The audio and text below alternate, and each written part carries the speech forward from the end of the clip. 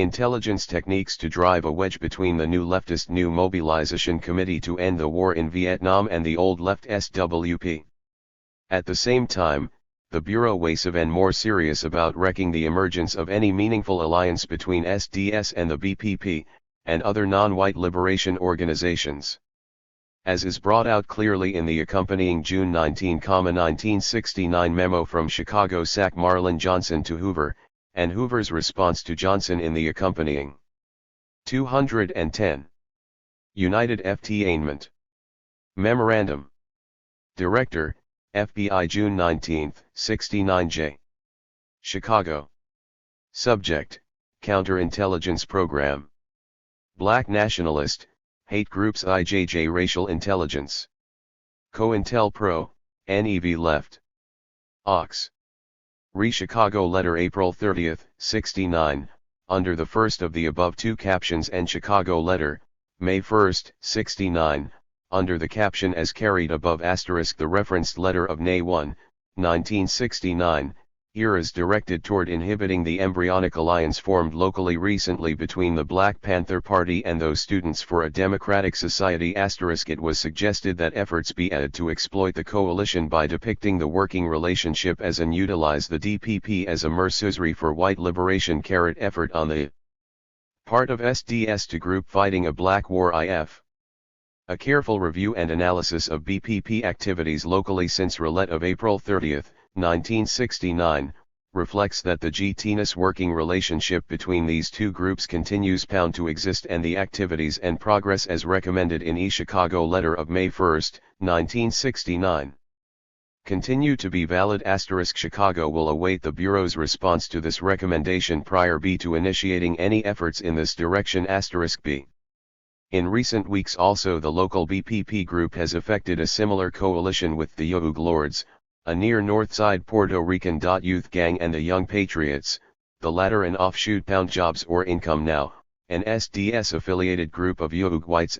Chicago will follow this and related developments closely, and as the opportunity will submit appropriate counterintelligence presents itself suggestions. Chicago. L/X7 #B *UBBTPMJ2THPWLL Strife FHA. Memo proposing COINTELPRO action against the Chicago Rainbow Coalition. June 21 letter, the FBI was quite active in sabotaging the establishment of a Rainbow Coalition between SDS, the BPP, the Puerto Rican Young Lords organization, and a politicized white youth gang called the Young Patriots. COINTELPRO, New Left 211. SAC, Chicago. Director, FBI. Countermbuick dice _frograt bielfi ktiationalist, hate grouts. Racial intelligence Black Father Party. Pound. O/I. COINTELPRO. Hugh Left. 8. Re-Sieglet May 1, 69. Authority is granted to instruct selected BPP informants for use in creating a rift between the BPP and the Students for a Democratic Society. These sources ****zild be given different arguments so that this does not look like a plan. Your selection of the sources should be of those who are in a position to influence BPP thinking. Be careful that the sources do not find themselves leadership ***. The articles appearing in the EV Left Notes *1 and the Guardian reproduction as suggested in Roulette, concerning this. Jam RA. Note. Isolated from the BPP. April 24, 69 edition of being reviewed for TCU will be advised *7. K21BG90. J. 81. 01. 8. The Students for a Democratic Society and the BPP are cooperating in several ways to exploit their common revolutionary aim. Together these organizations pose formidable read. Chi *ago has proposed at BPP informants be instructed to plant the idea that the SDS is exploiting the BPP. There are various good arguments available to accomplish this, such as the SDS is using the BPP for their dirty W***RK, or the SDS will relegate the BPP to the status of servants. The planting of this idea in the minds of BPP leaders should pose an asterisk problem. XT would be a definite advantage if these TW groups were alienated. VER authorizing Chicago TN instruct selected informants to plant ideas and cautioning them to make sure that the various ideas are different in nature and carrot of course, will not leave BPP tedders with the idea that this is a plan. Chicago has also made available some newspaper articles with the thought in mind of anonymous mailings. These articles question the SDS, BPP alliance. VE are reproducing these articles and will consider FOUs as counterintelligence. The anti-RA Invo coalition COINTELPRO is approved. Once again, note the blatant utilization of racism as a means to separate political organizations, a strategy which could not fail to have profound effects in the society at large. 212. V90I. State C.xt. Memorandum. I. 2. Director F13I date, 10/13/7, Counterintelligence and Special S/S Operations YXW SAC, Detroit. Subject, Counterintelligence Program /IS, Disruption of New Left 1. Detroit is proposing the disruption of the physical plant of the Radical Education Project, 3908 Michigan Avenue, Detroit, Michigan. Rep is a full-tire publishing outfit of the New Left through whose auspices numerous virulent revolutionary treatises reach the left. In addition, the Black Panther Party in Detroit receives DPP publications from San Francisco. Detroit has easy access to these papers after they arrive in Detroit. The Bureau is requested to prepare and furnish to Detroit in liquid form a solution capable of duplicating a scent of the most foul-smelling feces available. In this case, it might be appropriate to duplicate the feces of the species US_scrofa. A quart supply, along with a dispenser capable of squirting a narrow stream for a distance of approximately 3 feet would satisfy the needs of this proposed technique. Memo targeting the Radical Education Project in Detroit. In Detroit, the COINTELPRO tactics utilized in preventing a coalition between the Panthers and SDS were rather more innovative, as is demonstrated in the accompanying October 13, 1970 memo to the director from the SAC in that city. In Newark, however, the techniques employed were far more orthodox, a matter indicated in the accompanying October 16, 1970 airtel from the local SAC to Hoover, detailing a bogus letter attributed to the city's SDS chapter and designed to instigate hostility between the New Leftists and the Panthers. Similar methods were employed, albeit usually through friendly press representatives, against individuals, especially celebrities, endeavoring to forge New Left/BPP links through fundraising for such things as Panther legal defense. For instance, when BPP leader David Hilliard was arrested in 1970 for allegedly threatening the life of President Nixon during a public speech, actress Jane Fonda engaged in such activity in Hilliard's behalf. As a result, Richard Wallace Held, head of the local COINTELPRO section, tendered the accompanying June 17, 1970 airtel outlining the sending of a bogus letter to Hollywood daily variety gossip columnist Army Arkard, expressly intended to COINTELPRO, New Left 213. Dot, October 16, 70. Transmit the carrot following JN. AINTEL.via underscore underscore underscore underscore underscore underscore underscore underscore L underscore underscore underscore underscore underscore underscore underscore underscore underscore. Director, FBI. SAC, Newark. SOINTELPRB, New Left. Renewark Letter, September 28, 70. In the October 10, 70 issue of The Black Panther, there are cartoons on pages 3, 4, and 5 depicting a woman holding a gun, a boy holding a gun and a Molotov cocktail and an elderly man holding a gun. It is suggested the following letter, handwritten on 510 store-type paper, be sent to the BPP at 93 Summit Avenue, Jersey City, New Jersey BPP headquarters. Dear Pussycats, I just read the October 10, 70 issue of your paper, Particularly pages 3/4 and 5, and was much impressed with the People's Army. A woman, a boy, and an old man. Man, you sure are tough. You a joke, man. You're some vanguard of the oppressed black. With your liaoers fleeing the country and Huey the homo afraid to raise his voice for fear he'll get busted again, I guess all you got left are the women, kids and old men. The rest are so dumb they can't be trusted with a weapon because they keep forgetting which end the bullet comes out of. So go ahead, get high on wine and dream * your alcoholic dreams of conquest. About the only successful conquest you can accomplish is over your modest and proper mattress back ladles auxiliary. If you'd have joined us last year, you'd have been a lot better off. You'd have had some brain power behind you, but nah. Big Zero, with a revolving deer 3 filators MP. Newark SDS. Full precaution WLLT be taken to protect the Bureau X as the source of the letter, which will be written by a SPCT agent. And mailed in Newark, New Jersey. Airtel outlining plan to set SDS the BPP at odds with one another in the Newark area. Note the blatant appeal not only to racism, but to sexism and homophobia in the bogus letter proposed. Unlike similar missives employed to inflame relations between US and the BPP during the same period, this cointelpro engendered no lethal results, an outcome attributable more to the restraint of the Panthers than of the FBI. 214. June 17, 70. NMLT the following in -- 2, Director, FBI.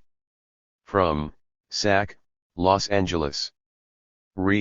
Counterintelligence Program PBL AC Nationalist Hate Groups Racial Intelligence I Black Panther Party LR Los Angeles Teletype to Bureau, June 15, 70, entitled Committee United for Political Prisoners, is miscellaneous, threat against President Nixon.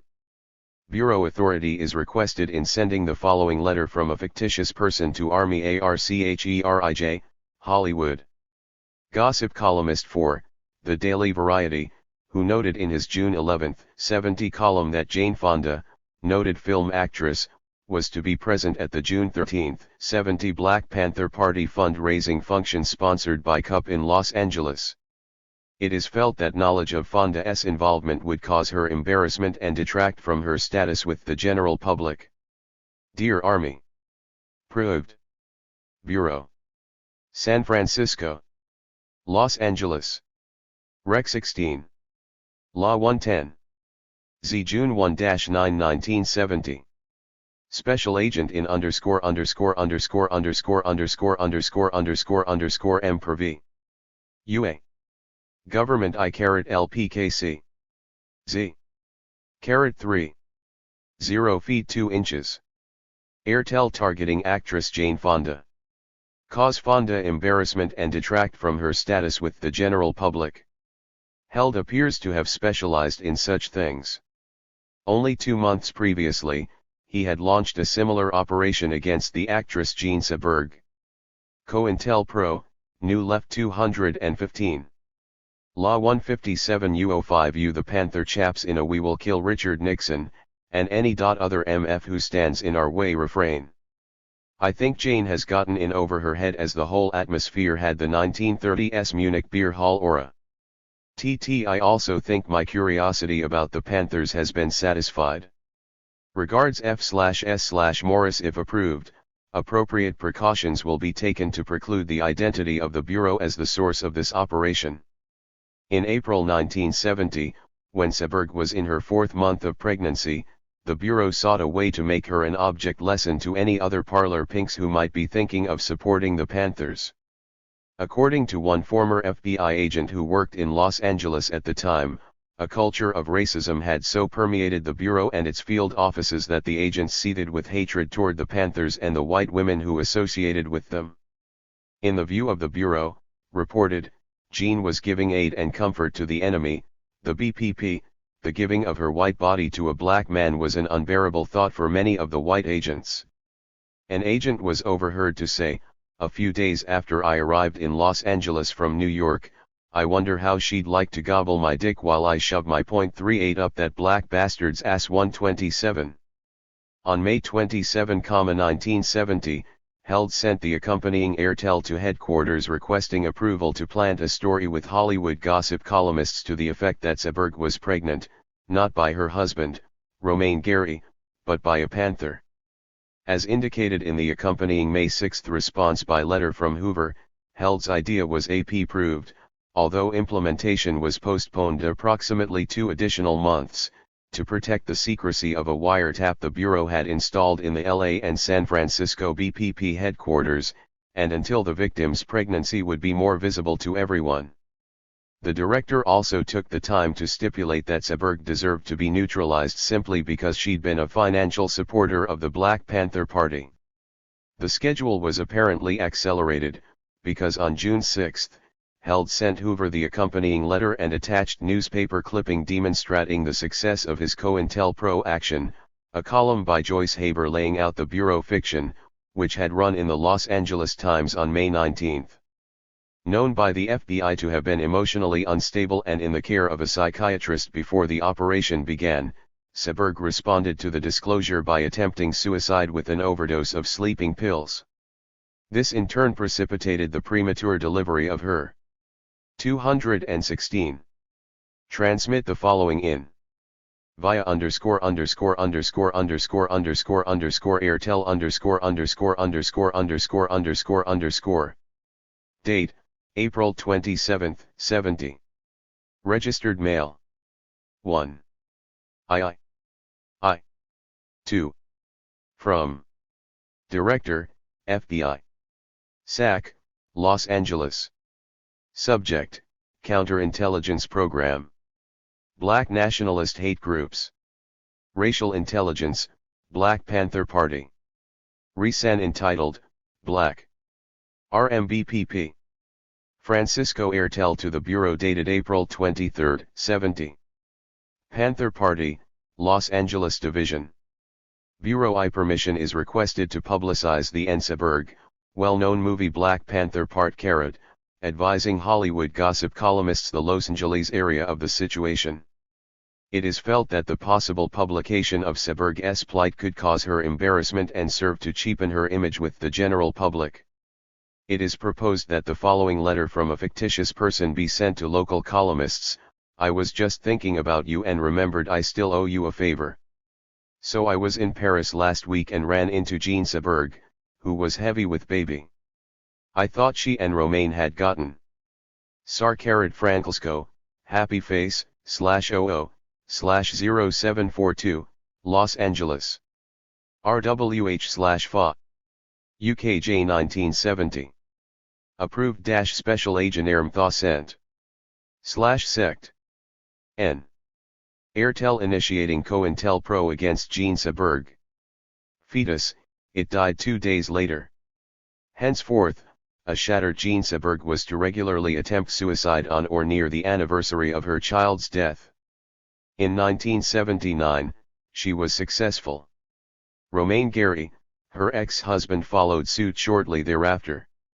128 There is no indication Richard Wallace Held ever considered this to be anything other than an extremely successful COINTELPRO operation. COINTELPRO, New Left 217. L.A. Unfided the child F the black the dear girl belonged to Panthers, one is getting around anyway, I thought you might get a scoop on the others. Be good and I'll see you soon. Love. Soul. Usual precautions would be taken by the Los Angeles Division to preclude identification of the Bureau as the source of the letter if approval is granted. Meanwhile, the Bureau continued to undertake COINTELPRO New Left operations through various municipal police departments, inculcating its view of the opposition, and preferred modes of combating it, among rank-and-file cops not only via its already pronounced interlocks with local Red Squads, but through a more broadly focused program of publications such as Anti-Terrorist Digest, seminars, briefings, and training sequences. 129 One outcome, according to a government commission assembled in 1969, was that grassroots police, never tolerant of or friendly toward deviance of any sort, rapidly and increasingly came to view students, other anti-war protesters and blacks as a danger to our political system, themselves as the political force by which radicalism, student demonstrations, and black power be blocked. THIRD reported that the corresponding police response to mass protest resulted in steady escalation of conflict, hostility, and violence within U.S. society as a whole. 130 tangible examples of this trend were legion.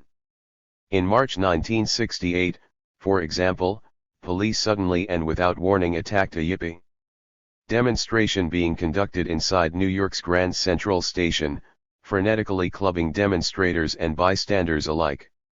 131 a month later, in April, New York's finest followed up with a comparable attack against peaceful anti-war demonstrators assembled at Washington Square. 132 the same month, as a prelude to the massive police violence directed against demonstrators during the Democratic Convention, the Chicago Police Tax Squad brutally assaulted an anti-war rally in the Loop. 133 in June, police attacked a peaceful crowd assembled in Berkeley to hear speeches supporting the then ongoing student uprising in France. There followed a week-long reign of terror during which police tear-gassed private residences, indiscriminately beat members of a crowd leaving a movie theater, gassed at least 2 first aid stations, broke into and vandalized a church, smashed the cameras of newspaper photographers, and sent at least 37 people to the hospital. 134 an official. 218. SAC, Los Angeles. Director, FBI. Counterintelligence Program. Black Nationalist Hate Groups. Racial Intelligence Black Panther Party. Rairdale April 27, 70. Rairdale requests Bureau authority to forward a letter from a fictitious person to Hollywood, California, gossip columnists to publicize the pregnant Jean Seberg. From pregnant movie actress, B.P_M to possibly cause ear embarrassment image with the general public. Information indicated that Seberg was 4 months. To protect the sensitive source of information from possible compromise and to ensure the success of your plan, Bureau feels it would be better to wait approximately 2 additional months, until Seberg * pregnancy would be obvious to everyone. If deemed warranted, submit your recommendation at that time. 1 San Francisco. Jim, Dr. 1. Note: Jean Seberg has been a financial supporter of the BP and should be neutralized. Her current pregnancy by while *TIH married affords an opportunity for such effort. The plan suggested by Los Angeles appears to have merit except for the timing, since the sensitive source might be compromised if implemented prematurely. A copy is FX-designated to San Francisco since its sensitive source coverage is involved. Approval of the Seberg COINTELPRO. Investigation revealed that the most common observation was that the police appeared to have gone berserk or lost their cool or otherwise acted in a non-rational way. 135.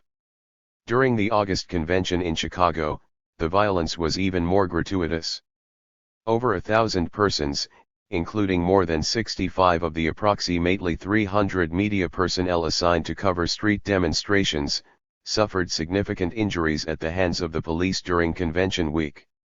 As the Alker Commission later put it, COINTELPRO, New Left 219.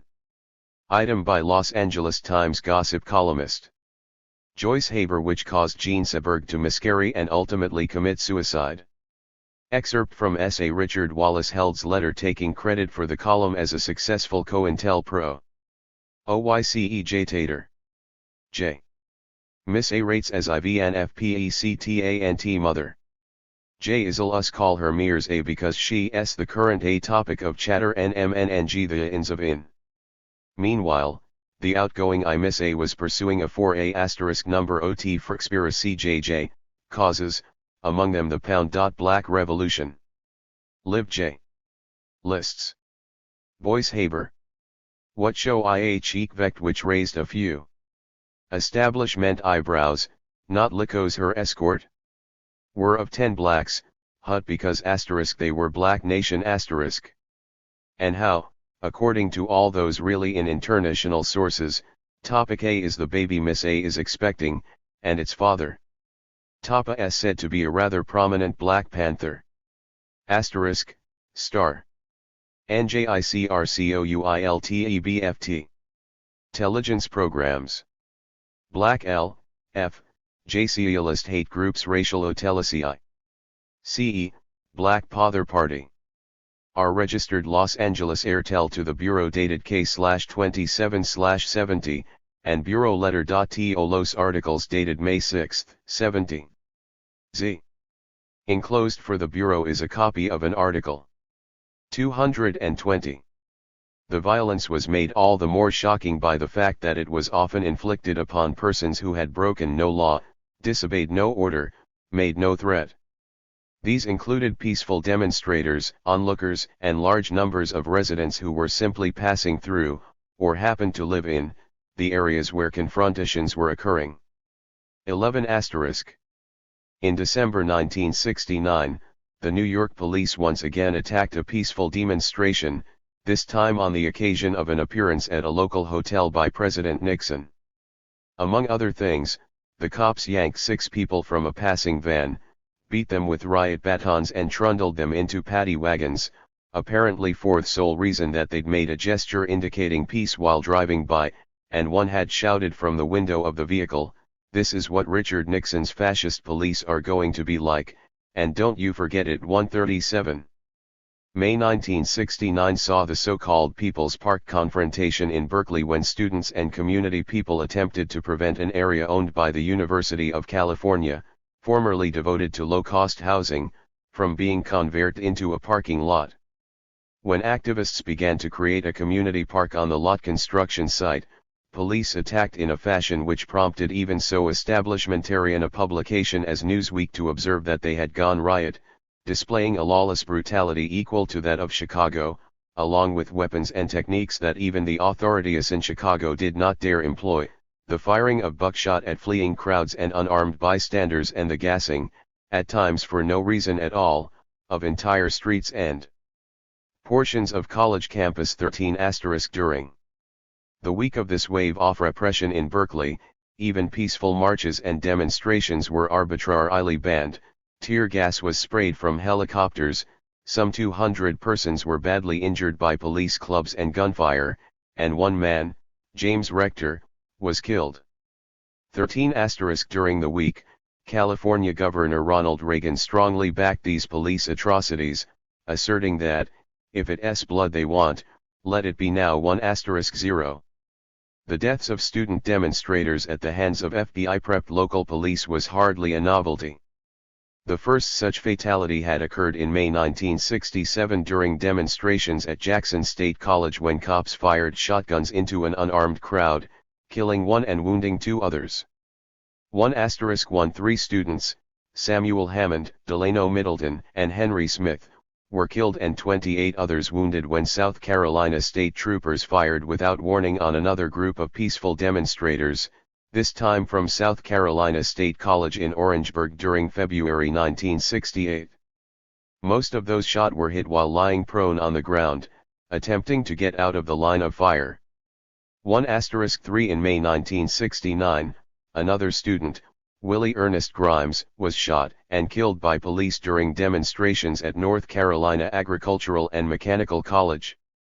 1 asterisk 3. During February 1970, a student named Kevin Moran was killed and 2 others wounded by police gunfire, and several more otherwise injured by police and National Guardsmen during demonstrations. COINTELPRO, New Left 221. Which ultimately resulted in the burning of a Bank of America branch facility. 144. In March of the same year, 12 students were shot and 57 others injured by police during demonstrations at SUNY, Buffalo. 145. Probably the most notorious incident involving the shooting of student demonstrators occurred at Kent State University in Ohio on May 4, 1970, when National Guardsmen opened fire on a crowd protesting the U.S. invasion of Cambodia, killing 4, Allison Krauss, Jeffrey Miller. Sandra Scheuer and William Schroeder, and wounding 9. 144 only days before, however, the Ohio Guard had fired in a similar group at Ohio State University, wounding 20. 147. This was followed, on May 14, by Mississippi Highway patrolmen actually firing into a dormitory at Jackson State, killing 2, Philip Gibbs and James Earl Green, and wounding 12. 145. During July, 2 students, Rick Dowdle and Haney Rice, were killed by police at the University of Kansas in Lawrence. 14. Another Randy Anderson, shot to death on the campus of the University of Wisconsin in Milwaukee. 150. And black organizer Carl Hampton was gunned down in Houston, Texas. 151. Even as late as November 1972, police were still shooting student activists. 2 died as the result of a volley fired by deputy sheriffs at Southern University in New Orleans. 152. In the last incident, a special commission created by the Louisiana State Attorney General quickly determined there had been no justification for the shootings. But the deputies went free. 155. It was by then an old story.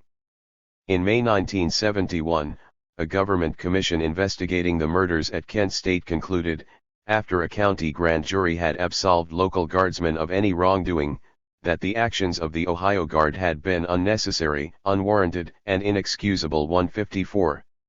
Ohio officials nonetheless refused to bring charges against those implicated, and U.S. Attorney General John Mitchell declined to convene a federal grand jury to follow up. 155. Ohio, in the meantime, had indicted 25 Kent State students, ex-students, and faculty on felony charges such as inciting to riot. 154. A county grand jury activated after tire fatalities at Jackson State perhaps summed up the official attitude most succinctly when it not only found police killings of unarmed demonstrators to be justified, but declared that protesters must expect to be injured or killed when law enforcement officers are required to re-establish order. 157. With the active assistance of the FBI, local police, and National Guard units consistently explained such conduct as being necessitated by the violent behavior of the victims themselves. It steadily came out, however, that much or most of the alleged New Left violence was either fabricated or actually the result of bureau/police tactics designed to rationalize the virulence of the repression before the public. At Kent State, for example, during the 10 days following the shootings, while the campus was closed, police ransacked every room among 31 dormitories, without warrants, in search of weapons. They found a total of 2 hunting weapons, 60 knives, 3 slingshots, several BB guns and a yellow button which stated, "Dare to struggle, dare to." 222.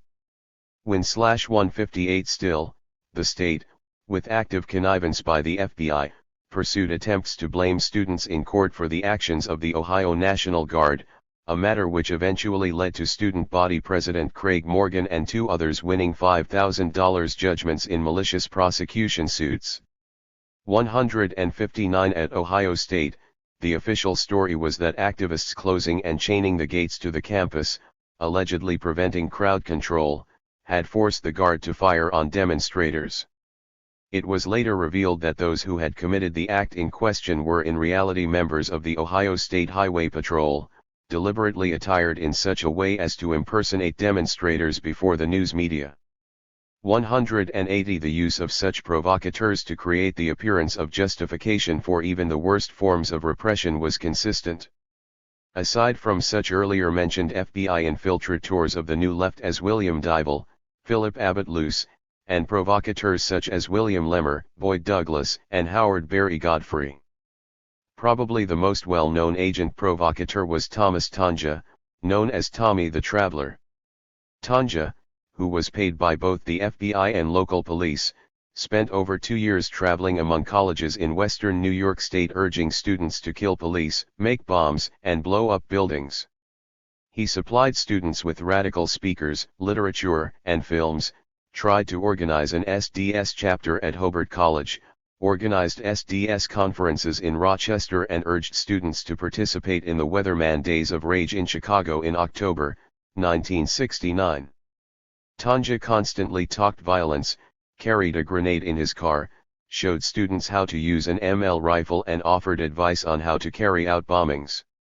After some students at Hobart College apparently took his advice and bombed the Hobart ROTC building, and Tanja's cover was exposed, the local sheriff commented, "There's a lot of difference between showing how to build a bomb and building one." As a result of disturbances connected with Tanja's activities on the Hobart campus, 9 students and faculty faced criminal charges, but Tanja was cleared by a local grand jury and went on to become a policeman in Pennsylvania. 161. Similarly, Horace L. Packer, an FBI informer who was the chief government witness in the Seattle 8 conspiracy case, testified he was under FBI instructions to do anything to protect my credibility. He testified that while infiltrating SDS and weatherman at the University of Washington, he supplied campus radicals with drugs, weapons, and materials used for preparing Molotov cocktails. Packer even admitted he supplied and the FBI paid for paint used to spray the federal courthouse in Seattle during a demonstration in February 1970, a key element in the charge of conspiracy to damage federal property, which was one of the major charges of the case. Packer also testified that he used drugs, including acid, speed, mescaline, and cocaine while acting as that he smoked dope all the time, that he was arrested several times during campus demonstrations, and that he had violated the conditions of a suspended sentence he had received for participating in a weatherman assault on ROTC facilities at the University of Washington. 162. Also in Seattle. COINTELPRO, New Left 223.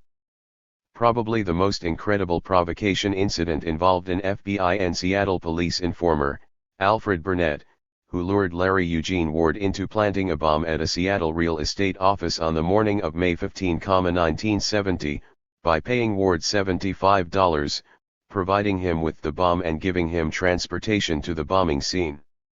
Weird, a 22-year-old veteran who had been twice wounded and decorated 3 times for service in Vietnam, was shot and killed by waiting Seattle police as he allegedly fled after the bombing attempt, although he was unarmed, on foot and boxed in by police cars. 1*. Burnett, the key player in the Cerro Maravilla-like ambush, was a twice convicted felon who had been released from jail as the result of FBI statements that he could provide valuable information. Burnett said later, "The police wanted a bomber and I got one for them. I didn't know Larry Ward would be killed." Seattle Police Intelligence Chief John Williams blamed the FBI, stating, "As far as I can tell, Ward was a relatively decent kid. Somebody set this whole thing up. It wasn't the police department." Subsequently, Seattle's mayor publicly advocated killing convicted bombers before a Senate committee, and citing the Ward case, noted the incidence of bombings in Seattle had declined since the slaying. He added, "I suspect killing a person involved in a bombing might be somewhat of a deterrent." One in the so-called Camden 28 case, the defendants were acquitted of all charges accruing from their breaking into a New Jersey Selective Service office and attempting to destroy the draft files therein after the trial judge instructed the jury to return verdicts of not guilty if it felt the government had gone to intolerable lengths and otherwise conducted itself in a manner offensive to the basic standards of decency and shocking to the universal standards of justice in setting up the crime. The prosecution's star witness, Robert W. Hardy, had admitted on the stand that he had, upon instructions of the Bureau, infiltrated the group, proposed the action, provided 90% of the burglary tools utilized, and offered his expertise at breaking and entering to allow the plot to go forward. 1*. Elsewhere, another campus agent provocateur was Charles Grimm, who functioned as a local police and FBI informant on the campus of the University of Alabama at Tuscaloosa. Among his activities were the burning of Dressier Hall on the campus on May 7, 1970, the throwing of 3 Molotov cocktails into a street on May 14, 1970, and the throwing of objects at police officers on the campus on May 18, 1971. Among those indicted by a federal grand jury in Detroit on March 6, 1970 for conspiracy to bomb police and military installations was Larry G. Grathwohl, reputedly one of the most militant members of the SDS Weatherman faction, an FBI infiltrator, known as a demolitions expert, who gave bomb-making lessons to the group, regularly brandished both a .357 Magnum revolver and a straight razor, and admitted to the New York Times having personally participated in the bombing of a public school near Cincinnati in 1969. 1* charges were dropped against Grathwohl, and he retired into the Bureau's Witness Protection Program, eventually writing a sensationally self-serving account of his exploits entitled Bringing Down America, an FBI informer with the Weatherman trademark. Meanwhile, William Lemmer was hardly the only infiltrator/provocateur attempting to make the VVAW appear violence-prone. For instance, Reinhold Moore, a secret member of the Kent State University police force, was arrested in April of 1972 by local cops while carrying in his car a rocket launcher and submachine gun he'd been trying to peddle to the campus chapter of the Veterans Organization as a means, as he put it to the intended buyers, of furthering the armed struggle against imperialism. Perhaps ironically, it was Kent State VOV which tipped the city police that there's a nut running around out there with a bunch of automatic weapons. Although Moore was clearly in violation of a number of state and federal statutes, he was quickly released without charges when the chief of campus security and local FBI agents confirmed he'd only followed orders in attempting to foment violence. Another individual who, by his own account, expended a considerable amount of time and energy working to subvert VVAW was Joe Burton, a provocateur active in the Tampa, Florida area from 1972 to 74. Describing his assignment as being the disruption of radical groups from both the US and Canada, Burton explained how the Bureau had dispatched counterintelligence specialists from headquarters to assist him in forging various documents and to establish a bogus radical organization dubbed the Red Star Cotter. This front was used as a prop upon which Burton could argue from the left that various bona fide groups such as VOV, the United Electrical Workers Union, the American Federation of State, County, and Municipal Employees, and the United Farm Workers were not militant enough and to attempt to lure their members into violence and other illegal activities. 170. A comparable, if less effective, operation was run by a husband and wife team, Jill and Harry E. Schaefer, 3, through a bogus entity called the Red Star Collective in New Orleans. The Schaefers were later used to infiltrate the support apparatus of the American Indian movement, boasting afterwards that they'd managed to divert substantial funds raised for legal defense. 171. In much the same fashion, Howard Berry Godfrey, the Bureau's operative within the right-wing secret army organization in Southern California, hardly contented himself with participation in the attempted assassination of Peter Boehmer. To the contrary, as Godfrey later testified, he had served as a conduit during 1971 and 72 through which the FBI had pumped more than $60,000 worth of weapons and explosives into the terrorist group. Further, he admitted to having provided not only the explosive device, but also the demolitions training utilized by the SAU in its June 19, 1972 bombing of the left-leaning Guild Theater in San Diego. 172. As he himself subsequently acknowledged, by the time Godfrey's cover was blown, he had participated in the burglaries of several Southern California New Left organizational offices, infiltrated the staff of the Radical Message Information Center in Los COINTELPRO, New Left 225 Angeles, and was working with SAU gunmen to compile a comprehensive list of left-wing activists to be liquidated over coming months. He was, of course, never prosecuted for even his most plainly criminal activities. On other fronts, an agent for the South Carolina Law Enforcement Division managed to work his way into a position as co-chair of the SDS chapter of the City of Columbia, while a Texas State Police infiltrator became chair of the University of Texas chapter.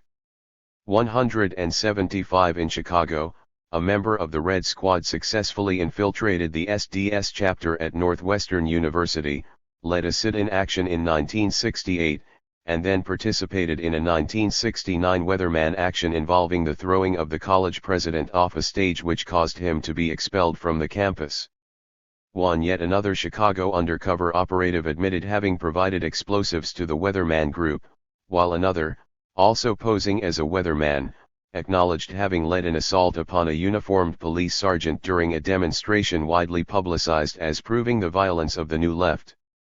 177 Another Chicago cop who infiltrated New Left organizations admitted before a grand jury that he used the high position he attained in one group to advocate the shooting of police, and that he had demonstrated the most strategic placement of snipers in downtown Chicago which would make possible the highest number of casualties. 1. The list of examples goes on and on.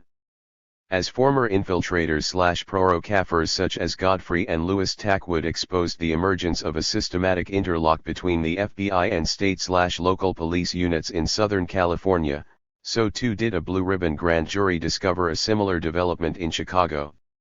According to the grand jury report, released in November of 1975, beginning in early 1969 the CPD had launched a massive intelligence campaign, filled with unwarranted, unsupported, and erroneous characterizations, assumptions and conclusions, all of which it shared as a matter of course with the Bureau and other federal agencies, against a wide array of New Left and other community groups, none of which exhibited any history of criminal activity.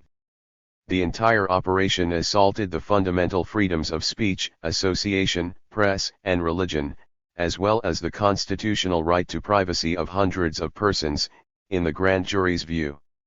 17 The grand jury also noted the existence of a strong COINTELPRO-style dimension to the whole thing, not only by virtue of the activities of the police infiltrators mentioned in the preceding paragraph, but because the police and federal entities such as the FBI and Army intelligence had cooperated in financing and directing a right-wing terrorist organization against New Left activists throughout the Chicago area. Called the Legion of Justice, this Sao-type group had for years beaten up police-selected targets, broken into movement offices and vandalized their property. Several Chicago Red Squad members testified to the effect that they considered it a patriotic duty to use Legion thugs to disrupt the activities of organizations by destroying mailing lists, lists of financial contributors, office equipment, and even stealing money, as well as to administer summary corporal punishment to those deemed politically objectionable by the Chicago status. 226. Quote.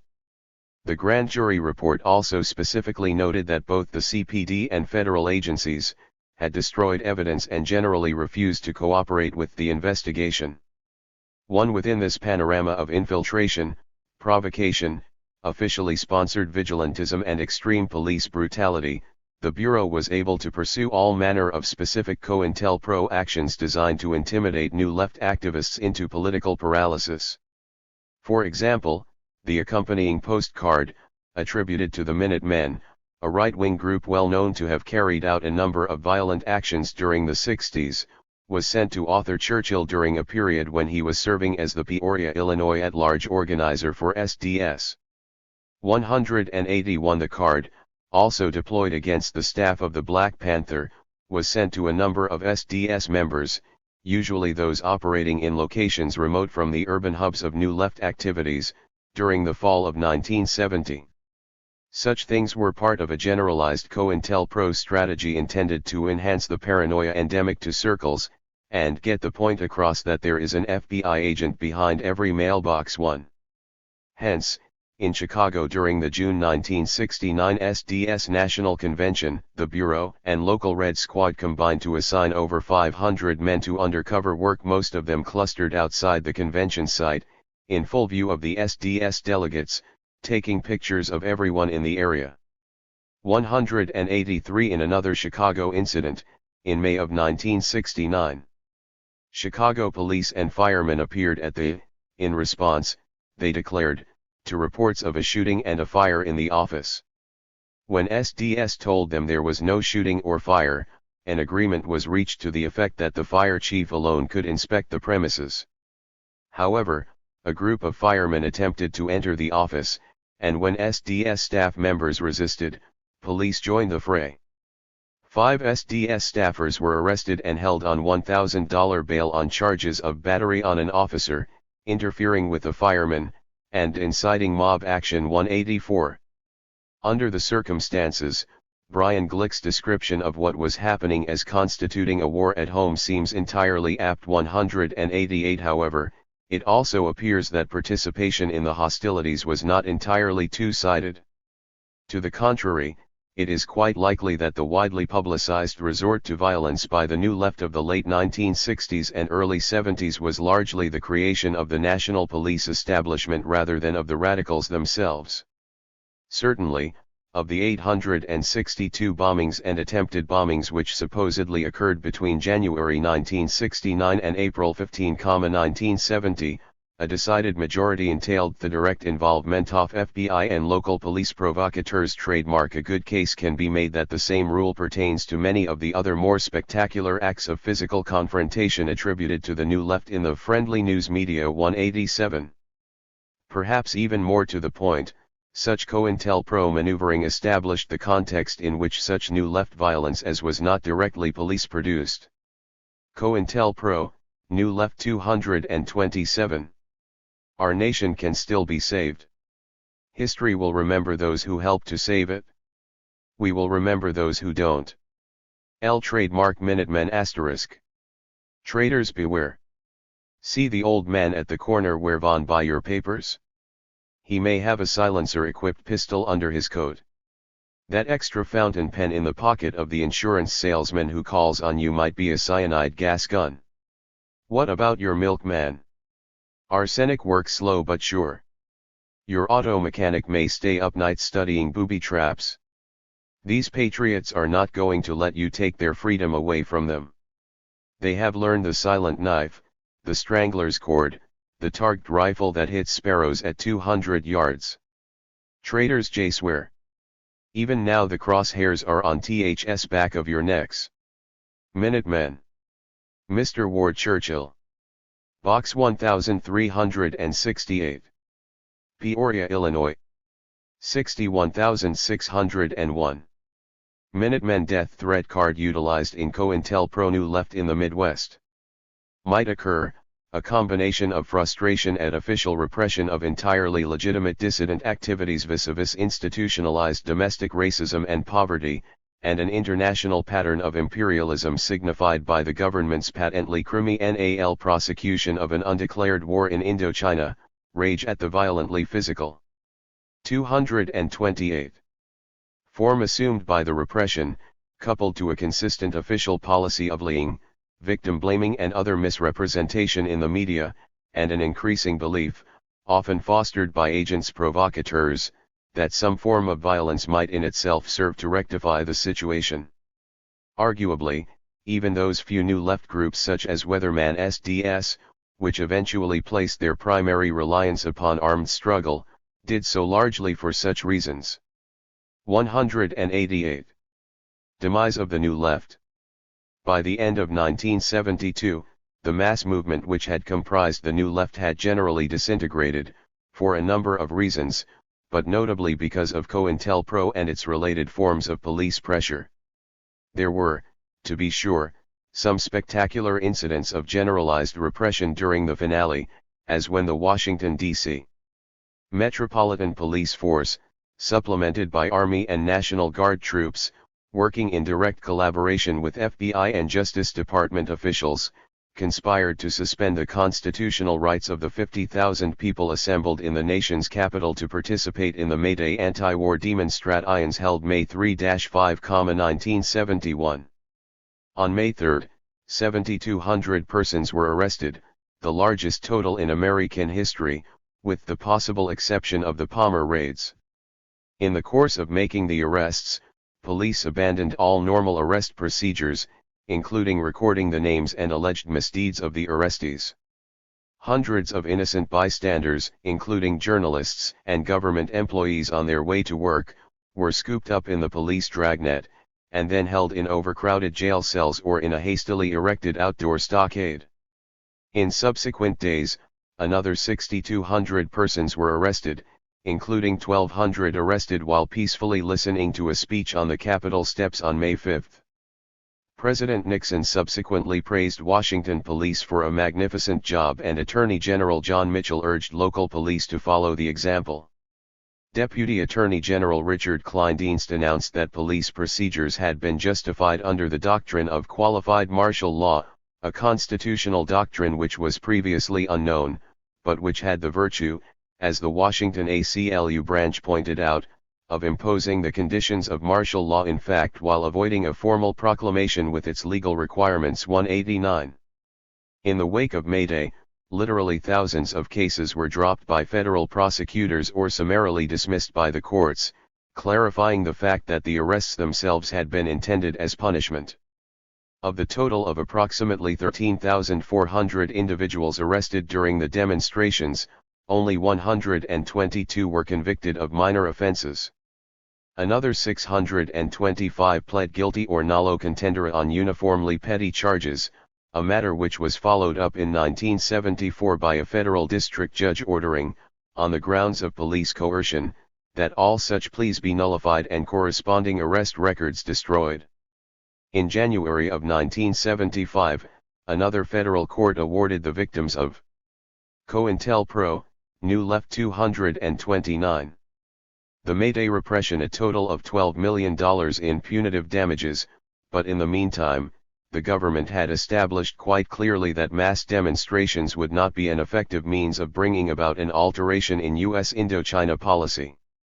190 also employed by the Nixon administration as a means of neutralizing the New Left, undoubtedly as an adjunct to other such legal expedients as mass false arrests and bogus conspiracy trials, was an extraordinary series of federal grand jury investigations.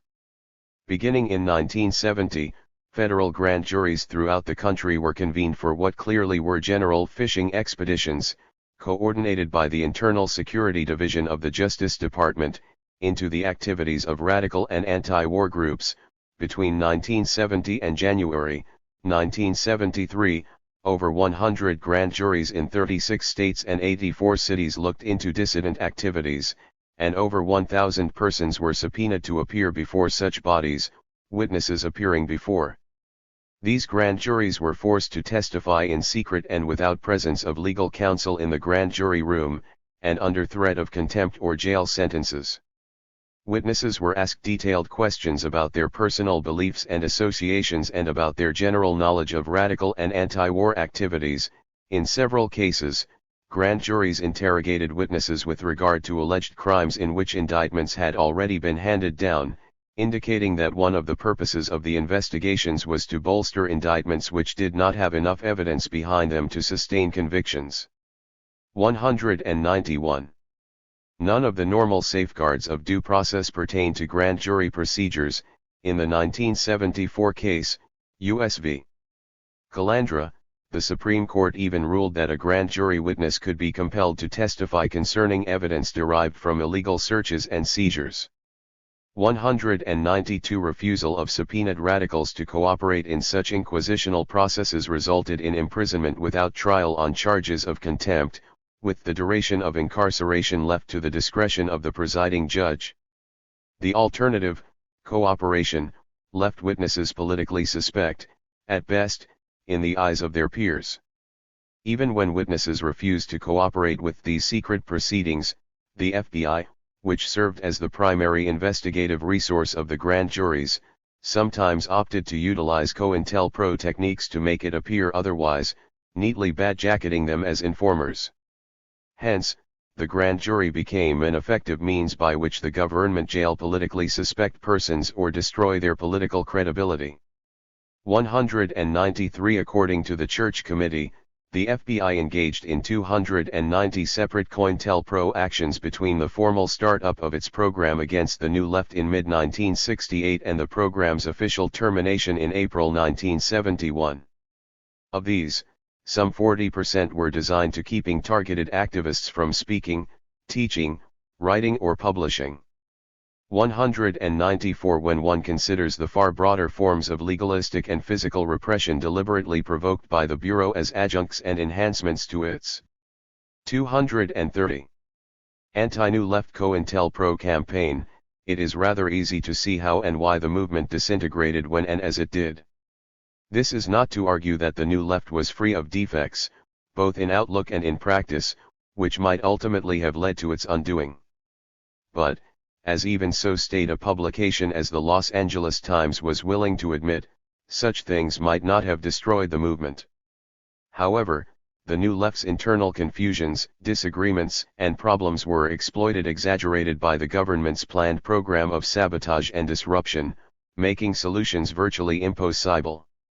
This, in combination with the increasing viciousness with which bureau-coached local police assaulted demonstrators, the steady string of gratuitous killings of activists on and off campus, the systematic infiltration and provocation, the relentless series of grand juries and conspiracy trials, as well as consistent media disinformation all served to sap the movement's leadership, funds, and morale, precipitating its collapse. 195 With it went by far the greatest potential for consolidation of a socially positive Euro-American mass movement since the new Reconstruction period during and immediately following World War I. By the mid-70s, some former New Left leaders had abandoned the struggle for social justice in favor of the very values they'd most vociferously opposed.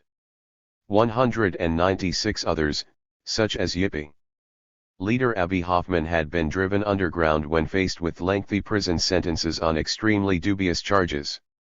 197 entire organizations, such as the Weatherman SDS faction, had transformed themselves into a series of clandestine cells with little hope of obtaining appreciable above-ground support.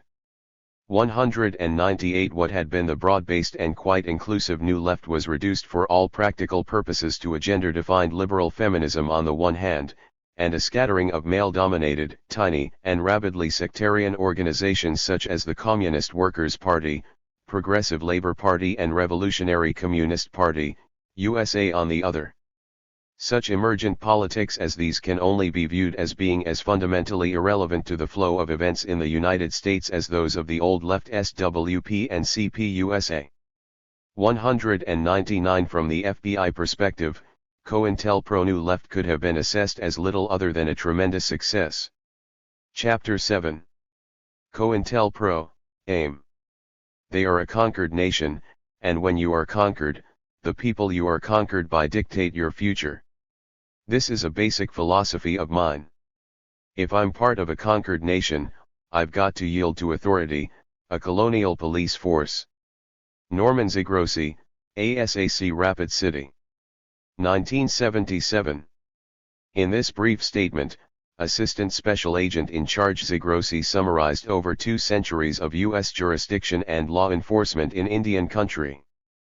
From the country's founding through the present, U.S. Indian policy has consistently followed a program to subordinate American Indian nations and expropriate their land and resources. In much the same fashion as Puerto Rico, indigenous nations within the United States have been forced to exist, even by federal definition, as outright colonies. When constitutional law and precedent stood in the way of such policy, the executive and judicial branches, in their turn, formulated excuses for ignoring them. A product of convenience and practicality for the federal government, U.S. jurisdiction, especially within reserved Indian territories, presents a complex and sometimes conflicting morass of treaties, statutes, and regulation too. The FBI in Indian country. The entrance of the FBI in law enforcement into Indian country began in the 1940s, under clear congressional provisos that it should be neither primary nor permanent, as wartime funding cuts rendered staffing levels for Bureau of Indian Affairs special officers inadequate. Initially, the Bureau offered mere investigative assistance to the BIA, but over time all federal offenses came to be investigated by the FBI.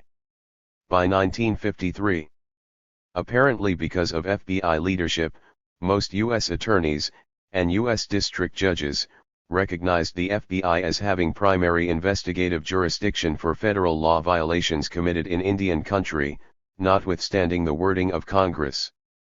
231. 232. Cyanal Appropriation Acts since FI 1939 and Opinion M 29669 dated August 1, 1938, issued by the Solicitor, U.S. Department of the Interior. 4. The current situation is that the BIA has trained criminal investigators on most reservations. These special officers conduct the initial investigation for the majority of serious crimes which occur on Indian reservations. Most U.S. attorneys, however, will not normally accept the findings of a BIA special officer as a basis for making a decision on whether to prosecute. Instead, most U.S. attorneys require that the FBI conduct an independent investigation, often duplicative of the BIA investigation, prior to authorizing prosecution. 5. All law enforcement on American Indian reservations has been made to revolve around the actions of the FBI. It is undoubtedly significant that while the typical BIA police officer is Indian, FBI agents and U.S. attorneys are overwhelmingly white. Far from enhancing law enforcement, the FBI impedes it by slow response and insistence upon repeating the investigative work of BIA, often well after the fact. Until this process is completed, no arrests can be made and suspects remain at large.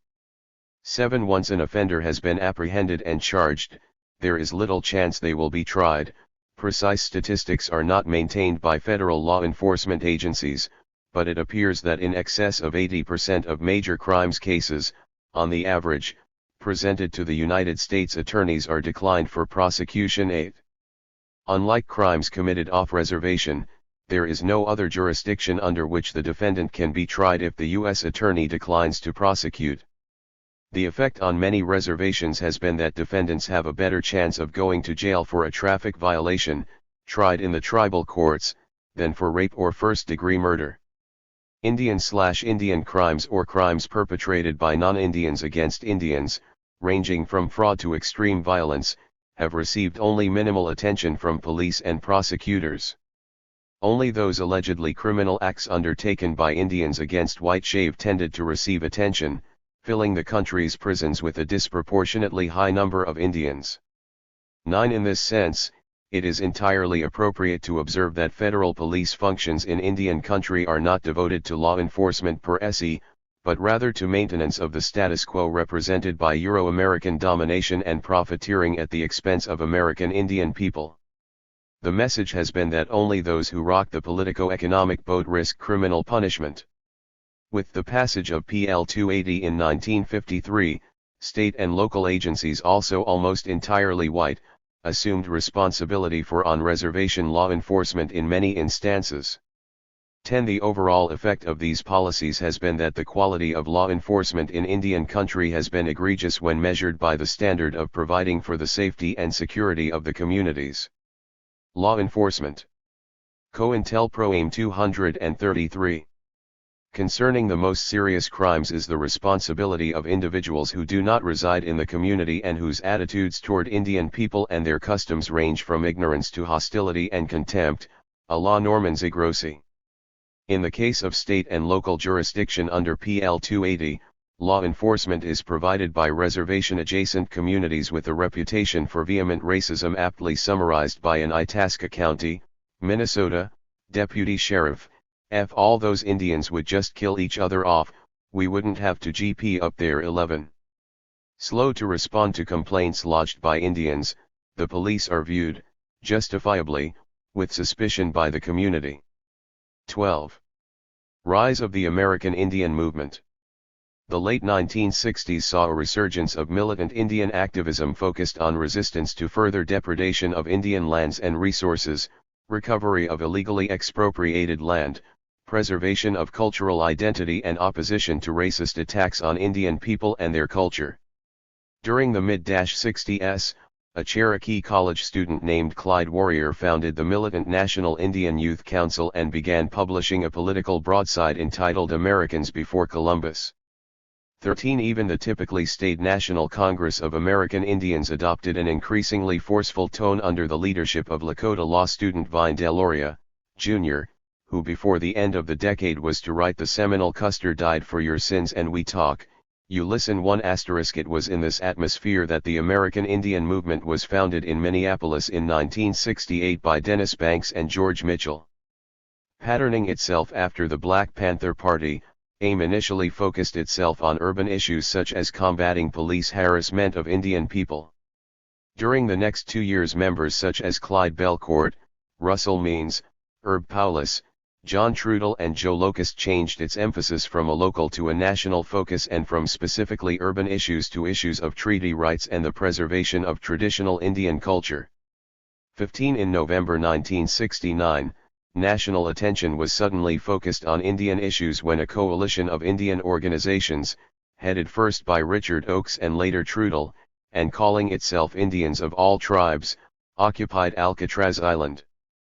Citing an 1882 federal statute which provided for the establishment of Indian schools in abandoned federal facilities, the protesters demanded the creation of a center for Native American studies and other cultural facilities on the abandoned island. The occupation ended after 19 months with an assault by a task force of U.S. Marshals and the arrest of the occupiers. A prior agreement by the Department of Interior to convert Alcatraz to a national park featuring Indian themes never materialized.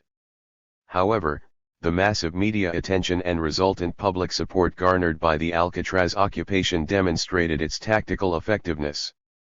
16 During the next 2 years, Indians occupied other abandoned military facilities across the country and Pacific gas and electric sites on Indian land. 234. In Northern California.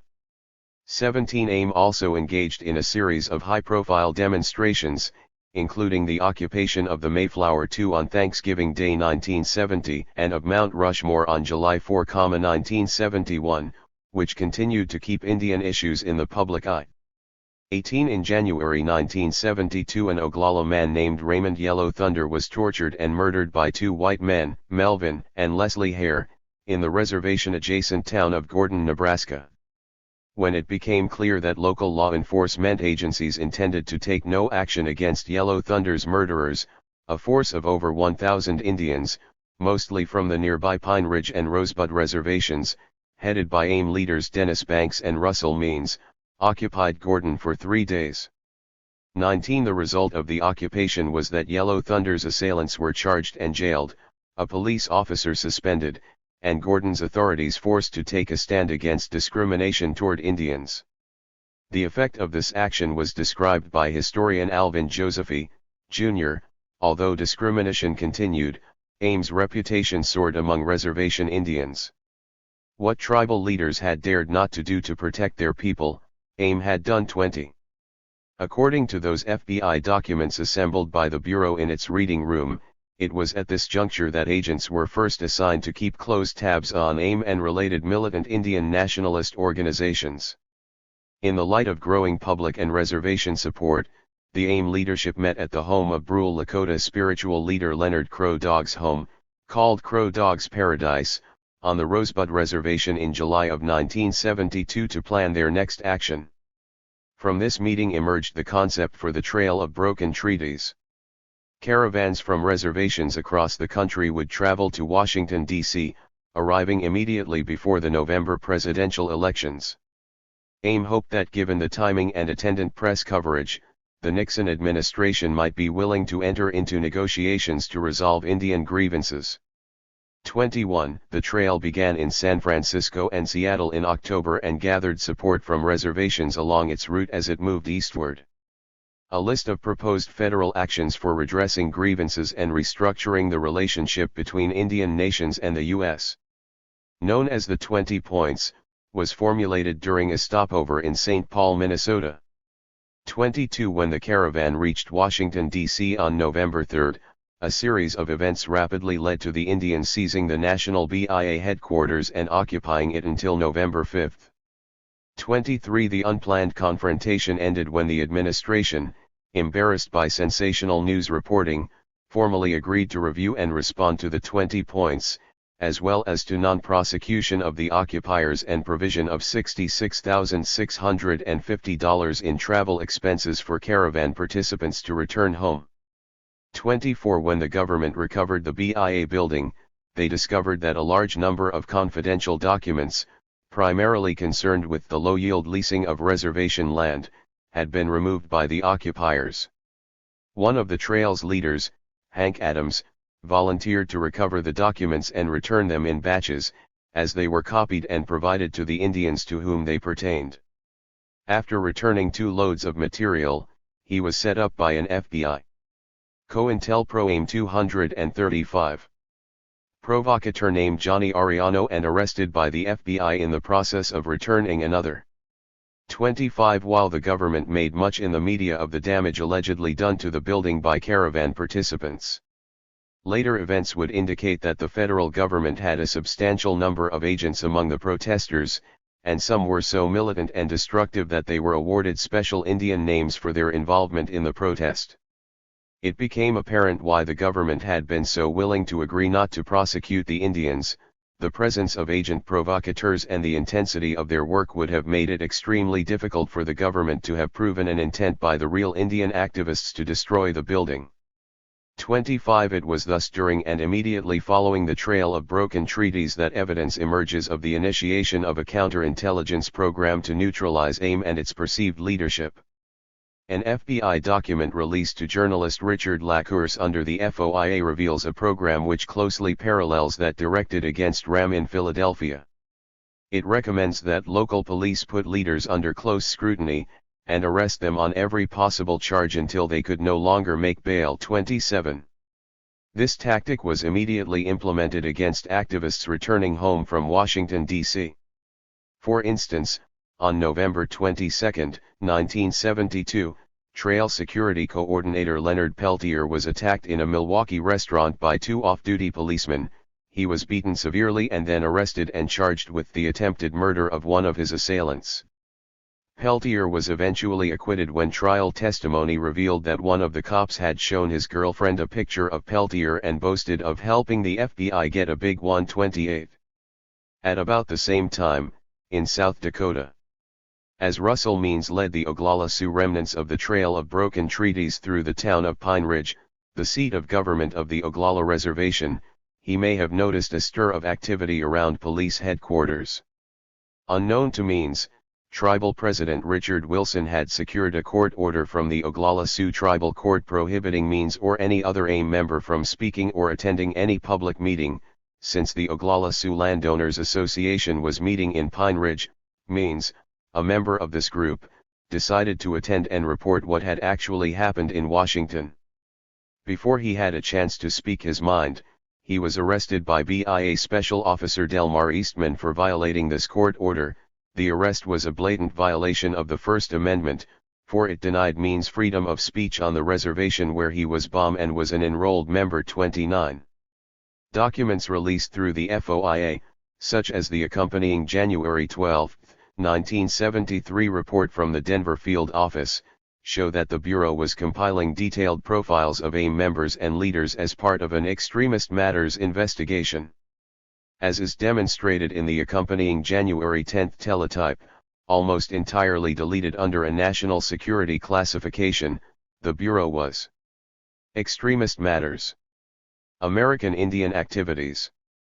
Tate that he was quite aware of those individuals affiliated with the American Indian movement. In one Anver source stated that the Denver chapter, located *JE. Telephone number 222-151, a larger group of Board Colorado, Directors Staff. 8U7 East Colfax, Denver, has a board of members, and an OFFI. Duxm the summer of 197 and of Tree Board of Directors. AI Treasurer. IE is the daughters of John Holy Elkface. I Joe Carrot Oli. Elkface / TH Way board members include Black Horse was killed in A member is J member, Alice. Other board, V another 5-21. Accident daughter in Nebraska recently. Johanno Hall v Elkface of John, Richard JP2 Elk, and Jeremiah Eskifbo X. Members. X 7 pounds. The staff of the Denshaw enter Phi as follows. Early report showing intensive surveillance of Denver AIM chapter. The 100 coding prefix at bottom of page indicates an extremist matters investigation. COINTELPRO AIM 237. Early teletype demonstrating distribution of intelligence information on AIM within the international arena. Heavy deletion results from national security classification. 238. Which have never been specified, keeping the U.S. Embassy in Ottawa apprised of AIM activities. On January 14, Russell Means and several other AIM members were arrested on fabricated charges in Scottsbluff, Nebraska while participating in a Chicano Indian Unity Conference with the Denver-based Crusade for Justice. That night, Means' cell door was unlocked, a gun was placed in his cell and he was told by the police to make a break for it. As the AIM leader later put it, "They wanted to off me during an escape attempt."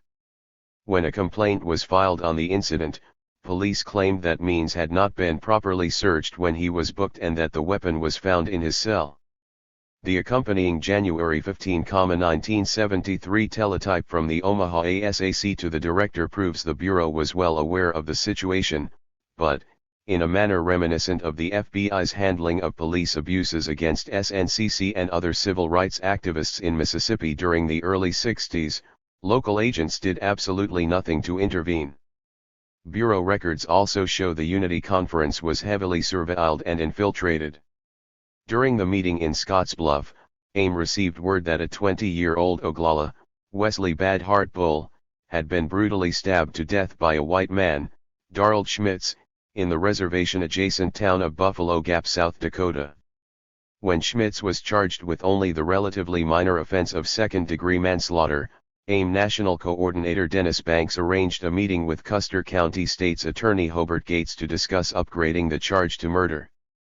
Banks issued a call for Indians to assemble at the county courthouse in Custer to demonstrate support during the February 6 meeting. 2 days prior to the event, however, a mysterious caller, believed to have been an agent assigned to the Rapid GTY resident agency, engaged in a COINTELPRO-style telephone conversation with Rapid City Journal reporter Lynn Gladstone claiming the action had been cancelled due to bad weather, an untruth which appeared in the paper on February 5. S1 as a result, and in sharp contrast to the massive turnout in Gordon concerning the Yellow Thunder case only a few months before, only about 200 AIM members and supporters turned out to caravan to Custer. Once there, they were confronted by an equal number of riot-equipped local police and county deputies, a state riot squad, representatives of the South Dakota Division of Criminal Investigation and the FBI. Although county officials had agreed to an open meeting with the Indian community, they now insisted they would meet with only Banks, Means and Utah AIM leader Dave Hill. Although the courthouse was a public building, the remainder of the group was not allowed inside, and was forced to remain outdoors in a heavy blizzard. The AIM leaders found Prosecutor Gates to be adamantly against upgrading the charges. After insisting that justice was already being done, he declared the meeting at an end and told the AIM delegation to leave. When they refused, police attempted to forcibly evict them and a melee broke out which quickly spread to the crowd waiting outside as riot police attacked them with clubs and tear gas. The courthouse and nearby Chamber of Commerce building were set ablaze by tear gas canisters and 27 Indians were arrested on charges such as incitement to.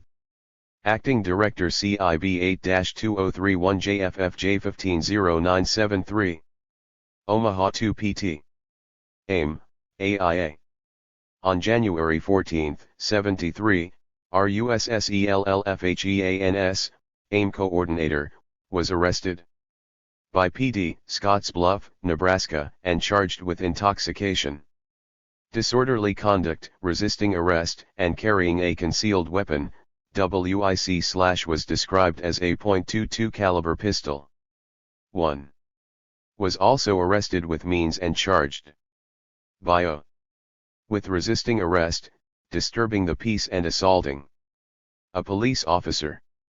The arrest grew out of a disturbance which occurred at the Park Motel, Scottsbluff, Nebraska, where a meeting between AIM and Chicanos was being JSELD*1U.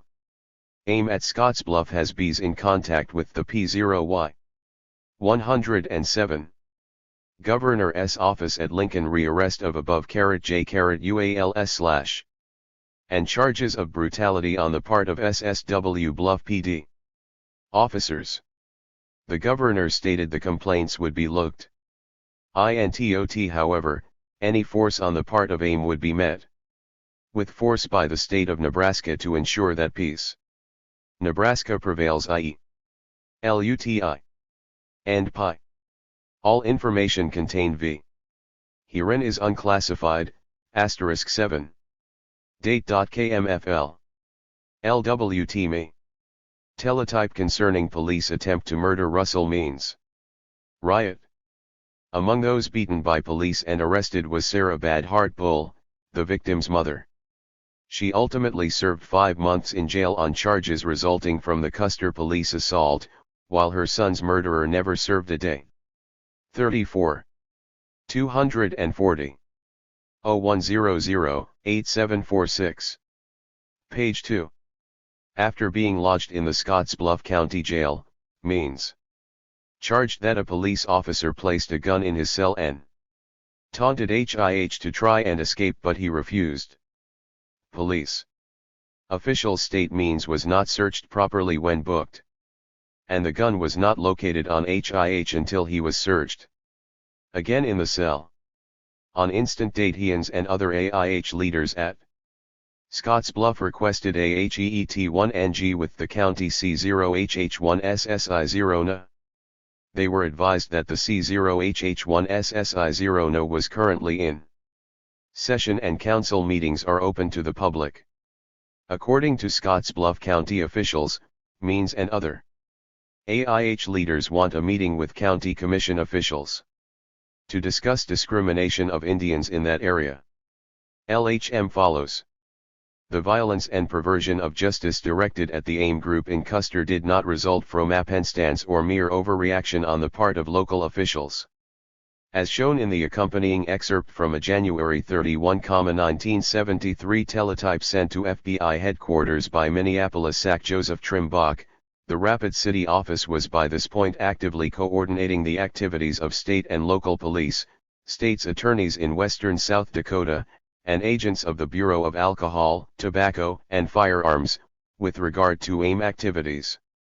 The excerpted teletype also demonstrates that local police, with full knowledge of the FBI, had stonewalled U.S. Justice Department Community Relations Service representatives who were attempting to defuse the situation because the latter appeared to favor AIM's cause.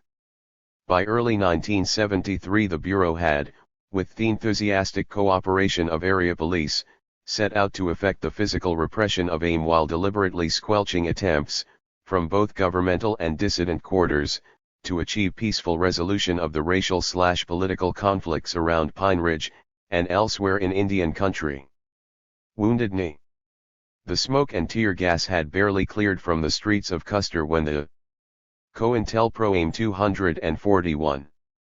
On January 29, 73, Ernie Pepin, Sheriff, Custer, advised that IE spoke to Chief of Police, Scottsbluff, Nebraska, who told him that 50 to 60 hardcore AIM members left Scottsbluff on January 27, 73. Aide headed north toward South Dakota. Cop, Scottsbluff, further advised that AIM members, while in Scottsbluff, collaborated with a Chicano named Ramon Perez reportedly made a deal for approximately 60 automatic weapons which resemble the Thompson Submatch IE gun of Mexican manufacture. Scottsbluff cop advised Pepin that his department confiscated 3 of these guns that AIM members were carrying substantial amounts of Mexican manufactured ammunition. He also advised that some AIM members were OPEM.Y carrying weapons, which they did not employ. He further reported that many AIM members were high on pot during their occupation of Scottsbluff area. Pepin advised that Scottsbluff cop received calls last week from Messrs. Torres AM, Marquis, who claimed to be from Justice Department, from Chicago aid veer in Scottsbluff because of the Indian situation. He advised that they appeared to favor AIM's cause in asking many questions, caused the local authorities many problems. Pepin advised they did know if positive identification of TSEIC, for IDUALS was made. Pepin continuing, advised that he received call last Week from Jesse Tail, who claimed to be a representative of CTMMUNITIVE Services, U.S. Justice DFNFA, inquiring about Wesley Bad Heart Bull incident. Tail appeared to sympathize with I registered Ian's A registered Pepin gave him no more information TMN. What vas already public knowledge. Pepin advised that on January 27, 73, a 1970 Ford, hauling a U-Haul trailer, VITH Road I9.am, plates on the trailer. Excerpt from a January 31, 1973 teletype falsely suggesting AIM was equipping itself with automatic weapons and delineating FBI collaboration with South Dakota police in preparing for AIM's arrival in Custer. 242. After a short period, departed a registered headed north. Pepin advised that the cop, Scotts Bluff, told him there veer Haney south Dakota a registered Montana I registered Ian's present a registered that the FOLLOV Elfie. Ni fiber of ores, bear I registered AIM participants from out of state. Veer NOTE to Texas, 4, South Dakota, 121 Colorado, 13. Wyoming, 4, Kansas, 1, Oklahoma, 2, Minnesota, 2, Wisconsin, 1. On January 29, 75, in preparation for AIM's anticipated arrival at Rapid City, Sturgis Co. Sheriff A registered representatives from South Dakota Highway Patrol, local police, states ATT, or NE*S. Office, Federal Alcohol, Tax A registered firearms agents, A registered agents of FBI, held a strategy session A registered discussed how to prevent violent confrontation from DEVELOPFE, while at the same time HINTA registered lab A registered order. Next round of confrontation between AIM and the federal government began. This time the locus of activity centered on Pine Ridge itself, and concerned a struggle between the progressive administration of the Oglala Sioux tribal president, Dick Wilson, who had already imposed an illegal ban on AIM members speaking or participating in meetings within what he apparently considered to be his private domain, and grassroots Indians on the reservation. Wilson, who had already held an office and been accused of having used the position to embezzle tribal funds, had been ushered into office with substantial government support in 1972. 35 Almost immediately, he had been bestowed with a $62,000 BIA grant for purposes of establishing a tribal ranger group, essentially his own private army, an entity which designated itself as Guardians of the Oglala Nation. 36 The Indian Bureau also allowed him to hire his relatives into the limited number of jobs available through the tribal government, as well as to divert the virtual entirety of the tribal budget into support for his immediate followers rather than the Oglala Lakota people as a whole. 37 When traditionalist Oglalas complained, Wilson dispatched his goons. When victims attempted to seek the protection of the BIA police, they quickly discovered that perhaps a third of its roster, including its head, Delmar Eastman, and his second-in-command, Dwayne Brewer, were doubling as goon leaders or members. 38 For their part, BIA officials, who had set the whole thing up, consistently turned aside requests for assistance from the traditionals as being purely internal tribal matters, beyond the scope of BIA authority. By mid-year, the quid pro quo attending federal support to the regime emerged. COINTELPRO AIM 243. In exchange for being allowed to run Pine Ridge as a personal fiefdom, Wilson was to sign over title to the northwestern 1/8 of the reservation, an area known as the Sheep Mountain Gunnery Range, to the National Park Service. Thus faced not only with Wilson's continued financial malfeasance and outright terrorizing of opponents, but with a significant loss of their already truncated land base as well, the traditionals attempted to avail themselves of their legal right to impeach the corrupt official. The BIA responded by naming Wilson to serve as chair of his own impeachment proceedings, and the Justice Department dispatched a 65-member U.S. Marshals Special Operations Group to Pine Ridge, to maintain Order 40. Under such circumstances, Wilson was able to maintain his position when he finally allowed the impeachment vote to be taken on the afternoon of February 23, 1973. The same evening, he proclaimed a reservation-wide ban on any further political meetings. 41 On February 24, more than 200 people, including most of the traditional Oglala chiefs, defied the meeting ban to assemble at the Calico Hall. They vowed to continue meeting until something was done about Dickie Wilson. At their request, Russell Means traveled from Rapid City to meet with the Calico Hall group. He then attempted to meet with Dick Wilson to discuss the traditional grievances. 41 The meeting was aborted when Means was attacked in the parking lot outside tribal headquarters by several of Wilson's goons.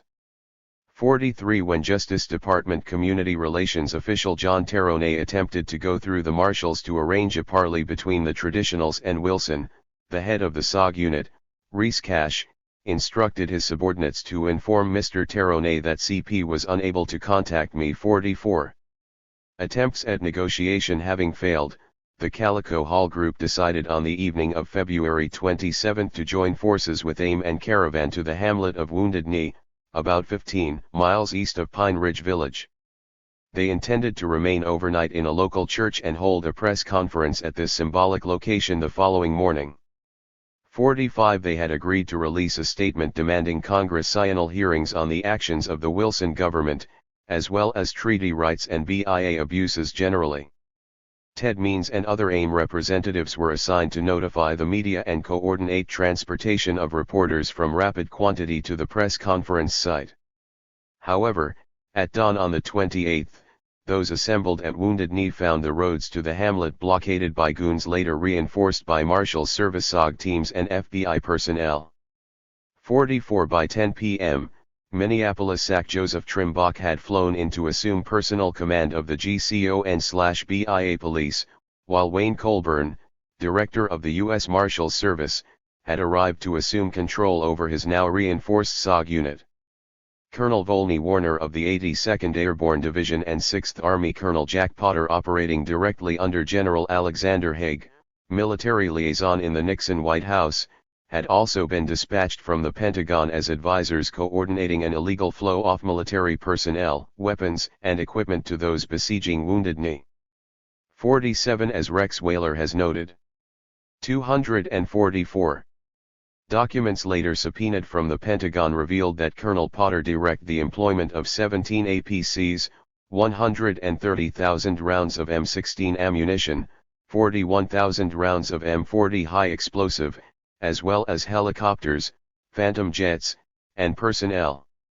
Military officers, supply sergeants, maintenance technicians, chemical officers, and medical teams remained on duty throughout the 71-day siege, all working in civilian clothes. 4 By 3 a.m. on March 1, the colonels were meeting secretly with Trimbach and Colbum, as well as Colonel Vic Jackson of the California-based Civil Disorder Management School, at nearby Ellsworth Air Force Base. 4 Jackson, a specialist in irregular warfare, seems likely to have been brought in to implement of one of two domestic counterinsurgency scenarios codenamed Garden Plot and Cable Splicer, which CDMS had been created to perfect. 50 By March 3, F-4 Phantom jets were making regular low-level reconnaissance runs over the hamlet, and the outright military nature of the federal buildup had otherwise become obvious. AIM proposed a mutual withdrawal of forces and negotiations, but the government, expressing a clear intent to settle the confrontation by force, declined this offer.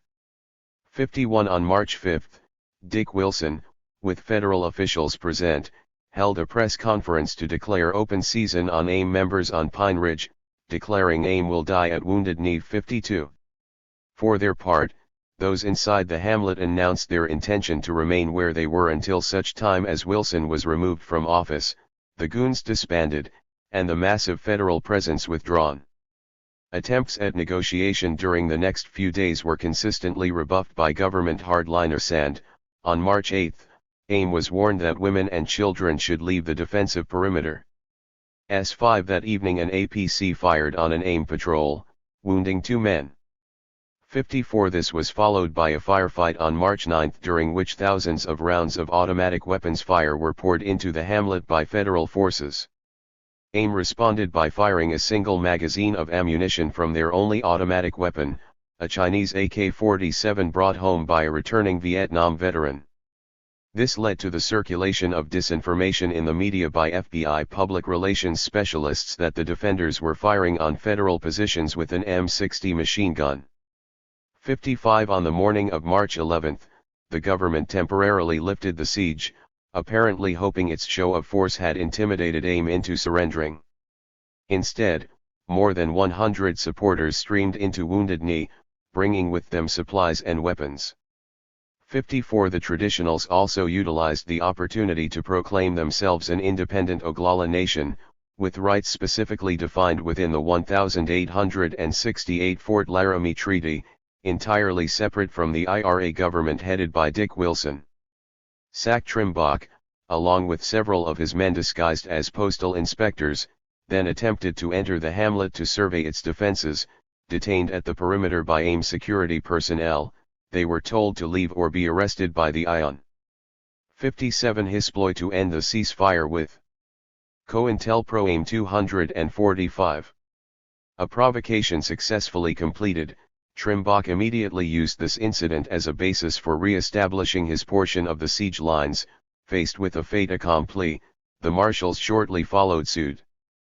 51 The Minneapolis sack was reinforced in this course of action by veteran COINTELPRO specialist Richard G. Held, who had been sent to Pine Ridge from his position as SAC in Chicago to consult on the sorts of operations the FBI should undertake against AIM.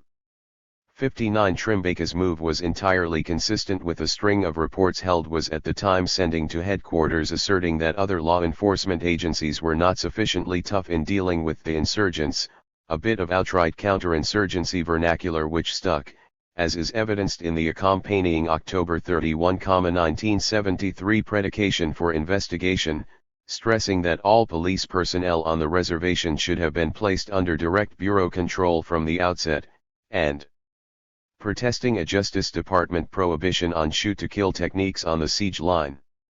60 Given that the BIA police had all along come under command of the FBI, these remarks could only have been directed at the U.S. Marshals Service. Probably the most immediate result of Held's and Trimbach's renewed siege was the precipitation of a firefight on the afternoon of March 12, in which S.A. Curtis Fitzpatrick was wounded slightly, in the wrist.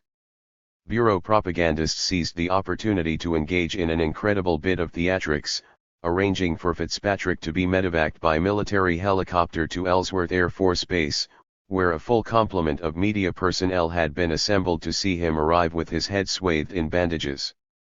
61 Simultaneously, an active campaign to develop informants and infiltrate provocateurs within Wounded Knee was underway.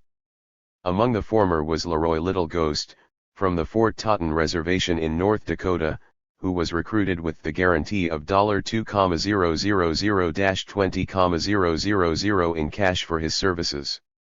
62 Among the latter were G.I. and Jill Schaefer, withdrawn by the Bureau from running the bogus Red Star Collective in the South to serve as volunteer medics within the besieged hamlet. 63 Another provocateur sent into Wounded Knee by the FBI during this period was Douglas Durham, a former CIA operative, police officer, affiliate of organized crime in the Midwest and suspected murderer, who posed as a part Minneconjo Lakota and reporter for the radical Iowa periodical Pax Today.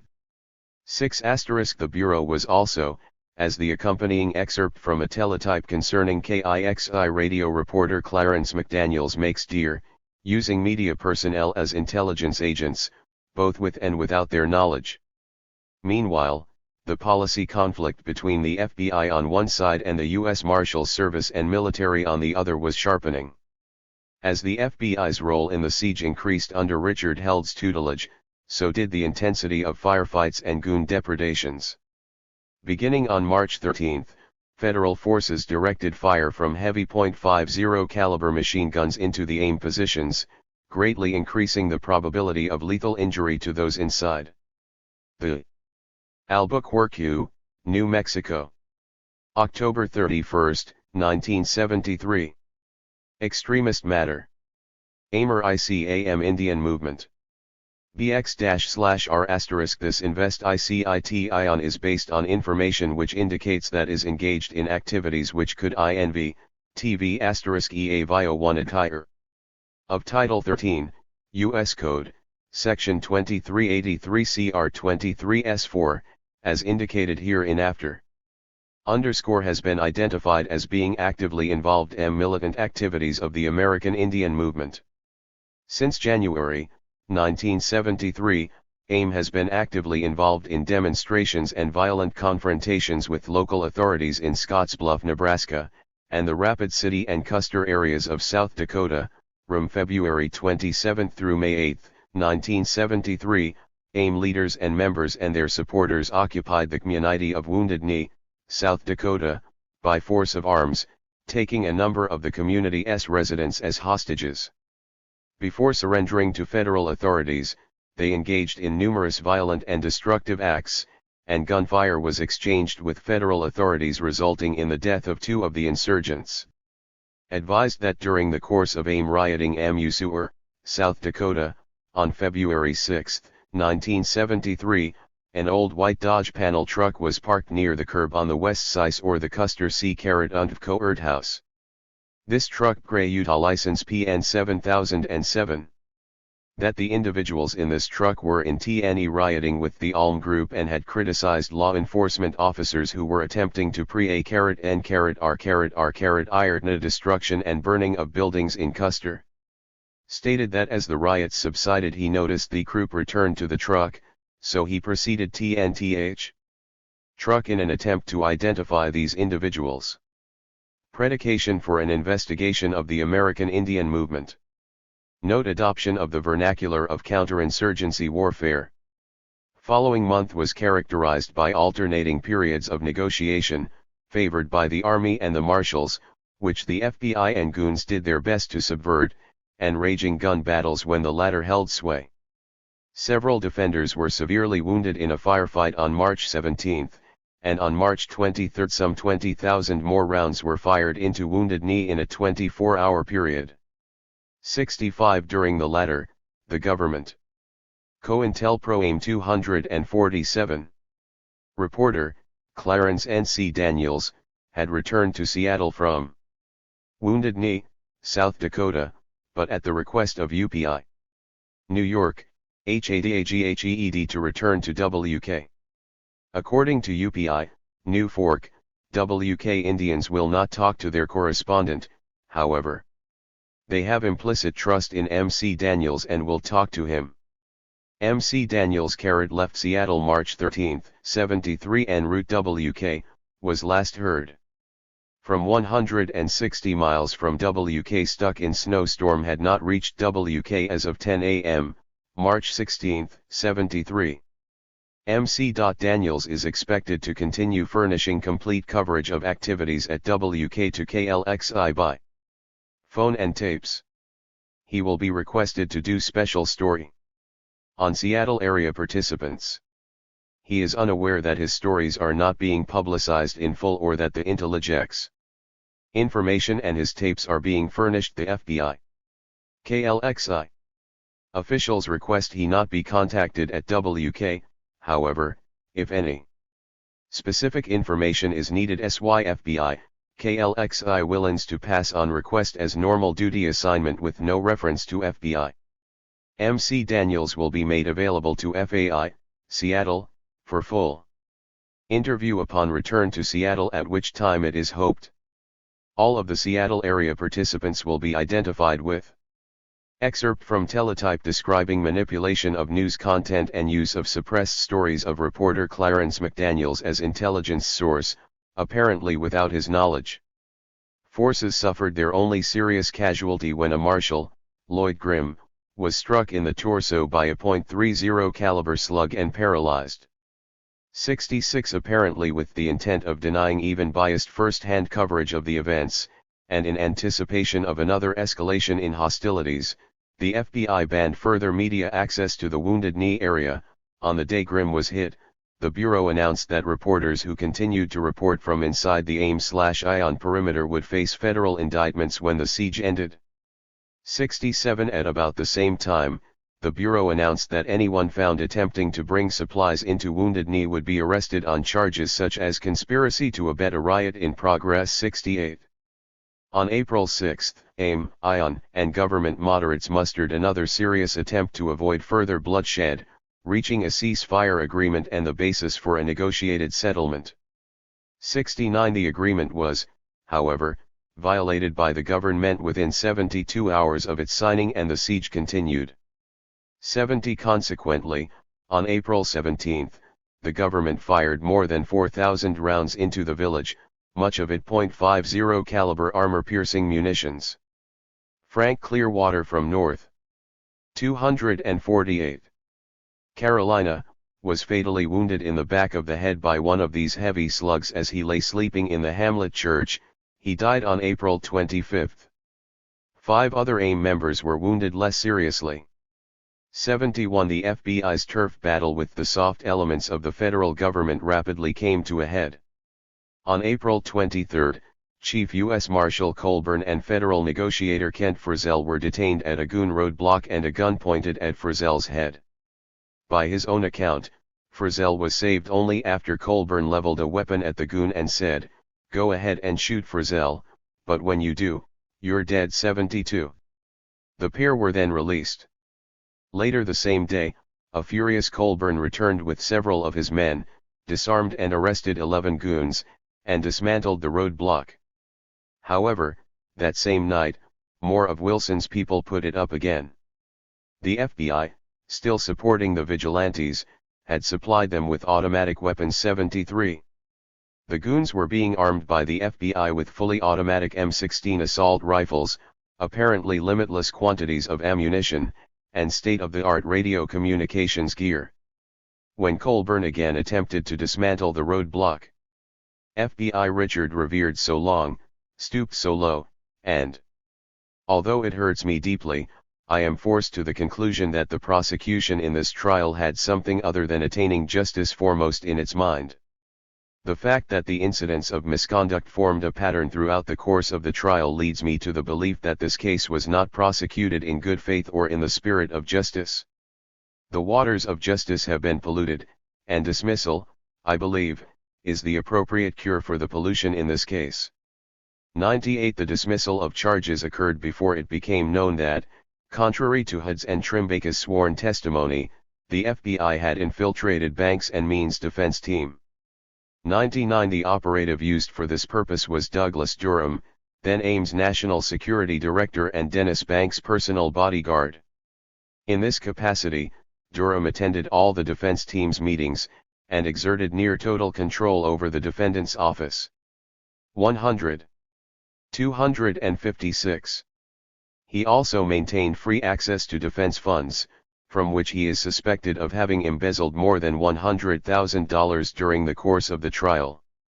101 Far from the Bureau's having been unaware of the problem, FBI records reveal that Durham met with his handlers, SAS Ray Williams and Robert Taubert, regularly and was given a raise because of the quality of his services during the trial. 102 Such behavior on the part of the prosecution and the FBI might be considered anomalous were it true that Heard was brought up on ethics charges before the American Bar Association, Lewis Moves Camp charged with perjury, Trimbach removed from his posit Iona Sack and the involved agents at least reprimanded, and Durham's undercover operation suspended. It was Nickel, however, who was removed from trying any further AIM-related cases. 10 Nothing at all was done to Moves Camp. 104 Far from being disbarred, R.D. Heard was promoted and received an award for his performance, and was assigned a lead role in seeking convictions against other AIM leaders, such as Stan Holder, Carter Camp, and Leonard Crow Dog. 10 Trimbach and his agents continued in their positions with no official censure, while spearheading the Bureau's anti-AIM campaign on Pine Ridge. 100 For his part, Douglas Durham remained in his capacity as a provocateur within AIM until the organization itself discovered his true identity.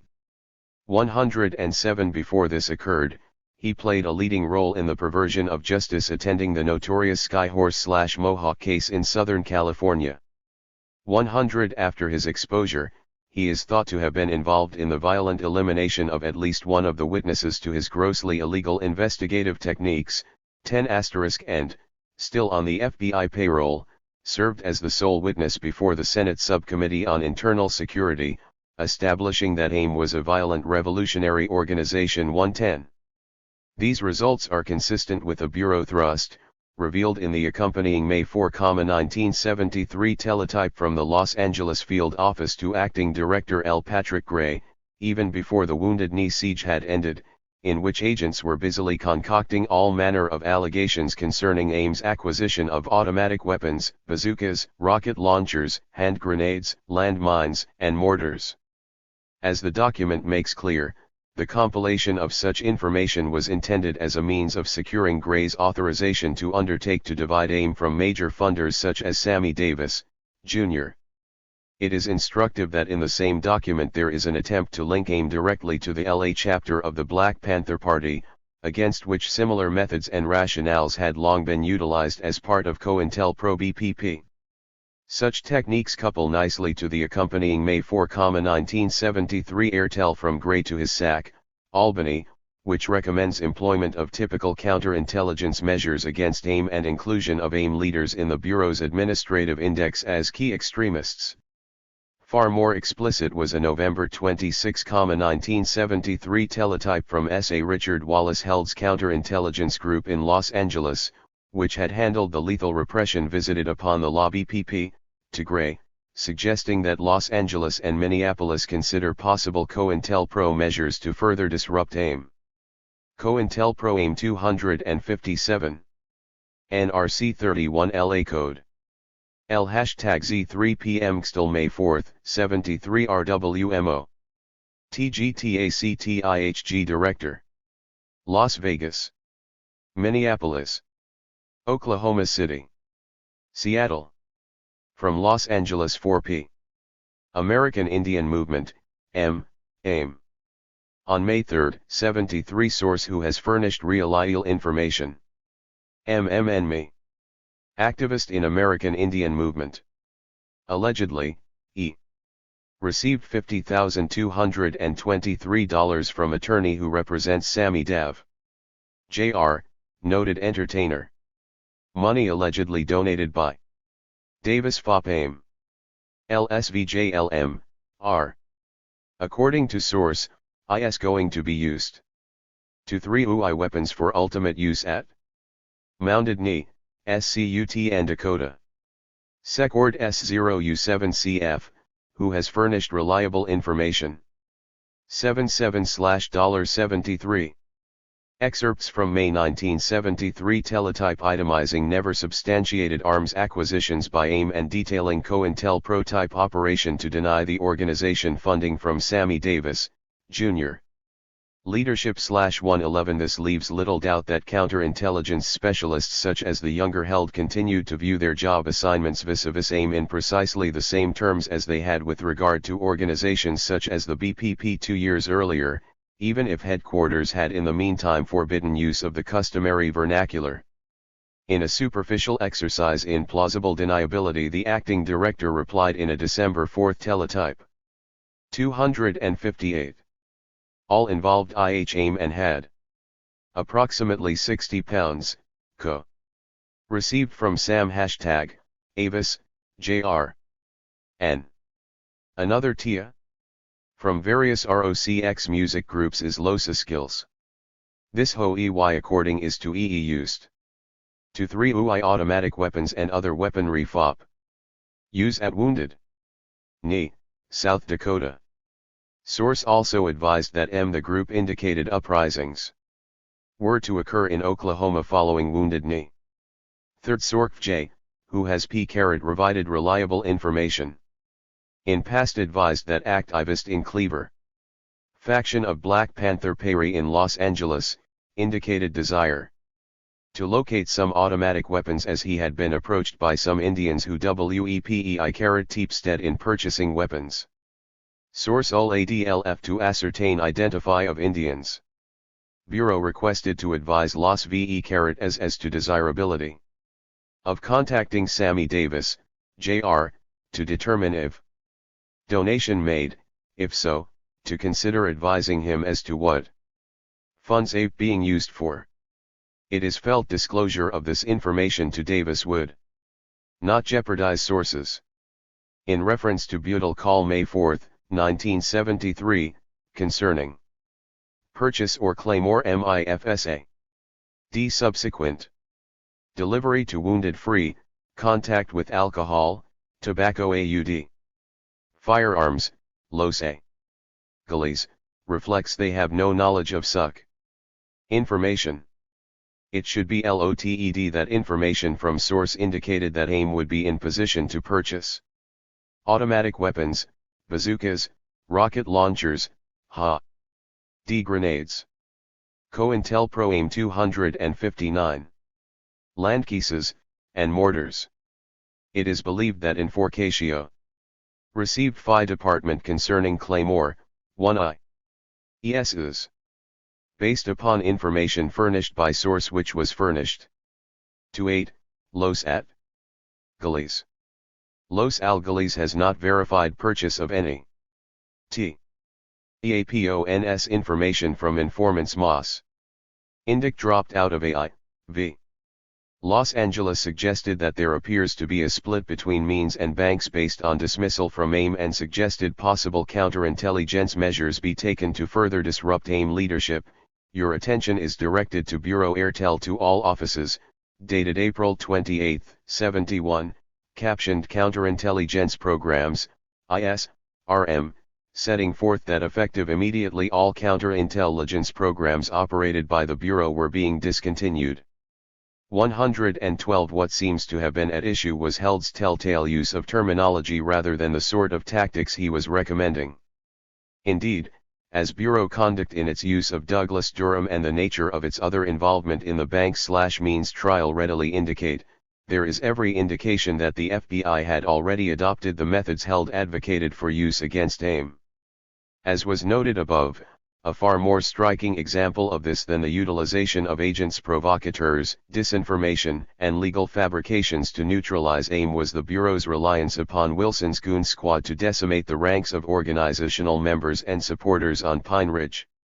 Deployed in much the same fashion as appears to have been intended for the SOW by Held's LA COINTELPRO section during 1971 and 72, the Goons functioned essentially as a reservation death squad. Among their first victims was Pedro Bissonette, the young head of the grassroots Oglala Sioux civil rights organization, who had emerged as an ION leader at Wounded Knee. In the aftermath of the siege, the FBI had offered Bissonette a deal wherein all charges would be dropped against him in exchange for his testifying against the AIM leadership. 113 He refused, and countered that it was his intention to testify instead to the specifics of the graft and corruption permeating the Wilson administration, and the role of the government in perpetuating the situation. Subsequently, he was accosted by a goon named Cliff Richards in the reservation-adjacent hamlet of White Clay, Nebraska on the afternoon of October 17, 1973. In the ensuing scuffle, Bissonette knocked his attacker to the ground, then got in his car and drove away. 114 Although White Clay is outside BIA police jurisdiction, Pine Ridge Police/Goon head Delmar Eastman immediately mobilized his entire force, assisted by several FBI spotter planes, in a reservation-wide manhunt for the fugitive 115. At 260. 2, Sac, Albany. From, Acting Director, FBI. American Indian Movement. Extremist Matters. May 4, 73. 1. R. E. Gebhardt. 1. G. C. Moore. Rebuerdals December 6, 72 and Activities, Extremist Matters. 1 January 16, 73 Captioned American Indian. Results of investigation conducted to date inform suitable for dissemination under caption of individual chapter with J. Endation relative to additional investigation. Age. Evidanka of TFRSCTLVLTJJGPR involvement by a chapter is determined full and continuing investigatler J activities, leaders, membership, and finati sources in or close to each chapter. Also investigations of members of such chapters to develop background and /z determine their activities and propensity for militancy or violence. J. Submit results thereof in form suitable for dissemination under * individual s caption with your recommendation relative to further investigation. Institute similar individual investigations of all AIM members and unaffiliated Indians arrested or involved in takeover of Wounded Knee, South Dakota, or similar confrontations or disorders elsewhere. Submit results under individuals caption in a form suitable for dissemination. If warranted, consider subject for inclusion in ADM1, NI Street IV * NDXNND for designation as AT-C and May 1973 teletype initiating a nationwide, forceful, and penetrative interview program of all individual AIM activists with an eye toward their designation as key extremists. Note similarity to earlier COINTELPRO practice of convincing New Left activists there was an agent behind every mailbox. COINTELPRO AIM 261. K. Forceful and J. Neutral P. Interview program of individual activists should be instituted. Conduct interviews in accordance with the existing instructions under SAC authority if facts necessitating Bureau approval are not present. Such a program should present excellent opportunity for developing extremist informants among Indian activists dedicated to violence and confrontations best exemplified by the Wounded Knee situation. Note: initial instructions to the field requested preliminary inquiries regarding individual ABI chapters. In view of recent militant and violent activities culminated by Wounded Knee on the part of AIM, its members, unaffiliated Indians as well as some confusion by the J field as to when investigation should be instituted, further instructions are necessary to ensure full and continuing investigations are instituted where appropriate. Minneapolis and Omaha are fully identifying individual Indians involved in and arrested during violent confrontations within their respective divisions, and offices covering residences of such individuals are being advised and designated office of origin. Some point between 9 and 9:50 p.m. the same evening, Bissonnette was stopped at a roadblock near Pine Ridge Village and shot in the chest by a BIA police officer named Joe Clifford.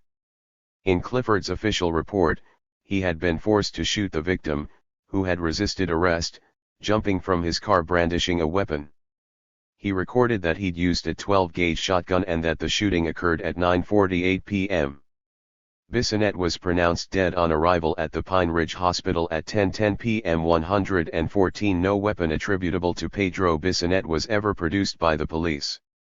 Several witnesses who drove by the scene, however, later submitted affidavits that a pool of blood indicating that Bissonnette had already been shot was evident at shortly after 9 p.m., suggesting that the goons had delayed the victim's transport by ambulance to the nearby hospital for approximately an hour, until he bled to death. 117 Moreover, when local dock attorney Mark Lane viewed the corpse in the hospital morgue at around midnight, he discovered that rather than having suffered a shotgun blast, Bissonnette appeared to have been shot 7 times with an approximately .38 caliber handgun in the chest. The shots, any one of which might have killed him, were placed in a very tight cluster, Lane insisted, as if they'd been fired at point-blank range. 11 * The attorney also recounted that it appeared Bissonnette had been beaten prior to being shot. 11 He therefore quickly called Gladys Bissonnette, the dead man's grandmother, and convinced her to demand an independent autopsy be performed. She agreed. Lane then phoned Assistant U.S. Attorney Bill Clayton in Rapid City, to notify him of the family's intent to pursue its legal right to commission such an autopsy. Clayton appears to have immediately called Delmar Eastman and instructed him to remove the body from the morgue. 262. At 3 a.m. and have it transported, not only off the reservation, but out of the state, to Scottsbluff, Nebraska. 220 There, W.O. Brown, a government-contracted coroner, dissected the body, turned over whatever slugs he recovered to the FBI, and reached a conclusion corroborating Clifford's version of events. There was little left of the corpse for an independent pathologist to examine. 121 Despite the controversy swirling around Bissonnette's death, and the existence of witness accounts contradicting the police story, the Bureau pursued no further investigation of the matter. OSCRO collapsed as a viable organization as a direct result of its leader's elimination. 2 years later, with the number of unsolved murders of AIM members and supporters on Pine Ridge having reached epic proportions, 122, and despite Wilson's loss in his third bid for the tribal presidency, the goons and their FBI cohorts were still pursuing the same lethal tactics.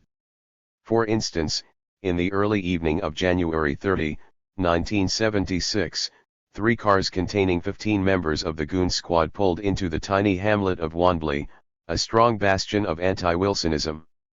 Spotting the car of Byron DeSouza, a young Oglala tribal attorney and AIM supporter who had announced his intention to bring criminal charges against a number of Wilsonites once the regime was disbanded, they gave chase, firing as they went. About 4 miles out of town, a bullet passed through the driver's side door of DeSouza's car, catching him in the upper left thigh, nearly amputating his leg. DeSouza pulled over and dragged himself into a ditch, screaming at several friends who had been his passengers to run for their lives. He bled to death alongside the road as the goons chased the others through adjoining fields. 123 The goons then returned to Wanblee, where they apparently passed a pleasant evening shooting up the homes of those who had opposed Wilson. The following morning, they firebombed several buildings and continued to drive around town taking random potshots. As the Commission on Civil Rights later determined, that afternoon, with the smoke still billowing from the goons' incendiary attacks, a pair of FBI agents arrived in Wanblee and were quickly informed by residents as to what had transpired. George Betleune, a passenger in DeSouza's car, provided precise identification of the killers, who included Dick Wilson's son Billy and son-in-law, a goon leader named Chuck Richards. 124 The agents declined to make arrests, stating that they were there in a purely investigative capacity. They nonetheless managed to arrest Guy Dullknife, an elderly Cheyenne who lived in Wanblee. Dullknife, the agents stuttered, had disturbed the peace by protesting their inaction against the goons too loudly. 125 The citizens of Wanblee finally formed a vigilance committee on January 31, giving the marauders until sundown to be gone from their community or suffer the consequences. Delmar Eastman then dispatched a group of BIA police to escort the goon contingent safely back to Pine Ridge Village. Again, no arrests were made. The Bureau, as usual, conducted no further investigation into either the DeSouza murder or the firebombings and other aspects of the goons' 2-day terrorization of the hamlet. 124 Later, while sparring with a congressional committee critical of the Bureau's COINTELPRO AIM 263 performance on Pine Ridge during the mid-70s, FBI Director William Webster was to cast his agents' role there as having been that of peacekeepers. Frankly took a little bit of a beating during those days in Wounded Knee period and afterwards, Webster asserted, our role should be an investigator's role, not a peacekeeper's role. 127.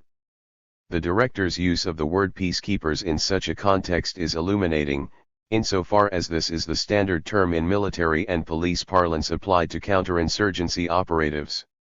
12 * The real meaning embedded in the director's semantics is further revealed in the fact that FBI documents throughout the period in question, such as the accompanying February 6, 1976 memorandum from SAC, Portland to Director, openly and consistently refer to dissident Indians as insurgents. Official protestations to the contrary notwithstanding, the FBI not only undertook a full-fledged COINTELPRO against AIM, it escalated its conceptual and tactical approach to include outright counterinsurgency warfare techniques. Only within this framework can the events discussed above be rendered comprehensible. Rees-Mers. By early 1975, it had become clear to the opposition of Pine Ridge that its attempts to achieve resolution of its grievances through due process, whether by impeachment of Dick Wilson, electing another individual into his office, or the filing of formal civil rights complaints, were being systematically aborted by the very government which was supposed to guarantee them. 12 * The FBI and BIA police structures were reinforcing rather than interfering with the pervasive goon violence.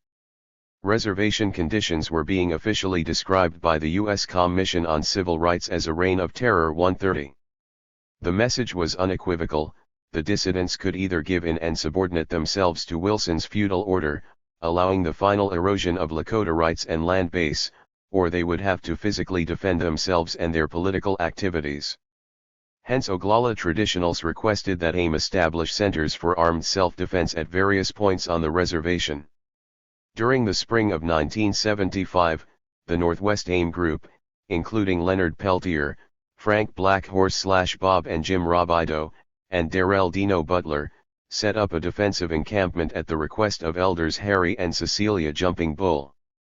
The camp was situated in a strongly pro-AIM area, on a property known as the Jumping Bull Compound, near the village of Oglala.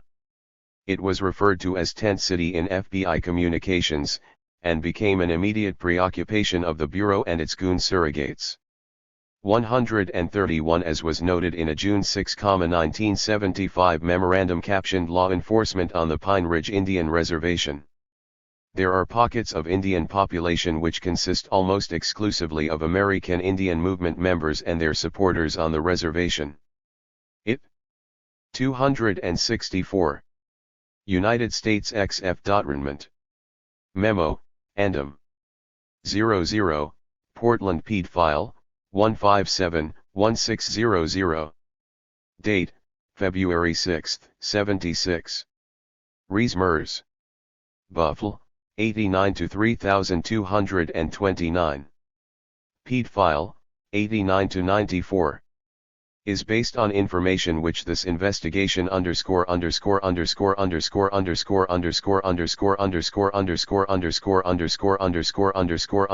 indicates the subject is engaged in activities which could involve a violation of Title 18, U.S. Code, Section 2383 or 2384, as indicated hereafter.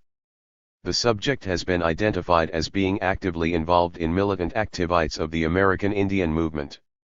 Since January 1973, AIM has been actively involved in demonstrations and violent confrontations with local authorities in Scottsbluff, Nebraska, and the Rapid City and Custer areas of South Dakota. From 2/27-5/8/73 AIM leaders and members and their supporters occupied the community of Wounded Knee, South Dakota, by force of arms, taking a number of the community's residents as hostages. Before surrendering to federal authorities, they engaged in numerous violent and destructive acts, and gunfire was exchanged with federal authorities, resulting in the death of 2 of the insurgents. B1C 1/C. .4, Bureau. E2, 89-3229, VR3-2, *. .3, Portland T2, 1S7-1600, not PICTR *J. Anno Tirico of $BCC MLM4 registered Febgo 1976. B4I, U.S. Saving, Bend, regularly TN the payroll saving, plan. COINTELPRO as counterinsurgency. By 1976 the FBI's misrepresentation of AIM activities was down pat, and its characterization of AIM members as insurgents was standard. COINTELPRO AIM 265. Is significant that in some of these AIM centers the residents have built bunkers which would literally require military assault forces if it were necessary to overcome resistance emanating from the bunkers. 132. A later memorandum continued, to successfully overcome automatic or semi-automatic weapons fire from such bunkers it appears as though heavy equipment such as an armored personnel carrier would be required. 133. Whether or not the FBI actually believed this to be true, the fact is that no such bunkers ever existed. The alleged fortifications were later disclosed to have been abandoned root cellars and broken down corrals. However, by then the Bureau had utilized such flights of fancy as the rationale by which to justify provocation of a major incident and then a massive escalation of force by which it intended to destroy AIM and its Pine Ridge support base once and for all. On the afternoon of June 25, 1975, SAS Ronald Williams and Jack Kohler, accompanied by BIA police officers Robert Ecoffe and Glenn Littlebird, entered the Jumping Bull compound, ostensibly searching for a 19-year-old Oglala AIM member, Jimmy Eagle, on what they said were charges of kidnapping, aggravated assault, and aggravated robbery. 134. When they were told Eagle wasn't there and hadn't been seen in weeks, they left, but shortly picked up 3 dying teenagers from the AIM camp, Norman Charles, Wilfred Wish Draper and Mike Baby Aim Anderson, hitchhiking along Highway 18, which runs between Oglala to Pine Ridge Village. Williams and Kohler questioned the 3, not about Eagle, but about who else was residing in Tent City. The 3 were then released and returned to camp. 135. Before mid-morning, June 26, local residents knew that something ominous was in the offing. Indians in and around the village of Oglala noted large numbers of paramilitary personnel, goons, BIA police, state troopers, U.S. Marshals, and FBI SWAT teams, massing in the area. 136. Around 11:30 a.m. SAS Kohler and Williams returned to the Jumping Bull property. They were allegedly sent to serve an arrest warrant on Jimmy Eagle. However, it is clear they'd already ascertained he was not there and, in any event, the warrant for his arrest was not issued till July 7. 137. The agents drove past the buildings of the compound proper and directly toward the AIM camp. They stopped their cars, got out, and began firing their weapons. Members of the camp, believing themselves to be under attack from goons, returned fire. 138. This was apparently the cue for the prepositioned reinforcements to arrive. Radio transmission logs from S.A. Williams indicate that he and his partner expected reinforcements to be immediate and massive once the firefight had been initiated. 139. Unfortunately for them, 3 teenagers who had been breakfasting in the compound quickly positioned themselves to cover the route intended by the relief force. 140. Using .22 caliber squirrel rifles, the youngsters shot out the tires of the first 2 backup cars, driven by S.A.J. Gary Adams and Fred Two Bulls, a BIA policeman and known goon. Confronted with these meager potshots, Adams and Two Bulls promptly retreated, abandoning Kohler and Williams. 141. Not until 6 p.m. 266. When federal forces had swelled to over 250 men, including a SWAT unit airlifted in from the Bureau's training facility at Quantico, Virginia, and a vigilante force headed by South Dakota Attorney General William Janklow, 142. Did the FBI finally mount an assault? 143. By this point Williams and Kohler were long since dead, and the Indians who had been in the AIM camp that morning had, other than a Coeur d'Alene named Joe Stunskills Wright who had been killed, ostensibly be a long-range shot fired by BIA police officer Gerald Hill. 144, made their escape. Although the deaths of Kohler and Williams were probably an unintended consequence, the provocation of the firefight achieved its intended objective, the public justification for a truly massive paramilitary assault on AIM and the Pine Ridge Traditionals. As is shown in the accompanying memo from R.E. Gebhardt to J.E. O'Connell, dated June 27, 1975, the FBI's top COINTELPRO specialist, Richard G. Held, assigned as the Bureau's Chicago SAC, but already prepositioned in Minneapolis, immediately assumed control over the Rees-Mers investigation.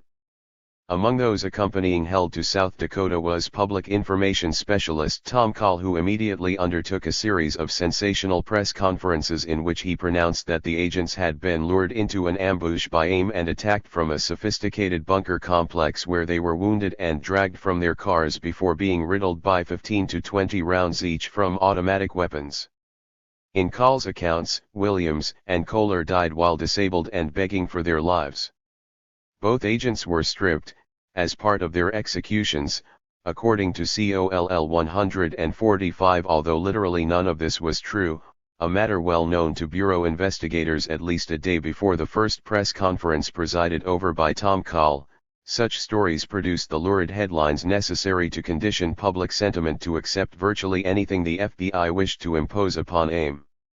146 An additional advantage of Call's media ploy was that it caused a Senate Select Committee planning to investigate those FBI operations already directed against AIM to be indefinitely postponed, under the circumstances. 147. It was a week before FBI Director Clarence Kelly quietly corrected the swelter of disinformation, offered in the finest COINTELPRO style. 148 Another star performer the Chicago SAC brought along was Norman Zagrossi, a young counterintelligence protege whose mission it was to replace as AC Georgia Clock in Rapid City for the duration of the anti-AIM campaign. 149 The elder Held's son, Los Angeles COINTELPRO section head Richard W., was also involved in Rees-Mers from the outset, as is evidenced in the accompanying June 27, 1975 memo from O'Connell to Gebhardt. As is revealed in the accompanying July 26 memo, he had by that date joined his father at Pine Ridge, a locale in which the experience he had acquired while heading the Bureau's counterintelligence campaign against the Lobby PP could be deployed against AIM, and his background overseeing SAU attacks against the left in Southern California might be used in connection with the goons. Actually, the younger Held probably arrived in South Dakota earlier, as is evidenced by the fact that Rees-Mers Com. COINTELPRO AIM 267. Set forth below is a chronological recitation of information received and instructions given by Associate Director Callahan and Assistant Director Gebhardt regarding this matter. At approximately 10:50 p.m., June 26, 75, we talked to Director Kelly.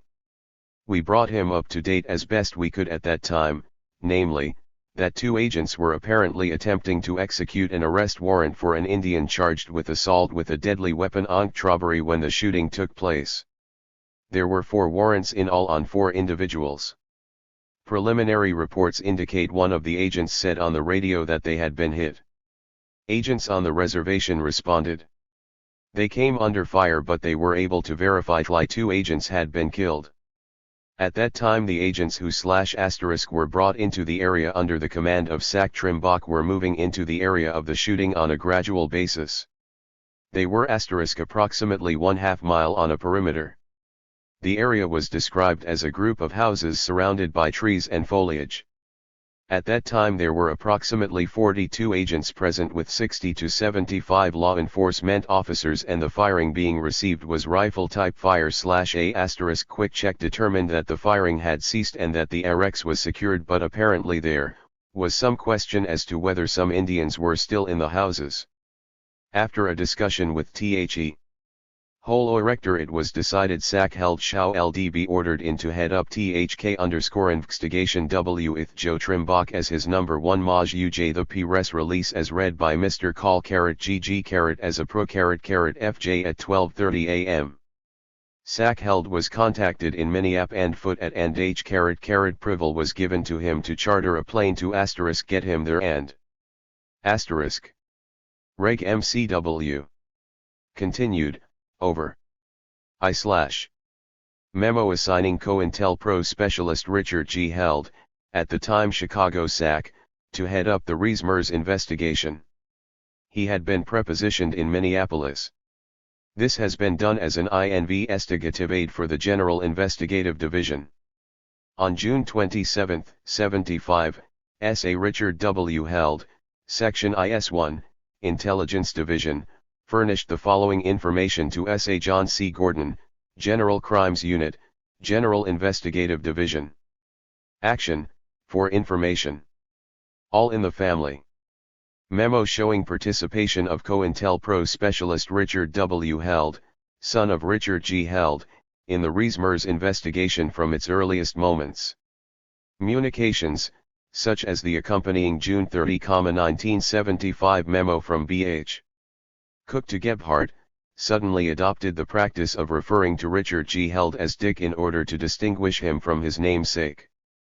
The sorts of operations the stable of COINTELPRO aces had in mind had become apparent as early as June 27, when a task force of at least 180 SWAT-trained agents, supported by significant numbers of goon/BIA police and a scattering of federal marshals, began running military-style sweeps across Pine Ridge. 150 outfitted in Vietnam-issue jungle fatigues, and equipped with the full panoply of counterinsurgency weaponry, M16 assault rifles, M14 sniper rifles, M79 grenade launchers, plastic explosives, Bell A-1B Huey helicopters, fixed-wing bird dog spotter planes, jeeps, armored personnel carriers, army-supplied communications gear and tracking dogs. This huge force spent nearly 3 months breaking into homes and conducting warrantless searches. 151 Their activities included outright air assaults upon the property of AIM member Sylvester Cello Black Crow near Wanbley, and Crow Dog's Paradise. 152 On July 12, an elderly resident of Oglala, James Brings Yellow, was frightened into a fatal heart. COINTELPRO AIM 269. United States Government. Memorandum. 2. From $Tour, FBI, R*TTB USLO Stamp de Recidre and AYMQNDJI. RNL, Intelligence Division *J Spine Ridge. Date, July 26, 75. Subject, Ries Mers. Upper Viskra. Intelligence Division.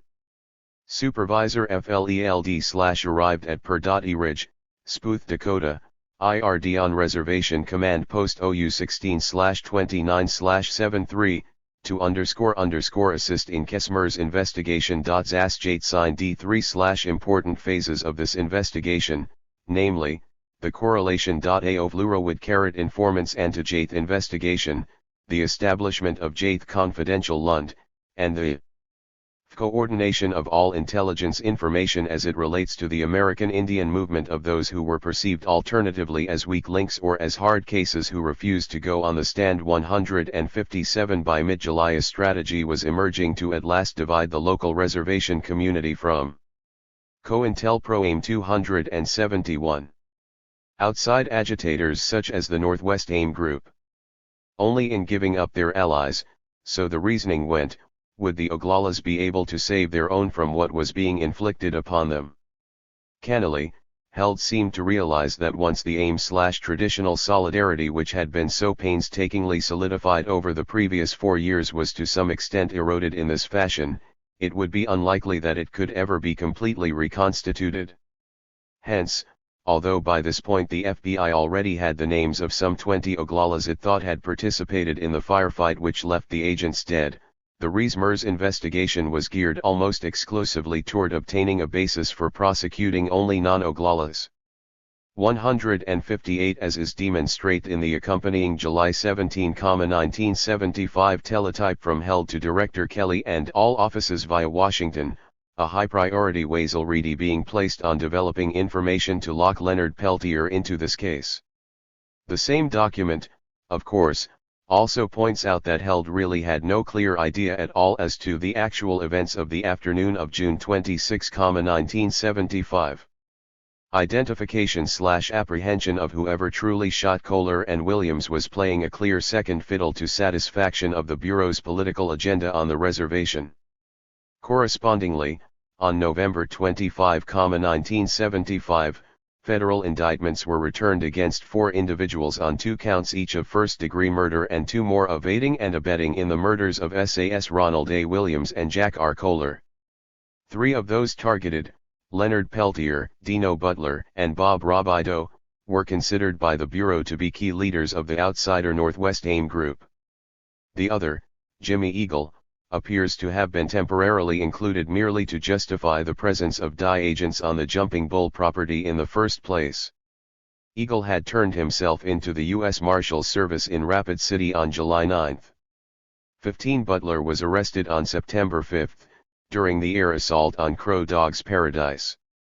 160 For his part, Robideau was arrested near Wichita, Kansas on September 10, when the car he was driving caught fire and exploded on the Kansas Turnpike. 161 Thus, by October 16, as is shown in the accompanying teletype of the same date, SAC Held considered his plan far enough along that he might return to his post in Chicago despite the fact that Leonard Peltier was still at large, having in the meantime fled to Canada. 162 In actuality, Held's departure hardly marked the conclusion of his Rees-Mers involvement. To the contrary, as is evidenced in the accompanying January 29, 1976 memo written by R.J. Gallagher at FBI headquarters, he remained a guiding force at least until Peltier was arrested by Royal Canadian Mounted Police Inspector Edward W.J. Mitchell and a corporal, Dale Parlane, at the camp of traditional Cree leader Robert Smallboy on February 6.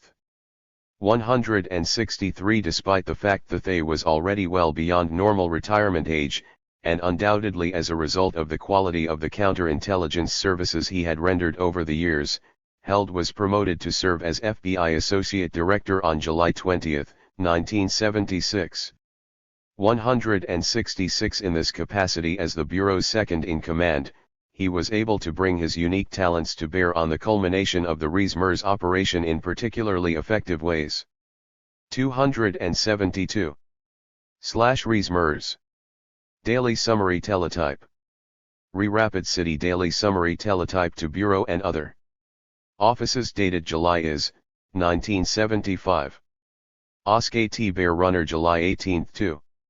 Bear Runner appeared at the July 1, 1975, and publicly tore up the copy of the subpoena had been issued for him. He stated the subpoena was not valid. Federal Building IITRAPFD had been served on his father. He was served with another subpoena, but made the statement that he would not honor it as he had not JTC-WAJOIHAT location voluntarily. Reu-36.gfdintu of this UA/is I2WADS's. UATLEDCLY identifying all of the suspects, ADDIIUNEV, or eliminating them as appropriate. 2. Establishing IHE whereabouts of the suspects during THZ pertinent period. 3. Identify locate all of the residents of Tent City UHO. Were there during any period of its existence and / or whose finger prints have been found on material taken from Tent City. 4. Examining the evidence and connecting it to the suspects, to lock Teltict Adult JLACXHORSE. Into FKIS KEJ. 6. EEVE or ABENTIONACCFFH FRO ENTXAL informants sources. R. 7. 7. Coordinate with auxiliary offices in order to fully develop background and activities of suspects who either live in their area or have associates there. 8. Attempting to develop witnesses and sources who can and will testify as to the actual events of the afternoon of June 26, 1975. As the Bureau is aware, the grand jury is being used in an effort to facilitate this latter aspect where witnesses are reluctant to furnish information. Teletype showing the FBI's use of a grand jury to coerce reluctant witnesses to lock Peltier into the Rees-Mers case. COINTELPRO AIM 273. Attention, Nicholas P. Callahan, Associate Director, James B. N. Tor Adams, Deputy Associate Director, and J. Gallagher, Assistant.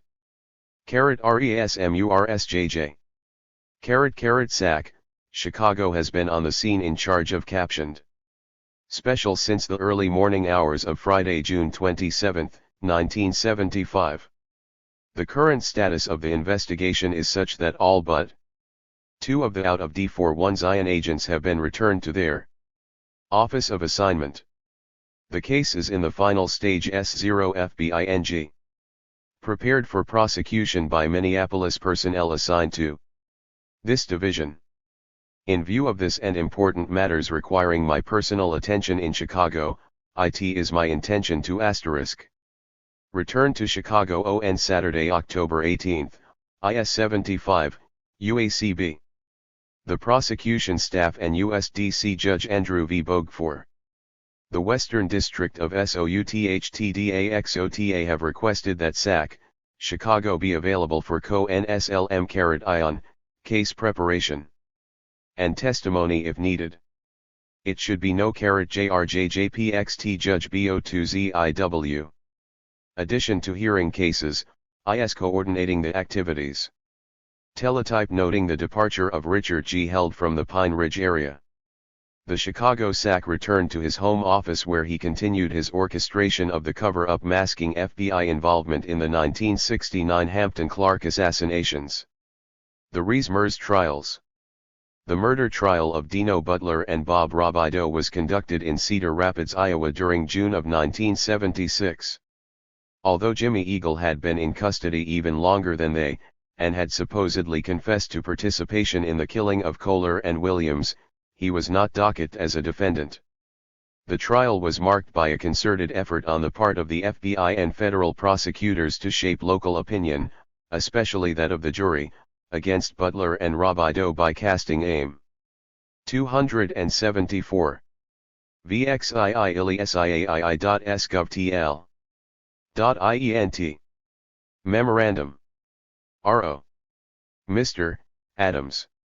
From =RJ Gallic and S/X caret. O. Svishii.ci. Rees-Mers. January 29, 1976. 1, Mr. Adams 1, Mr. Gallagher 1, Mr. Cook 1, Mr. Shear 1, Mr. Walsh 1, Mr. Moore. Telephonically advispecial prosec sac Richard registered afternoon that he had been andly the low n1-degree vl degree fp *ner caret ge.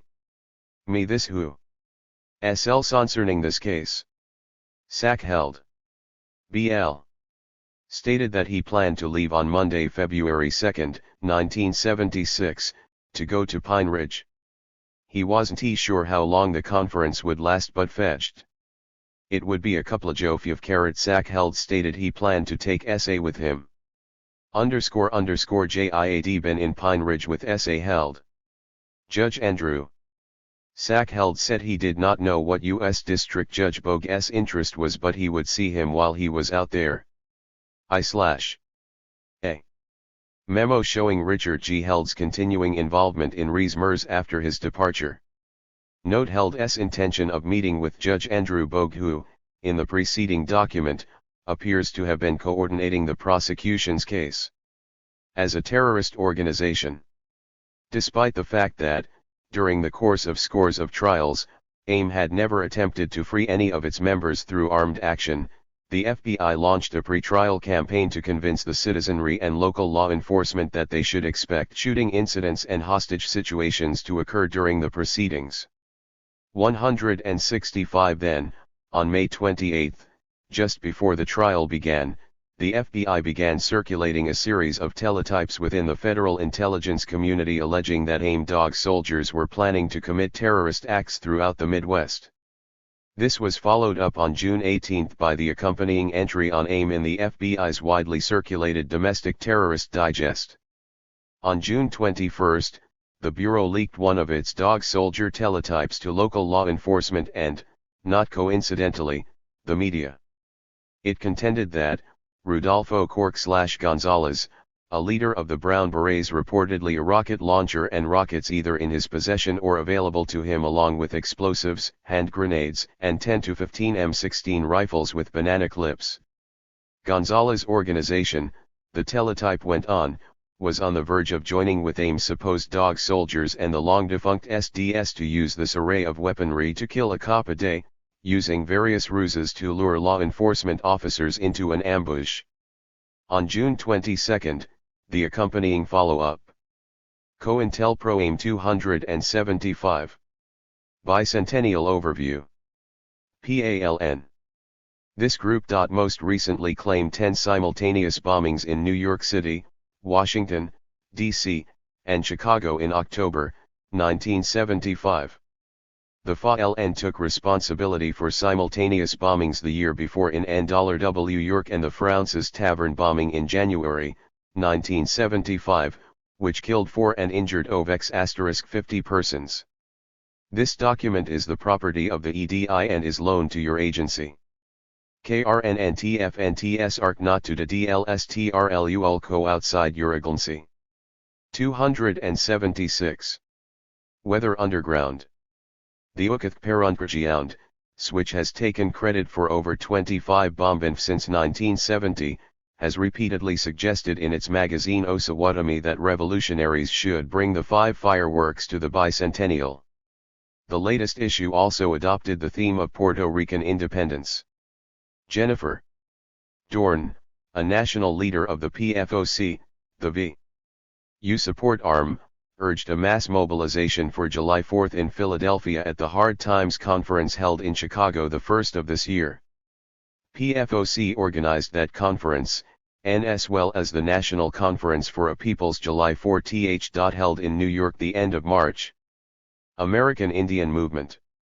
Support/or American Indian protests was also a theme of the National Court for NEFRNA People's July 4 TAN spokesman told for his conference that the Kindles BN America birthday cake have woodselfanually G blow, out Indian militants HAVE scheduled D caravanto ARR4VE- at Lit 1E Big Horn River Montana, on June 2 and the 100th anniversary of General Custer's defeat. There further a shootout last November between Indian militants and an Oregon State police officer revealed Indian interest in bicentennial activities, and their possession of a large amount of explosives and weapons.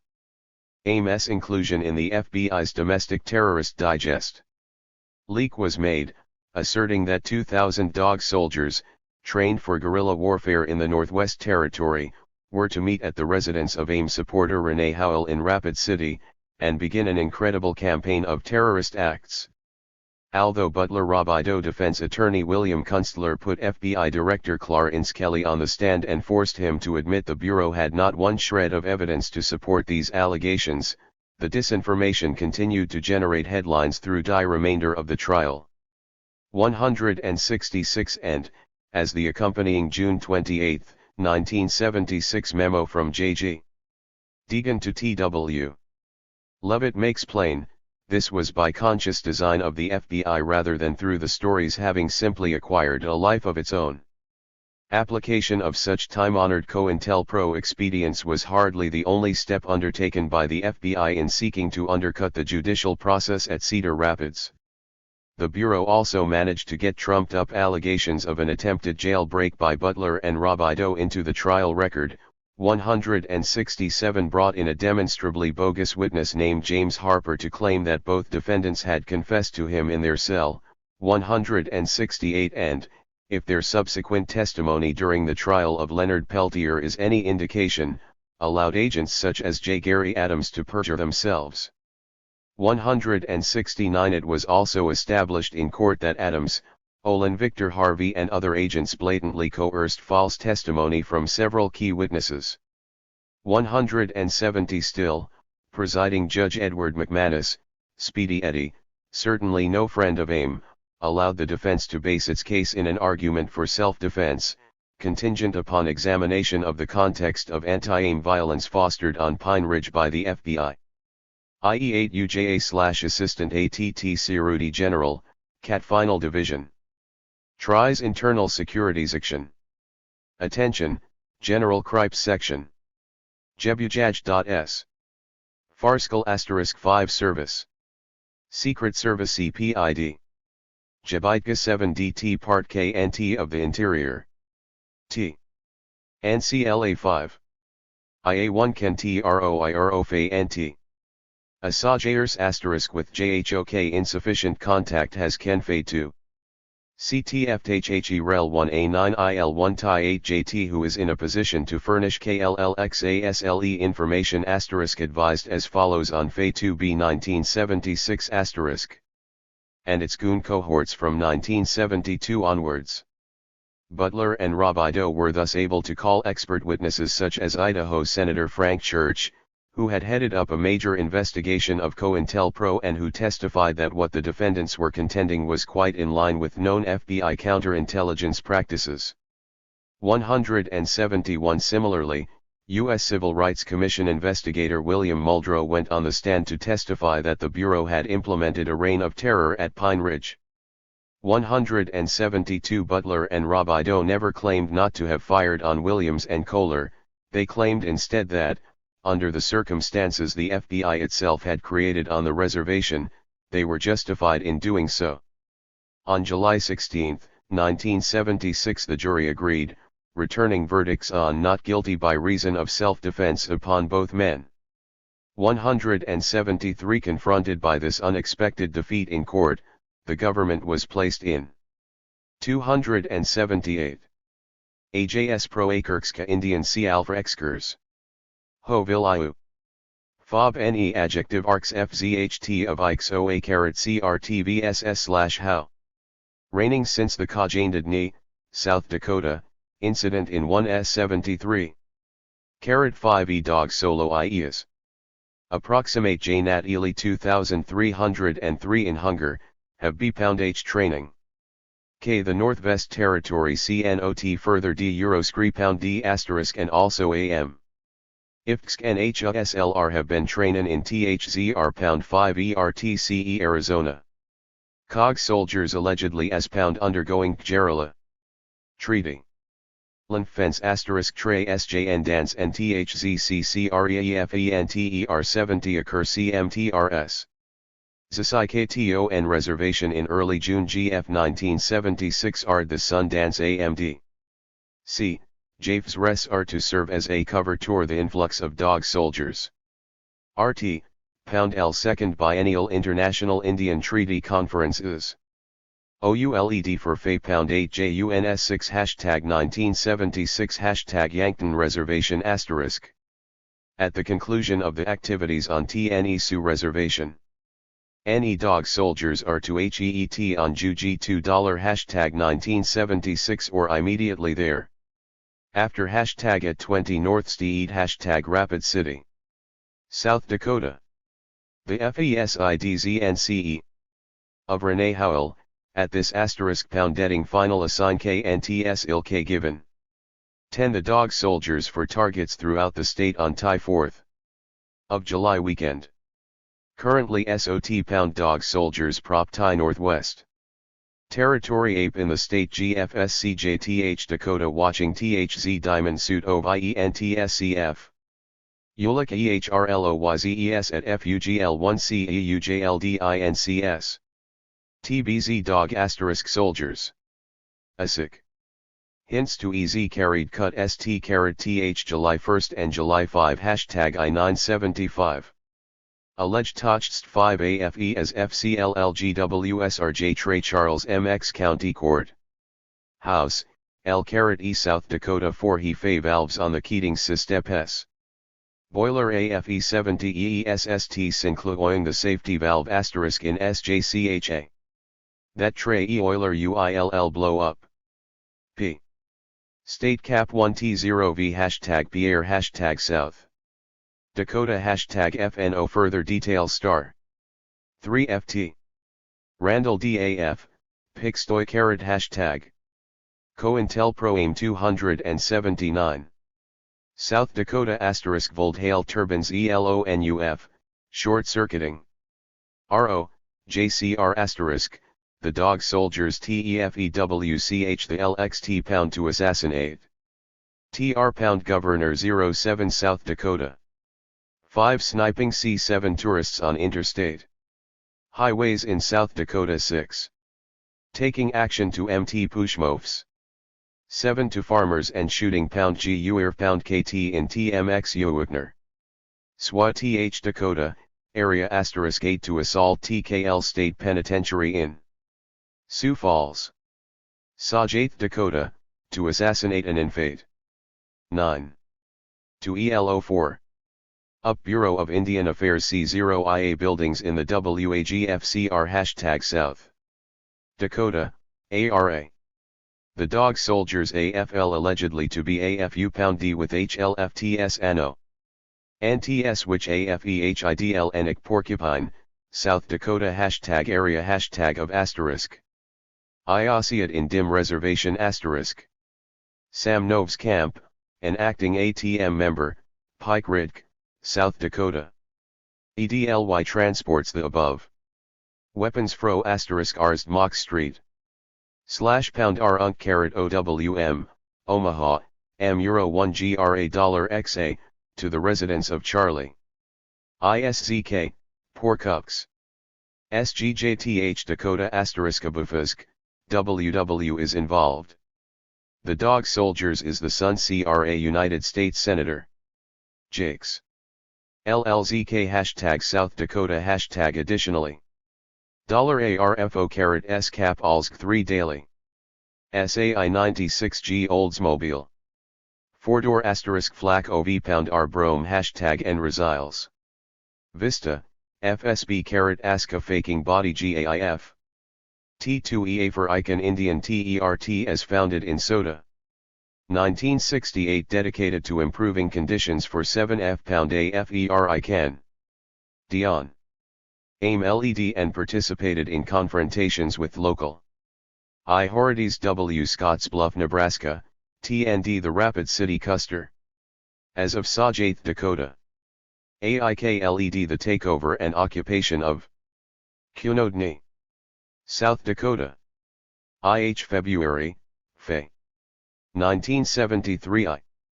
Something of a quandary as to what to do next by July 20, 1976, as is shown in the accompanying teletype sent by ASAC Norman Zigrossi to Director Kelly and his associate, Richard G. Held. The Bureau had begun to analyze what went wrong during the Cedar Rapids prosecution. Zigrossi's conclusions, such as the defense being allowed freedom of questioning of witnesses and the allowing of testimony concerning past activities of the FBI relating to COINTELPRO, had been accepted by the Bureau leadership. As is evidenced in the accompanying August 10 memo from B.H. Cook to Richard J. Gallagher, a meeting was convened between Kelly and Held, along with FBI officials James B. Adams, Gallagher, John C. Gordon, and Herbert H. Hawkins, Sr., on the one hand, and U.S. Attorney Evan Hultman, along with his director, William B. Gray, on the other.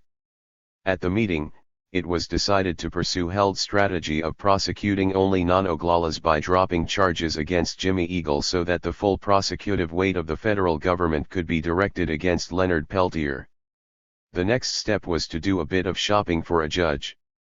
Just as McManus was used to replace Judge Fred Nickel after the latter reached conclusions unfavorable to the prosecution during the Banks-Means trial of 1974, so too was McManus arbitrarily replaced after allowing a semblance of due process during the first Rees-Moore trial.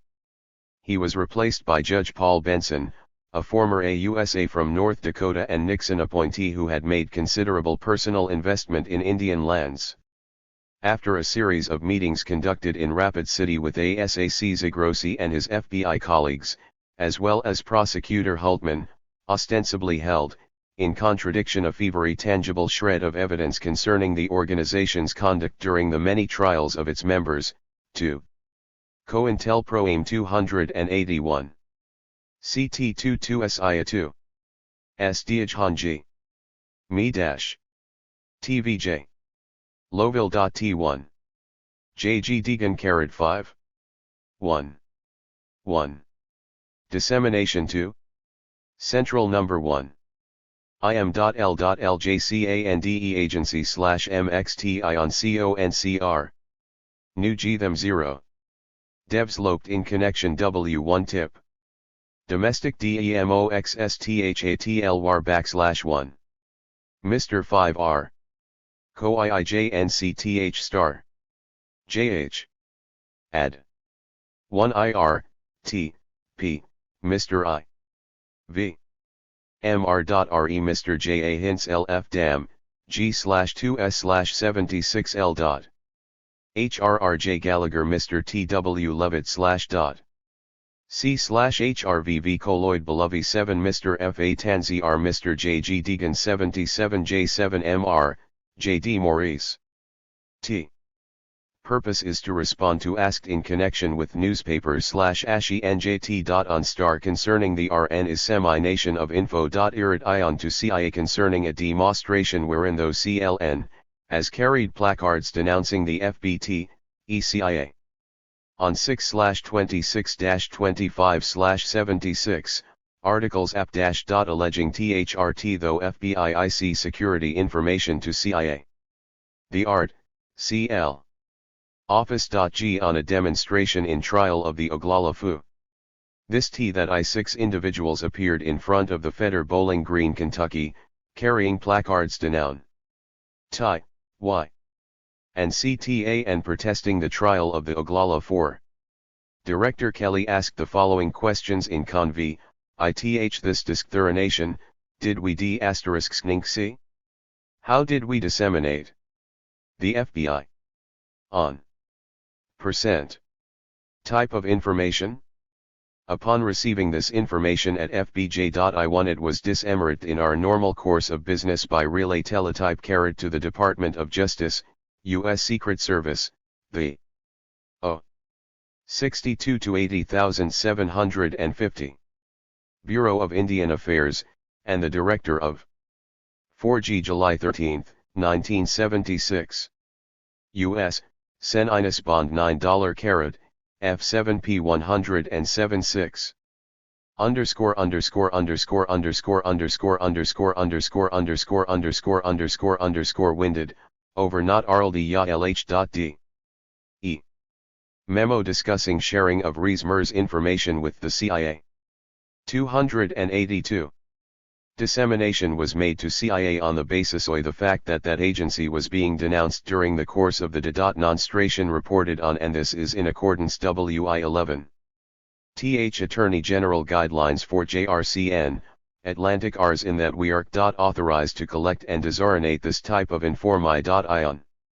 In response to press inquiries to the CTA, a representative of the CIA advised the press that this dissemination should not have been made to CIA. However, it is now developed that the CIA representative ranking this statement to the press was unaware at the I in **I hat the disseminated document contained in format ion regarding the protest against the CIA. Liaison officer ascertained that the Director of Security of CTA asked that the FBI meet with him on Monday, June 28, 76, for further discuss ions concerning this matter. KC Wari IKOV Ryan. For information.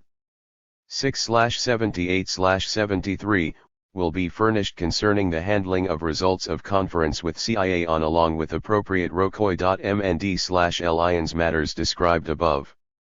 APPROFD. Association DIR/DCP. AD Asinai. IDCP. ADINV: Assistant. DIR. ADM. SCRV. Rec. S. INV. 1 Rajnk.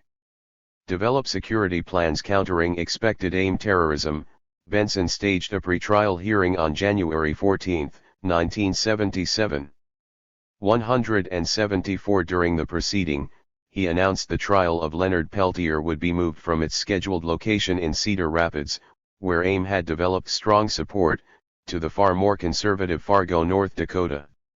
He also began a sequence of evidentiary rulings which precluded Peltier's attorneys from developing the sort of self-defense case, centering on the FBI's COINTELPRO operations against AIM and other dissident groups, which had proven successful in the Butler-Robideau trial. 175 Meanwhile, the U.S. was engaged in fraudulently extraditing Peltier from Canada.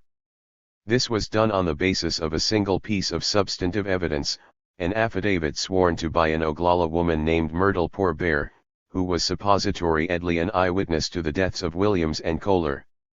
As it turned out, Pourbaix had a history of deep psychological disorder, for which she had undergone extensive treatment.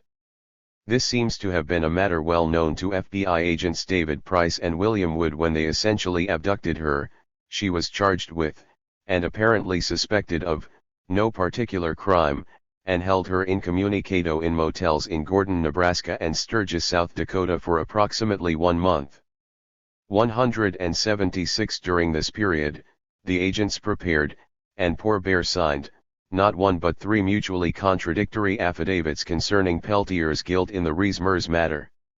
177 In the documents, Pourbaix variously claimed to have witnessed and not to have witnessed the shootings, and to have been a girlfriend of Peltier, to whom he confessed his deeds. At more or less the same time, Pourbaix was also signing affidavits prepared by Price and COINTELPRO AIM 283. In AI2.NSU_co.I. IGI, IC, INSRCION. NR005 RC plane WLW will. 7:28 p.m. URG and July 20, 197 6 DCW2, Director, FBI. F. Chicago. From, /ASAC, Rapid City. Attention, General Investigative Division, General Crimes. RESMJRS/Reanalysis of Robideau and Butler Trial. Bureau Telephone Call July L9, L97C requesting information as to possible reasons why jury found defendants Robideau and Butler not guilty on July LS, L976. It is felt that sufficient testimony for conviction of defendants was presented to the jury, for example. An eyewitness, I/M Norman Brown testified that he served both defendants firing shoulder weapons at SAS Williams and Kohler. Another eyewitness, I/M Wilfred Draper, observed Robideau leave crime scene carrying shotgun with FBI Denver on stock and also placed weapons in the hands of the defendants which were linked to crime scene through shell casings located at scene. In addition, Draper testified to a conversation 22 JJL 7376. He overheard between Peltier, Robideau, and Butler whereby Peltier stated he moved the agents around the car so that and JYJ. June 1976 Teletype analyzing the recently concluded Cedar Rapids trial of Dino Butler and Bob Robideau. The purpose of the document is to determine what went wrong with the case against the first two Rees-Mers defendants, with an eye towards rigging the rules of the upcoming Peltier trial in order to obtain a conviction. 284. Robideau and Butler could finish them off. A cellmate of Butler's testified regarding detailed admissions by Butler re-killings of agents. Physical evidence was presented linking defendants to crime scene including Robideau's fingerprint found inside the door handle of Williams' * car. Additional testimony revealed that Kohler's .308 carbine was found in Robideau's car at Wichita, Kansas, with one other via PON linked to the crime scene. The above are only some examples of key evidence presented by the government during the trial. According to NFJ's accounts setting forth results of interview of certain jurors, the jury apparently wanted the government to show that Robideau and Butler actually pulled the trigger at close range. Evidently, Draper's statement set out above did not accomplish this. Set forth below are some of the reasons possibly leading to acquittal. During course of trial, the court, applying collateral estoppel, prohibited government from entering into evidence certain key exhibits, 6 casings fired from S.A. Oler's revolver, 6 casings fired from S.A. Williams' revolver. These items located in one room cabin where defendant Butler was arrested September 5, L975. In addition, a NML rifle linked to crime scene by shell casings, located in same cabin where Butler was arrested, was not allowed to be connected with defendant Butler under this ruling. The judge's ruling in this matter is inconsistent with previous judicial rulings. 2 overstrong objections by government. The defense was allowed freedom of questioning of witnesses, raising innuendo with irrelevant, immaterial, and heresay testimony. COINTELPRO AIM 285. 3. The court allowed testimony concerning past activities of the FBI relating TOJ. The COINTELPRO and subsequently allowed the church report into evidence. 4. The court rulings relating to Brady and Jenks material forced the government to share the defense with all FD 302s prepared by special agents who testified for the G0 Vern Mentee. This again is inconsistent with previous interpretations of the Jenks rule. 5. The judge recessed trial for 10 days following presentation of government's case to attend a judicial conference.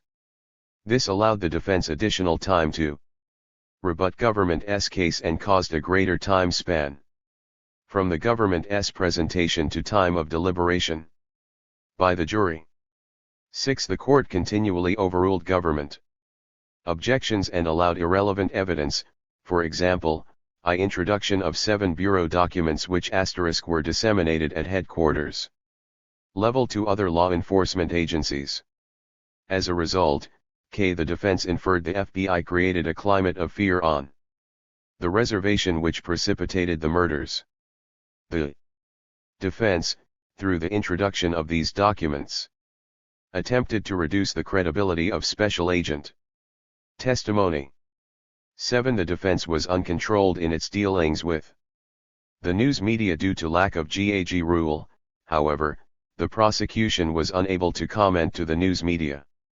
8. The jury was not sequestered, therefore, it had available numerous headlines adverse to the government and the results of daily conferences with news media by defense counsel.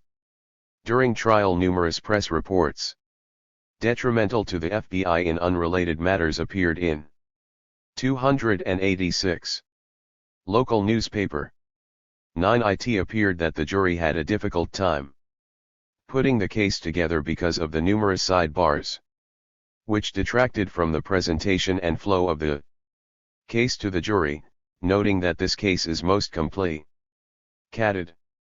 On July 7, 976, the Cedar Rapids Gazette carried a news article recording the results of an interview with jury foreman. The foreman in this article stated it was the consensus of the L2 individuals that the government just did not produce sufficient evidence of guilt. He stated that in the end analysis those jurors who argued for conviction admitted that reasonable doubt did exist. The juror foreman stated all agreed that excessive force was used on June 2 L975, but that the government did not show that either of the defendants did it. The article further related, and while it was shown that the defendants were firing guns in the direction of the agents, it was held by the jurors that this was not excessive in the heat of passion. He said an important facet was the defense's contention that an atmosphere of fear and violence existed on the reservation and that the defendants arguably could have been shooting in self-defense. The aiding and abetting theory was, in the end, dismissed because the jurors were not convinced the defendants XNEV the agents were to be killed and therefore, according to the law, could not be held responsible. This NEVS article, along with others appearing in the Gazette being forwarded to the Bureau for its review. It is noted the defense utilized during this trial the services of 9 attorneys, many of which were vastly experienced in criminal defense. Chicago being furnished copy for SAC information. COINTELPRO AIM 287. NIIED STATFGOVI.R.V Mini. Memorandum.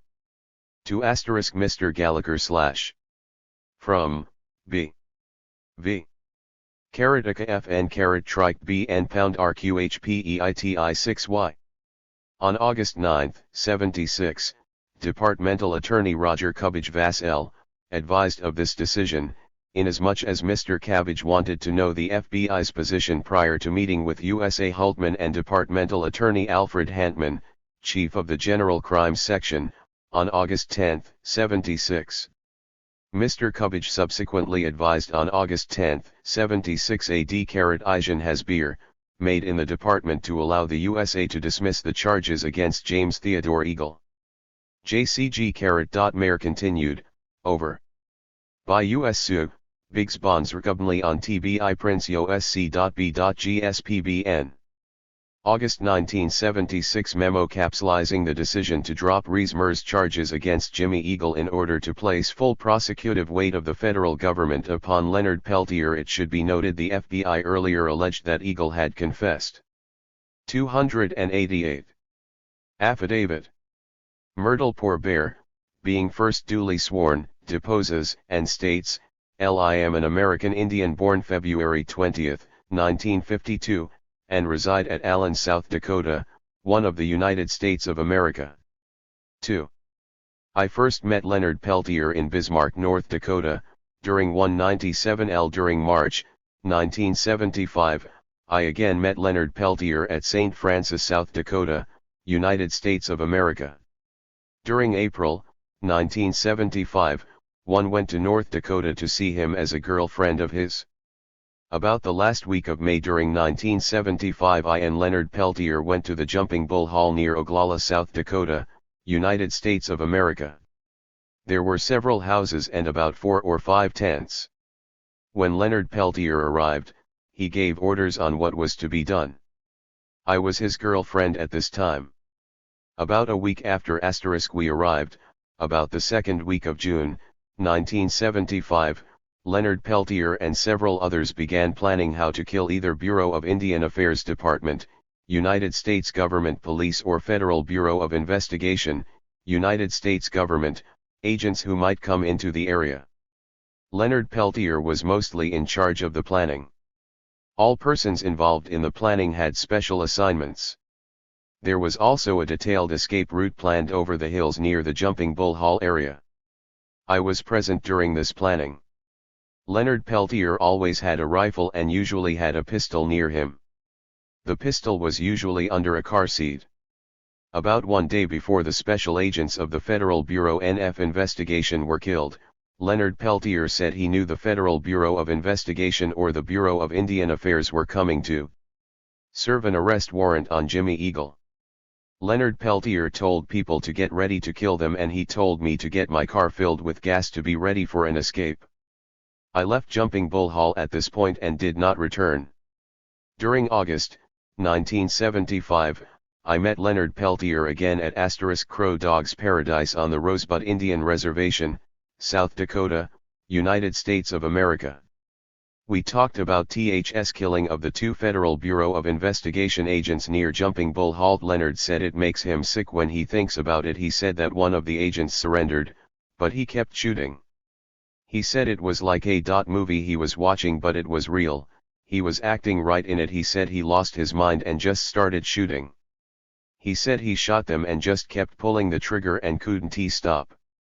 Subscribed and sworn to before me this 19th day of FCBUary, 197G. /S/ Deputy Clerk, United States District Court, District of South Dakota. /S/ Myrtle Poor Bear. Affidavit 1, in which SAS David Price and William would have Myrtle Poor Bear recounting how it was she who overheard the planning of the Northwest AIM group to lure SAS Kohler and Williams to their deaths in an ambush. Note that there is no claim Poor Bear witnessed the firefight, but that she heard Leonard Peltier order the agents killed beforehand, and that he later confessed to her. COINTELPRO AIM 289. Affidavit 2, in which SAS Price and would not only have Poor Bear, as Peltier's girlfriend, overhear Rees-Mers planning, but witness Peltier killing both agents. Note details on escape route designed to explain away the Bureau's embarrassing inability to apprehend suspects at the scene of the firefight. Also note how the method of killing corresponds to the FBI's contrived execution scenario. Adopt.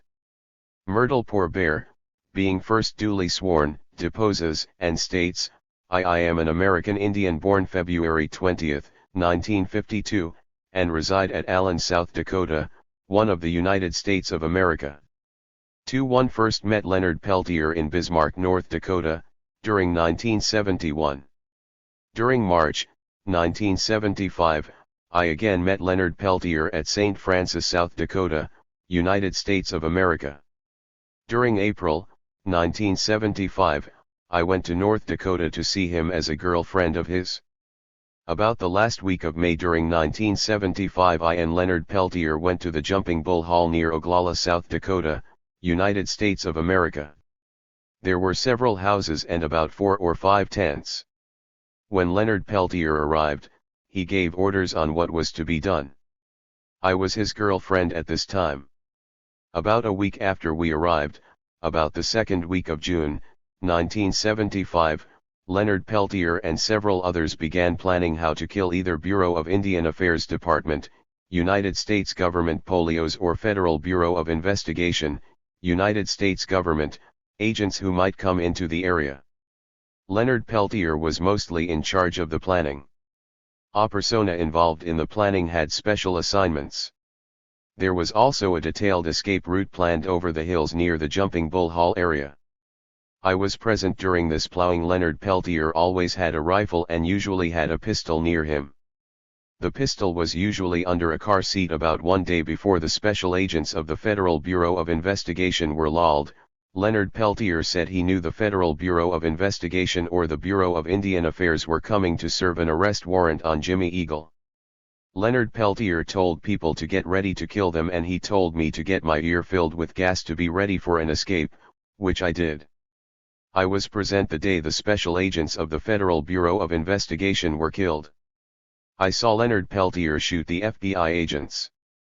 During Omsk, 1975, one met Leonard Peltier again at Crow Dog's Paradise on the Rosebud Indian Reservation, South Dakota, United States of America. We talked about the killing of the two Federal Bureau of Investigation agents near Jumping Bull Hall. Leonard said it makes him sick when he thinks about it. He said that one of the agents surrendered, but he kept shooting. He said it was like a movie he was watching, but it was real. He was acting right in it. He said he lost his mind and just started shooting. He said he shot them and just kept pulling the trigger and couldn't stop. Subscribed and sworn to before me this 23rd day of February, 1976. /S/ Deputy Clerk, United States District Court, District of South Dakota. /A/ Myrtle Poor Bear. 290. United States of America. State of South Dakota. Count of Pennington. LX The matter of the Extradition Act. KS.C 1970 Chap. E21 and in the MATTER of Leonard Peltier, also known as Leonard Little Shell, Leonard Williams, John Yellowboar, Irwin Yellowboar, Leonard John Peltier. Affidavit.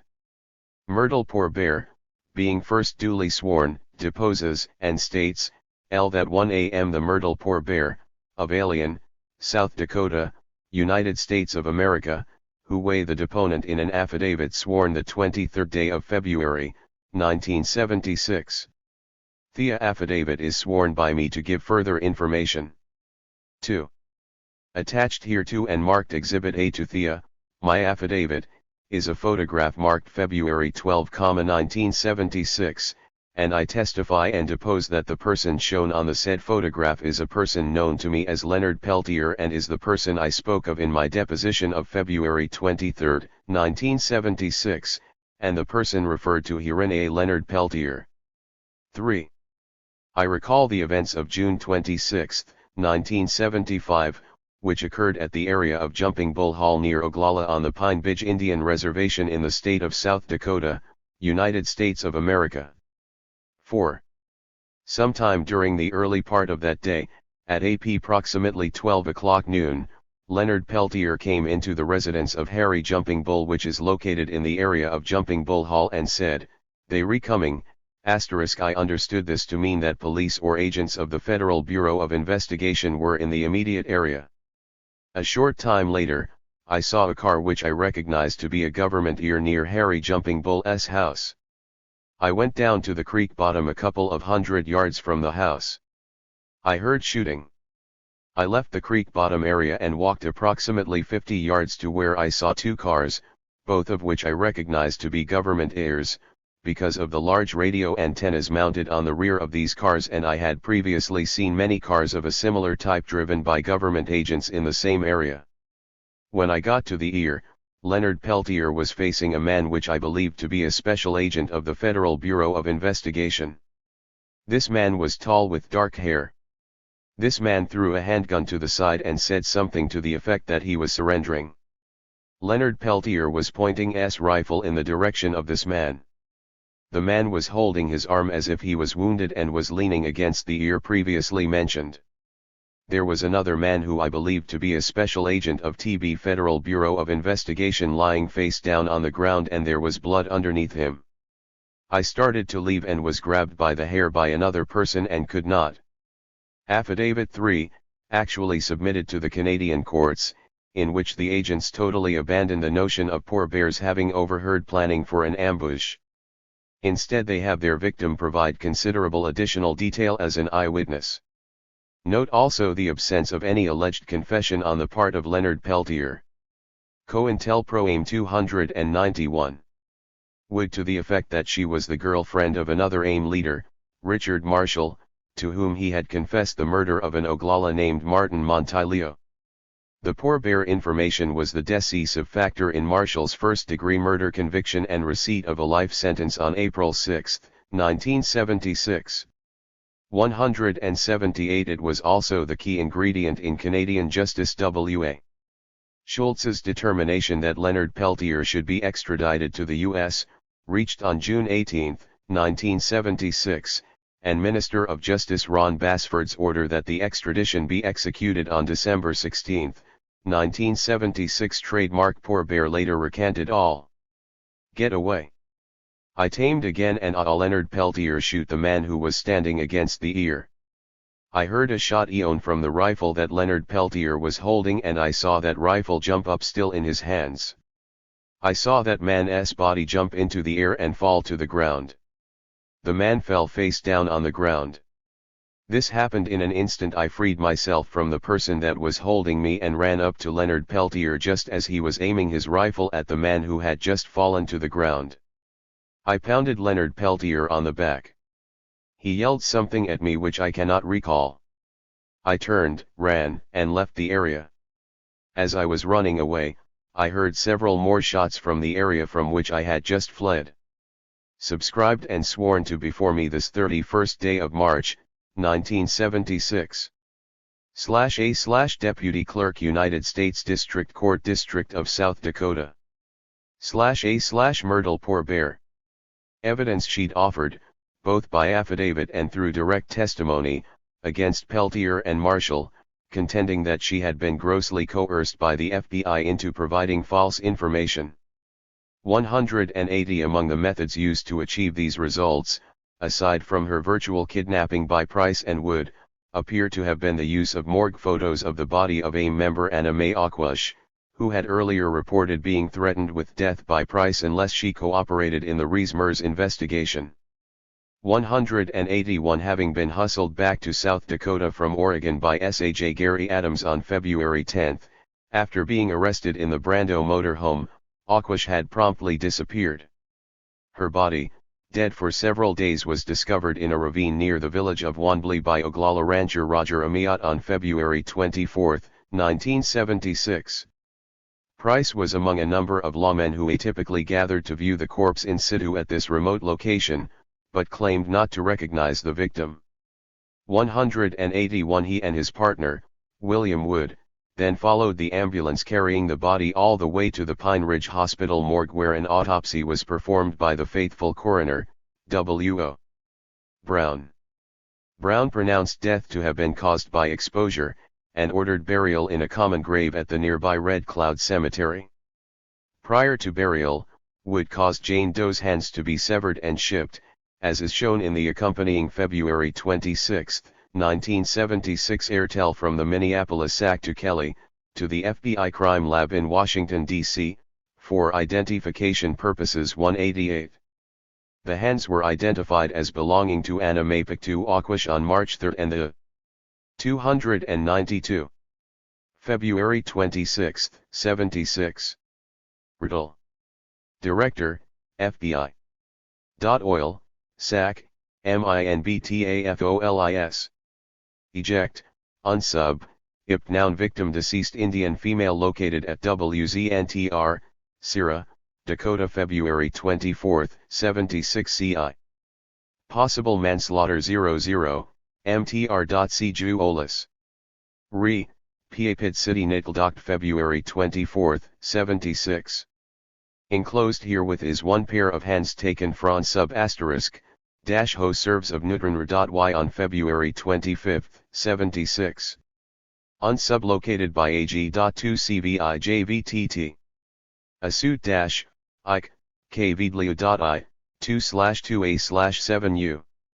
Olaroinri autopsy failed to determine cause of death, waiver, P. It Holora C. determined unsub to he Indian Fnslo, minus 25 years of arc, 5'2" tall, weighing 110 pounds, having Jurgon gallbladder surgery and childbirth. The laboratory is requested to conduct appropriate examination in an effort to obtain and identify fingerprints. Bureau 1, Package, U2C. A. HLR. Ellis. Endorsed, 1 pair of hands. Airtel sent as cover with the box containing Anna Mae Aquash's body parts to the FBI crime lab. It should be noted that had the Bureau followed usual procedures in attempting identification by dental X-ray, the bullet lodged in the victim's skull would have been revealed.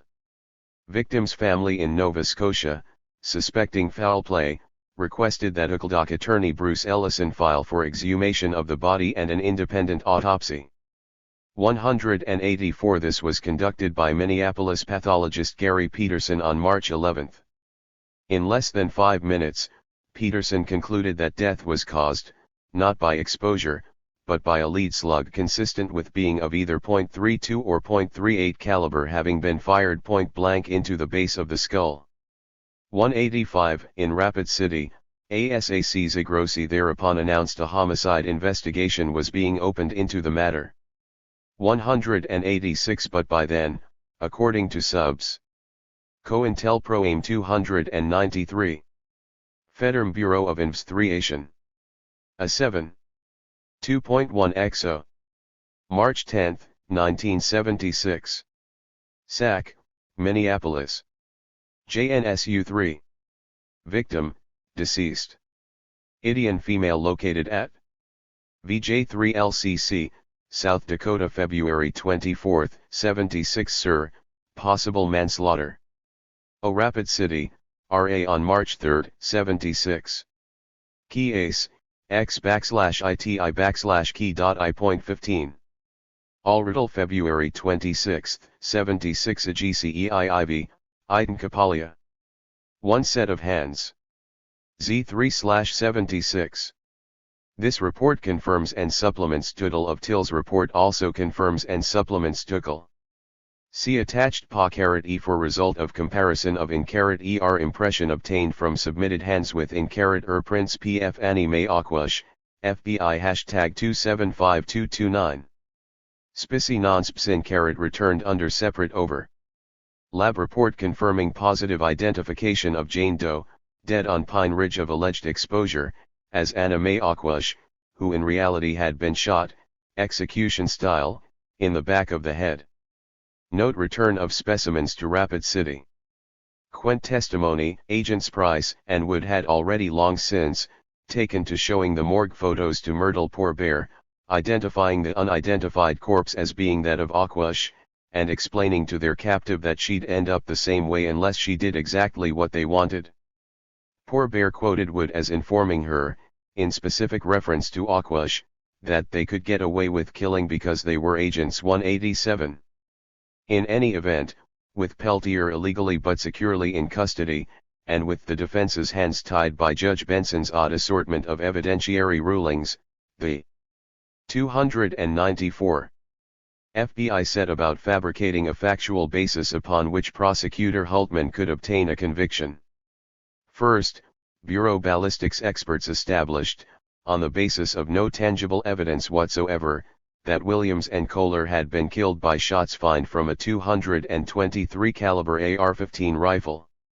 188 A highly circumstantial case that an AR-15 had been fired into the agents at close range was made through introduction of a single shell casing allegedly found in the trunk of Kofer's car supposedly discovered, not during the FBI's initial examination of the car, but at some point well after the fact. 189 Then, the head of the Bureau's Firearms and Tool Marks Unit, Evan Hodge, falsely cast the impression, the FBI already having conclusive evidence to the contrary, that only one AR-15 was used by the Indians during the Oglala firefight.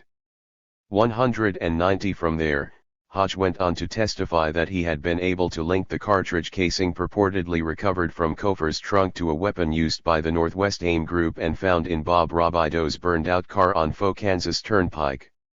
However, as is shown in Faux accompanying October 2, 1975 teletype from Hodge to Clarence Kelly, these ballistics tests had produced the exact opposite results.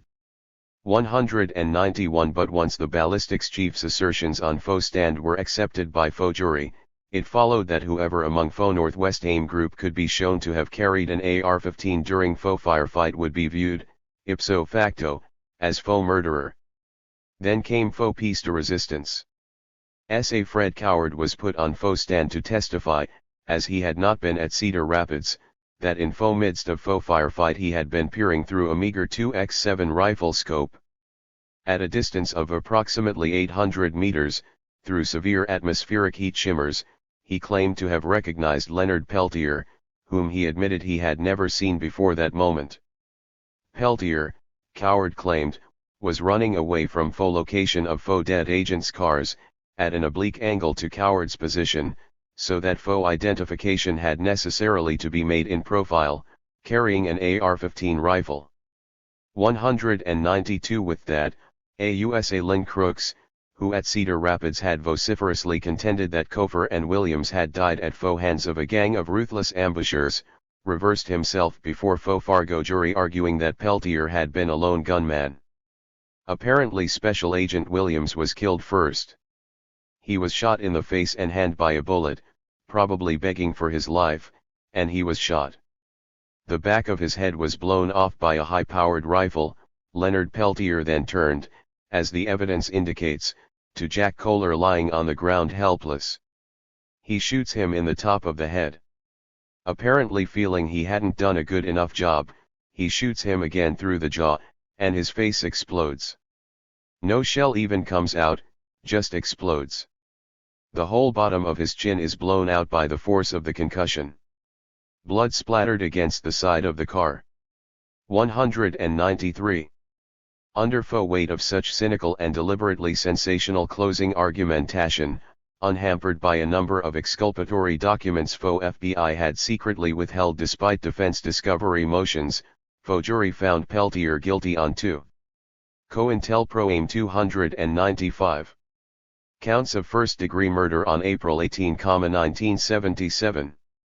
Judge Benson then again did his part, passing life sentences on each count, to run consecutively.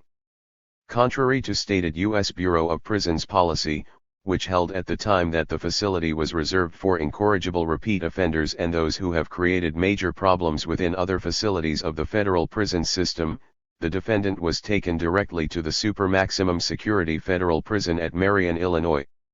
An appeal of Peltier's conviction was immediately filed with the U.S. 8th Circuit Court of Appeals, based more or less equally on Judge Benson's evidentiary rulings and documented FBI misconduct both in and out of court.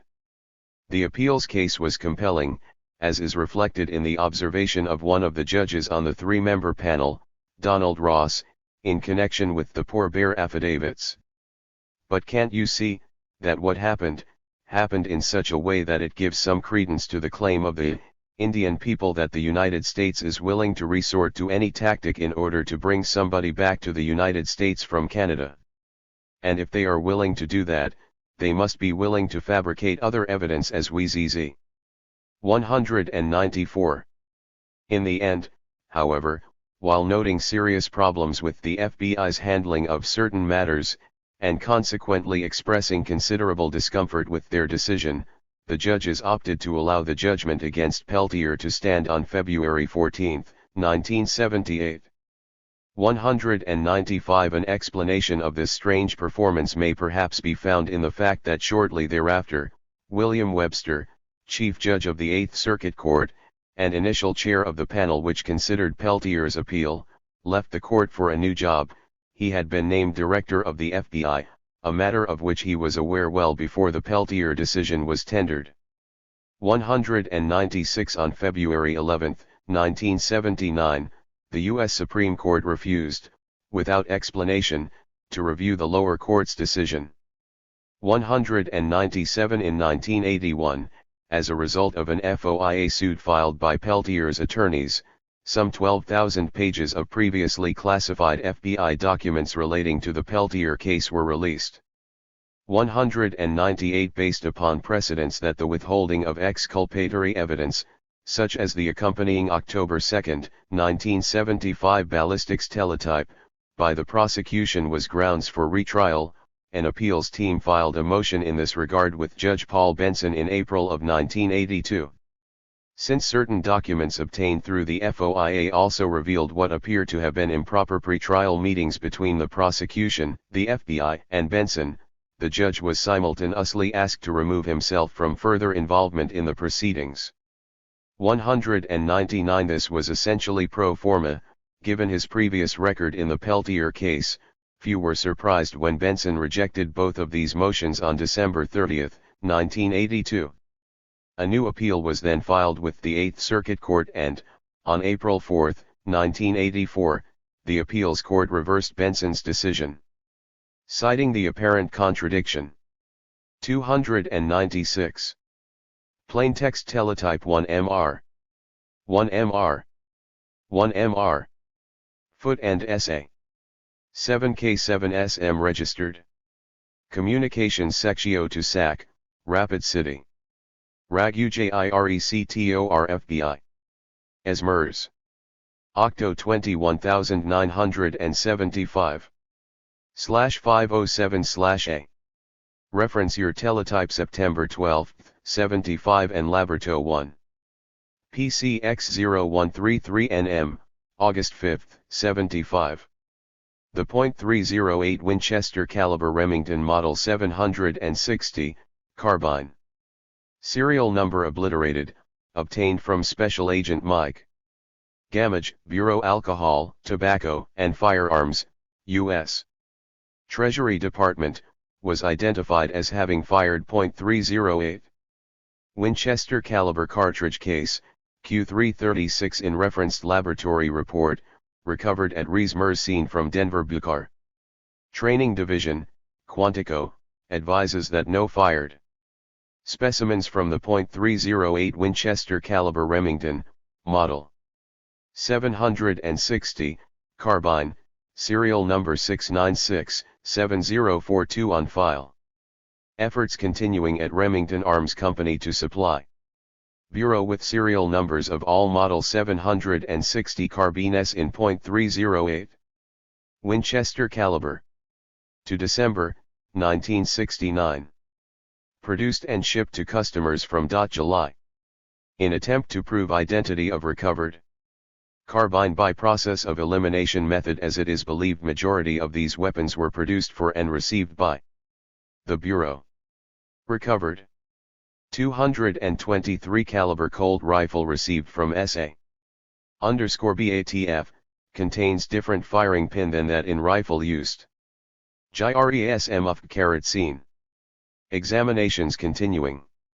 Report follows.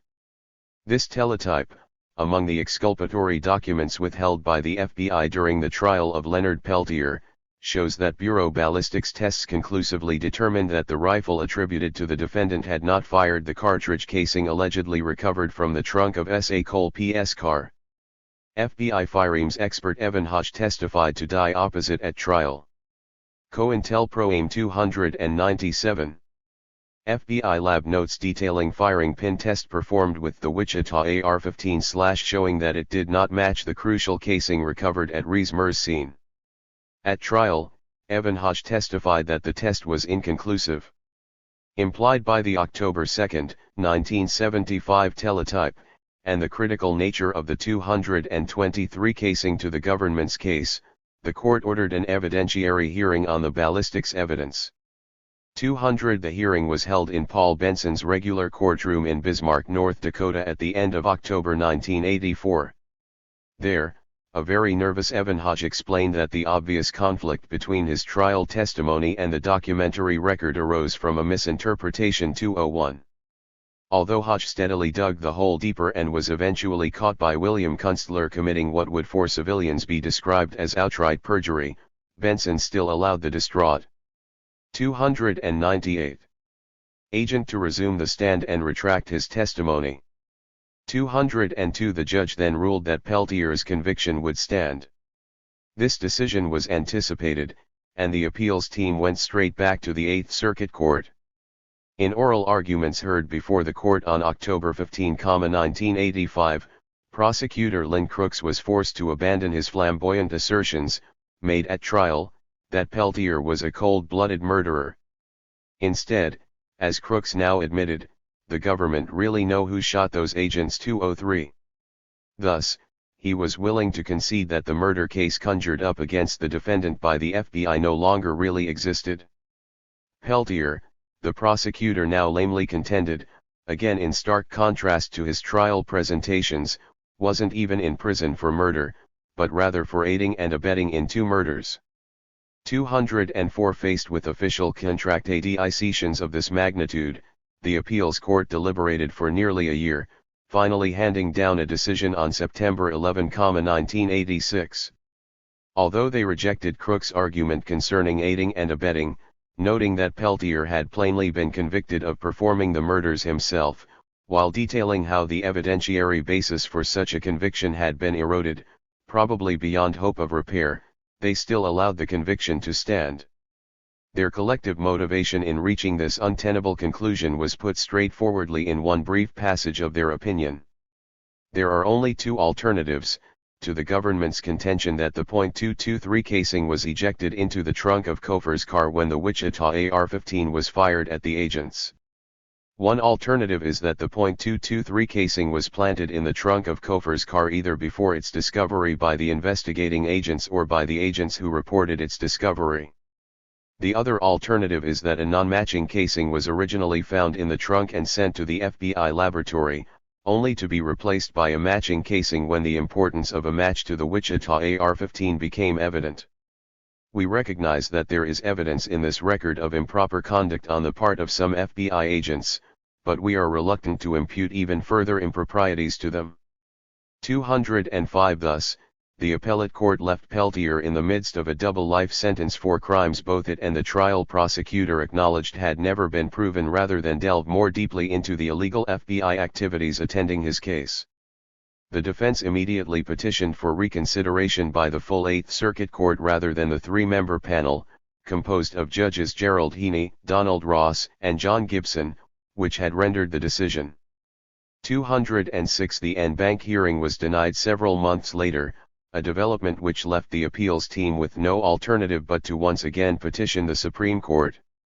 207 On October 5, 1987, the High Court refused, for the second time and again without explanation, to review the case of Leonard Peltier.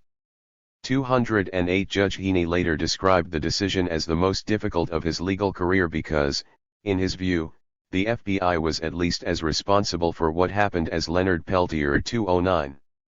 The judge failed to explain why, if this is the case, only Peltier is sitting in prison, without legal recourse, while the FBI agents involved have been allowed to simply go on about their business. COINTELPRO AIM 299. Implications of COINTELPRO AIM. In many ways, the stark unwillingness of the federal government to accord Leonard Peltier even a modicum of elementary justice is symbolic of the entire AIM experience during the 1970s and, more broadly posed, of the U.S. relationship to American Indians since the first moment of the Republic. The message embedded, not only in Peltier's imprisonment, but in the scores of murders, hundreds of shootings and beatings, endless show trials and all the rest of the systematic terrorization marking the FBI's anti-AIM campaign on Pine Ridge, was that the Bureau could and would make it cost prohibitive for Indians to seriously challenge the lot assigned them by policymakers and economic planners in Washington, D.C. The internal colonization of Native America is intended to be absolute and unequivocal. Thus it was that AIM, arguably the most hopeful vehicle for some meaningful degree of indigenous pride and self-determination in the U.S. during the late 20th century, was destroyed as a viable national political organization. In the end, as Dennis Banks has observed, the FBI's tactics eventually proved successful in a peculiar sort of way. It's remarkable under the circumstances, and a real testament to the inner strength of the traditional Oglalas, that the feds were never really able to divide them from us, to have the traditionals denouncing us and working against us.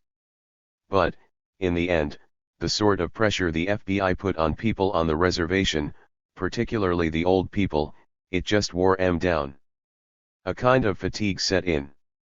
With the firefight at Oglala, and all the things that happened after that, it was easy to see we weren't going to win by direct confrontation. So the traditionals asked us to disengage, to try and take some of the heaviest pressure off. And, out of respect, we had no choice but to honor those wishes. And that was the end of AIM, at least in the way it had been known up till then. The resistance is still there, of course, and the struggle goes on, but the movement itself kind of disappeared. 210. At another level, the nature of the FBI's assault against AIM during the mid-1970s demonstrated the willingness and ability of the Bureau to continue COINTELPRO-style operations even at the moment such methods were being roundly condemned by the Senate Select Committee on Intelligence Activities, and FBI officials at the highest levels were solemnly swearing before Congress that all such techniques had been abandoned, long since. Indeed, as has been shown in this chapter, there is ample evidence that, at least in terms of sheer intensity and lethal results, the counterintelligence program directed at AIM represented a marked escalation over what had been done when such things had been designated by the formal COINTELPRO acronym. As Russell Means has put it, COINTELPRO is COINTELPRO, no matter what they choose to call it. 211. Further, getting away with COINTELPRO AIM at the precise instant it was supposedly being chastised and reformed due to earlier COINTELPRO X. 300. The government owe right to continue full Ipvitlagatlan of AIM and certain affiliated organizations. Create relevant danger to a few citizens' privacy and FRW expression, but this danger must be weighed against society's right to protect itself against current domestic threats. The Supreme Court has observed that unless the government safeguards its own capacity to function and to preserve the security of its people, society itself could become so disorderly that all rights and liberties would be endangered. United States v. United States District Court, 407 U.S. 29 T3 I2. 2. Scope of investigation. Investigative techniques.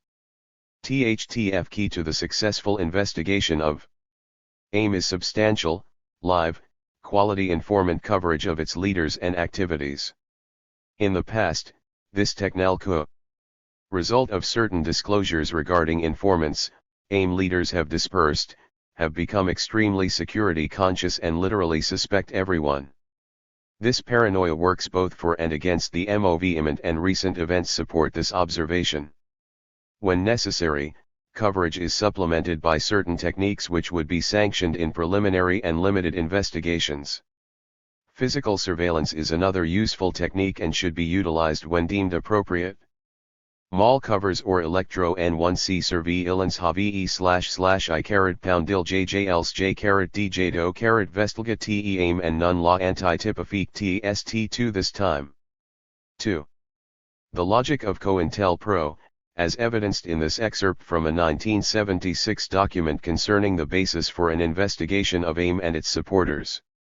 Note the mention of the deliberate fostering of paranoia among AIM leaders through the use of informers, and insistence on the right of government to suppress dissent outweighs the rights of citizens to privacy and free expression.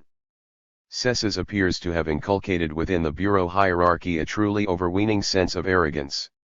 212 They were quite prepared to openly defend the rationale of COINTELPRO, even while pretending to disavow it, a matter readily evidenced in the accompanying excerpt from the FBI's June 1976 Predication for Investigation of Members and Supporters of AIM, a position paper drafted by Richard G. Held and delineating the thinking underlying what was being done to the organization. The right of the government to defend itself from dissent, in this official Bureau view, clearly outweighs the rights of citizens to privacy and free expression. In 1953, just prior to the passage of PL 280, Felix Cohen, one of the foremost scholars of Indian law, compared the role of the Indians in America to that of the Jews. COINTELPRO AIM 301.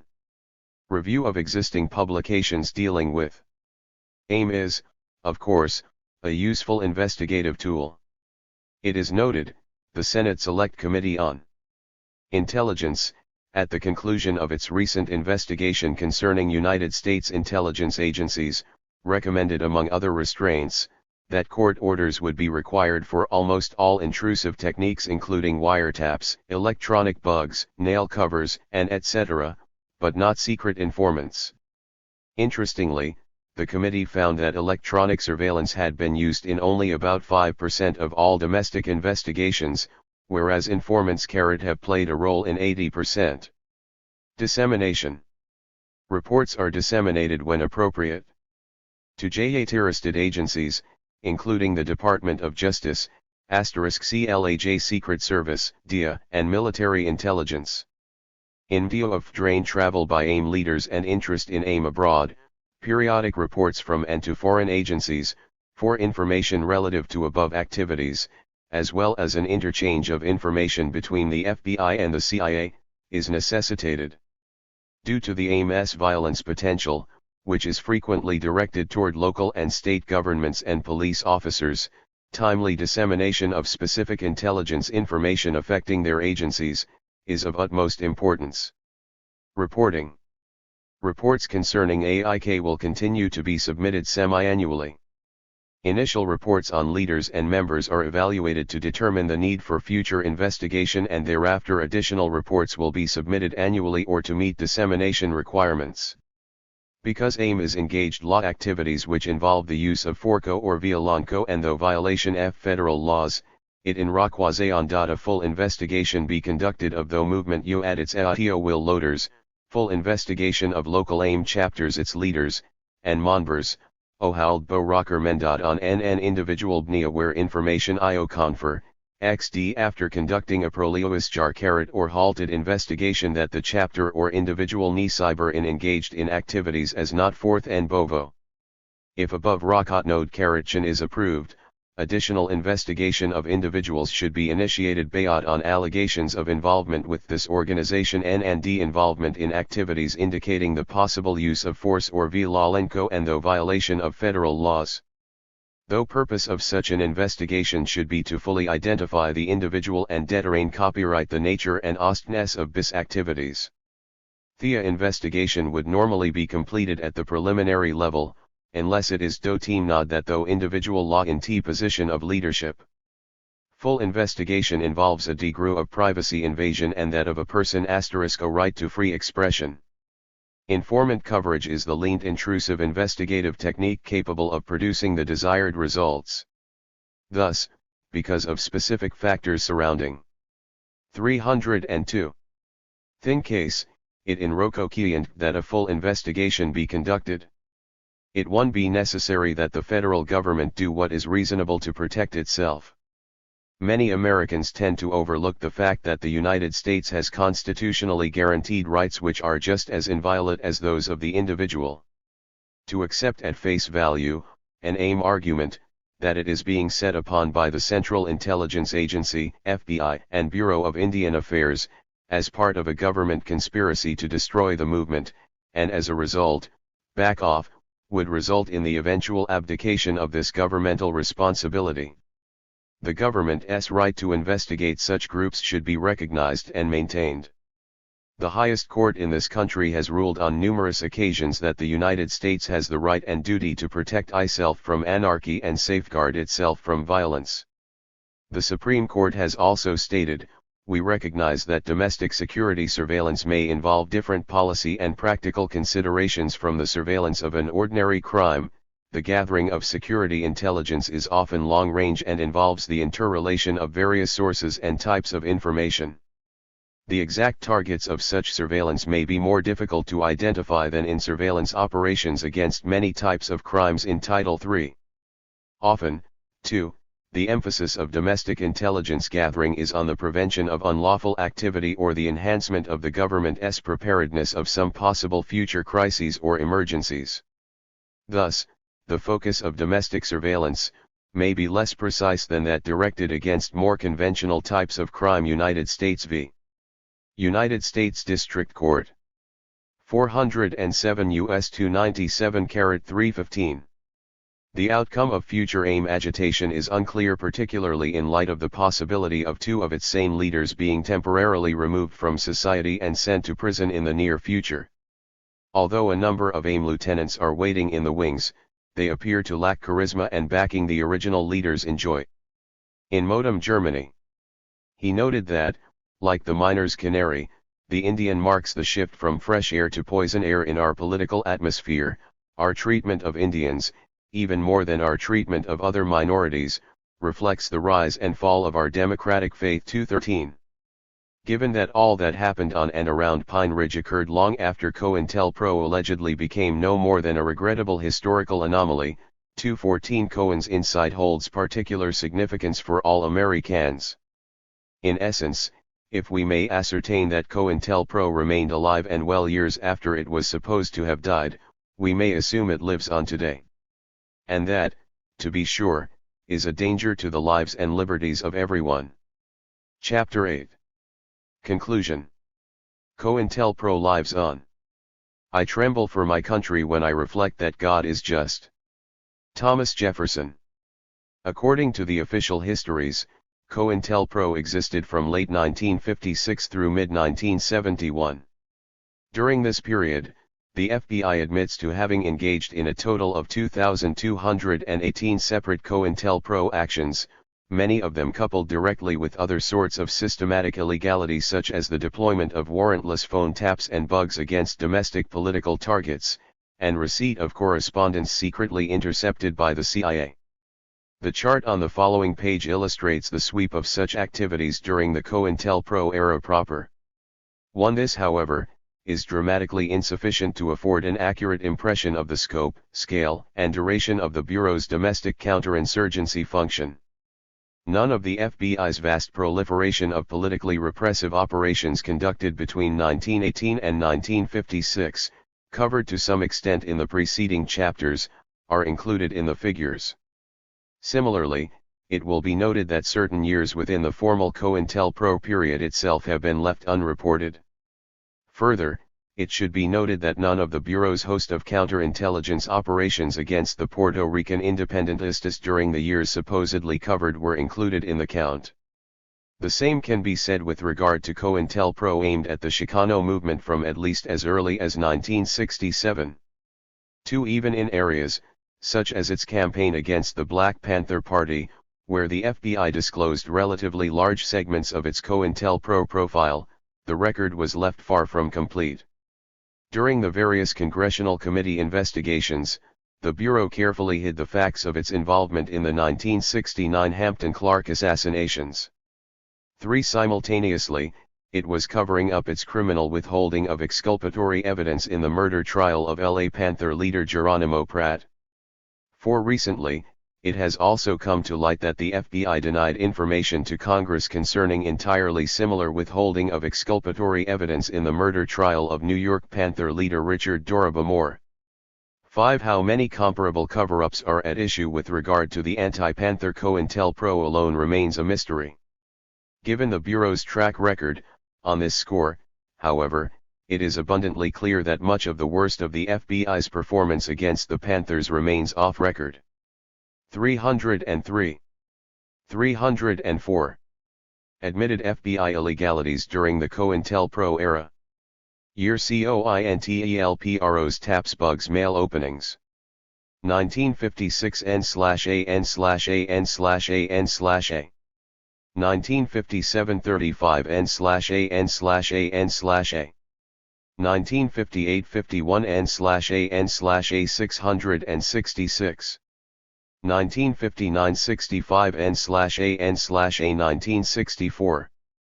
1960 115 114 74 2342. 1961 184 140 85 3520. 1962 147 198 100 3017. 1963 128 244 83 4167. 1964 232 60 106 5396. 1965 220 233 67 4503 1966 240 174 10 5984 1967 180 113 0 5863 1968 123 82 9 5322 1969 280 123 14 5384 1970 180 102 19 4975 1970 140 101 16 2701 1972 N/A 108 32 1400 1973 N/A 123 4642 1974 N/A 190 42 N/A. Then there is the matter of the Bureau's continuation of domestic political counterintelligence operations after 1971 despite well-publicized governmental claims that the program ceased, and the FBI's abandonment of the acronym COINTELPRO itself. One indication of this is revealed in the accompanying chart. During the 3 years following the point at which COINTELPRO was suppository-edly terminated, the frequency with which the Bureau engaged in warrantless bugging and wiretapping increased dramatically. The relationship between these ELSER activities and the fact that the FBI maintained an ongoing involvement in de facto COINTELPRO is brought out clearly in the accompanying July 29, 1975 teletype from Director Clarence Kelly to all SACs inquiring as to the proportion of warrantless electronic surveillance then being devoted to counterintelligence purposes associated with domestic security investigations. 6. The reality of COINTELPRO's continuation was masked not only behind the dropping of the descriptive title, but a retooling of the terminology utilized to define its targets as well. During the 1950s and early 1960s, the Bureau typically followed the McCarthy-esque practice of defining those subject to neutralization as being. Conclusion 305. Teletype 1. Mr. N.P. Callahan T. J. Jenkins. 1. Mr. J. B. Adams Nitel. 1. Each Assistant Director Compound. *I Induct, UNDERJ Foreign Intelligence, including STTERINTELLIGENCEPURPOSE, requested. A review of all other activities which are or can be conducted by TI, 13 and so on. Conjunction 307. 2. SAC, Albany. From, Director, FBI. Urban Guerrilla Warfare. Extremist Matters. PERSONFTCVATTENTION all MFORIOOM Coyotha. Herein is unclassified date _H2U5J by _S#3JSGJRTJJ. 1. As terrorist acts increase across this country, a pressing need exists for careful analysis of and penetrative investigative efforts concerning matters relating to urban guerrilla activity. We must be in a position to recognize urban guerrilla acts so that appropriate measures can be taken to identify and control these terrorists wherever they may appear. Representatives of all field offices at the recently concluded seat of government conferences concerning attacks on law enforcement officers and related urban crimes agreed that there is an urgent need for the /OSIST possible coordination of investigations involving urban guerrilla activity between personnel handling criminal and extremist matters. This need exists in view of the widespread criminal activity involving extremist individuals and groups. Close coordination of our efforts is necessary to control these terrorists. Responsibility for coordination of these matters in each field office is being placed hereby on the desk of the field supervisor handling extremist matters investigations. Such coordination will involve analysis of pertinent data received from the Bureau and other field offices so that your office will be in a position to promptly recognize indicators of urban guerrilla activity occurring within your division and to ensure that full investigative attention is being given to these matters. Careful evaluation of the potential for urban guerrilla activity within your division mandatory so that any weaknesses in our coverage can be corrected. Further, it will be necessary that close liaison exists with local law enforcement officers so that incidents involving possible urban guerrilla activity are immediately brought to our attention. Why you should give special attention to this matter so as to ensure that every effort is being made to effectively identify, investigate, and control urban guerrilla terrorists in this country. Early Airtel applying the term terrorist to those previously described as activists/radicals/agitators or political extremists. The same veneer of counter-terrorism has also been applied to operations conducted against the devoutly pacifist Silo Plowshares organization, committed to anti-nuclearism/anti-militarism, a situation so ludicrous as to provoke COINTELPRO veteran John Ryan to refuse to participate.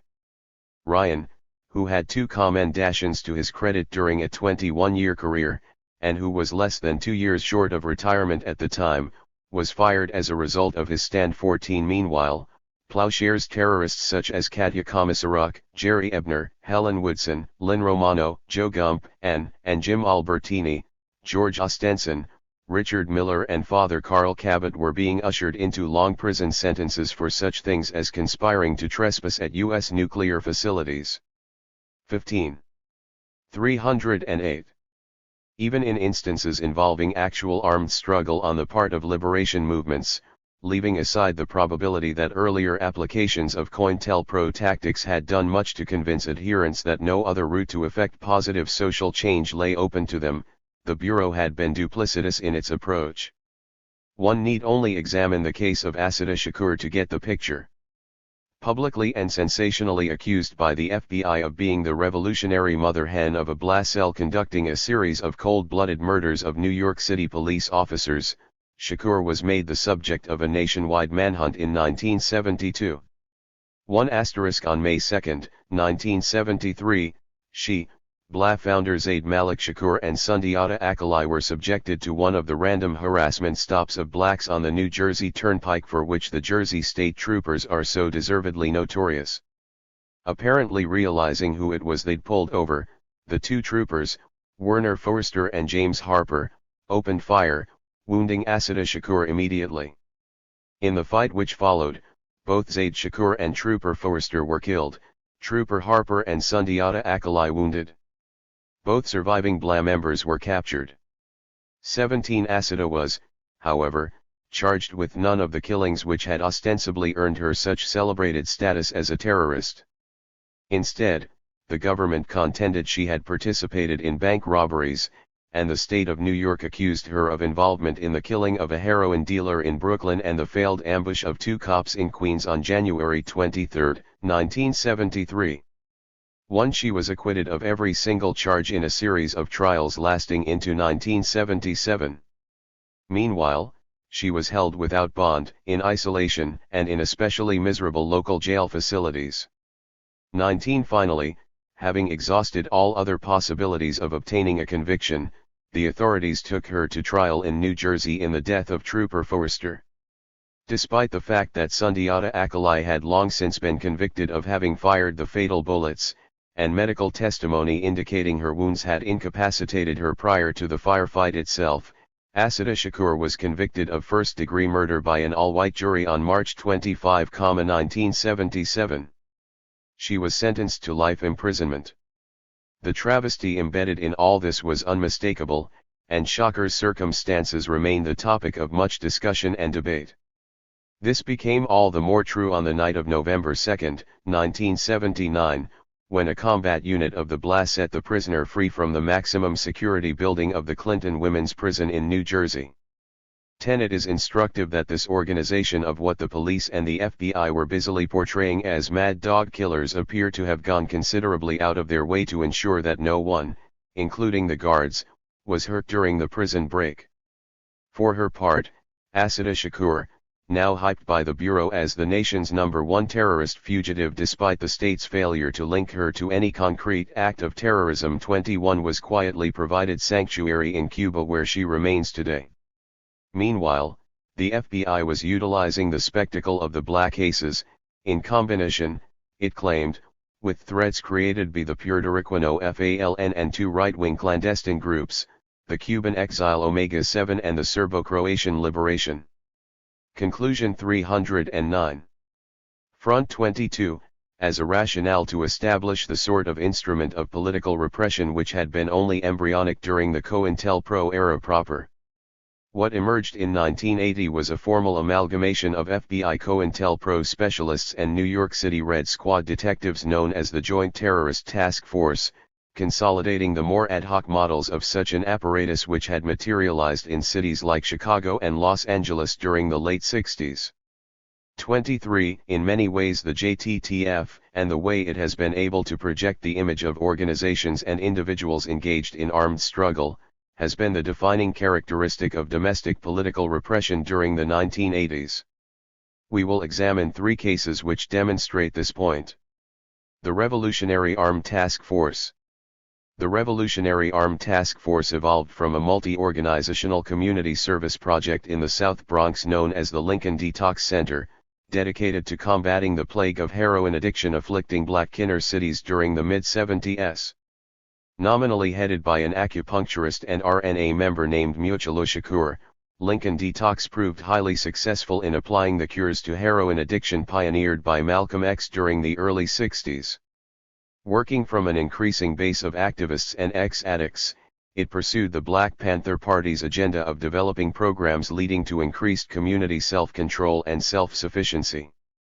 It was perhaps because of project's very success that government funding was withdrawn and police used to evict staffers on November 29, 1978. After Lincoln Detox was forcibly returned to the orbit of conventional heroin treatment programs, Muchala Shakur acted to establish a private entity dubbed the Black Acupuncture Advisory Association of North America to continue the work. The organization established a heroin treatment facility in Harlem. According to the JTTF, a subset of BANA was the BLA-led RATF, formed in 1978 to provide a funding base for the heroin clinic by robbing banks and armored trucks. 25 On October 20, 1981, the BANA/BLA/RATF ensemble came unwrapped as the result of a failed armored truck robbery in West Nyack, New York, in which 2 guards were killed and several RATF members captured. 25 Muchala Shakur and several others escaped, but were forced underground. BANA rapidly dissolved thereafter.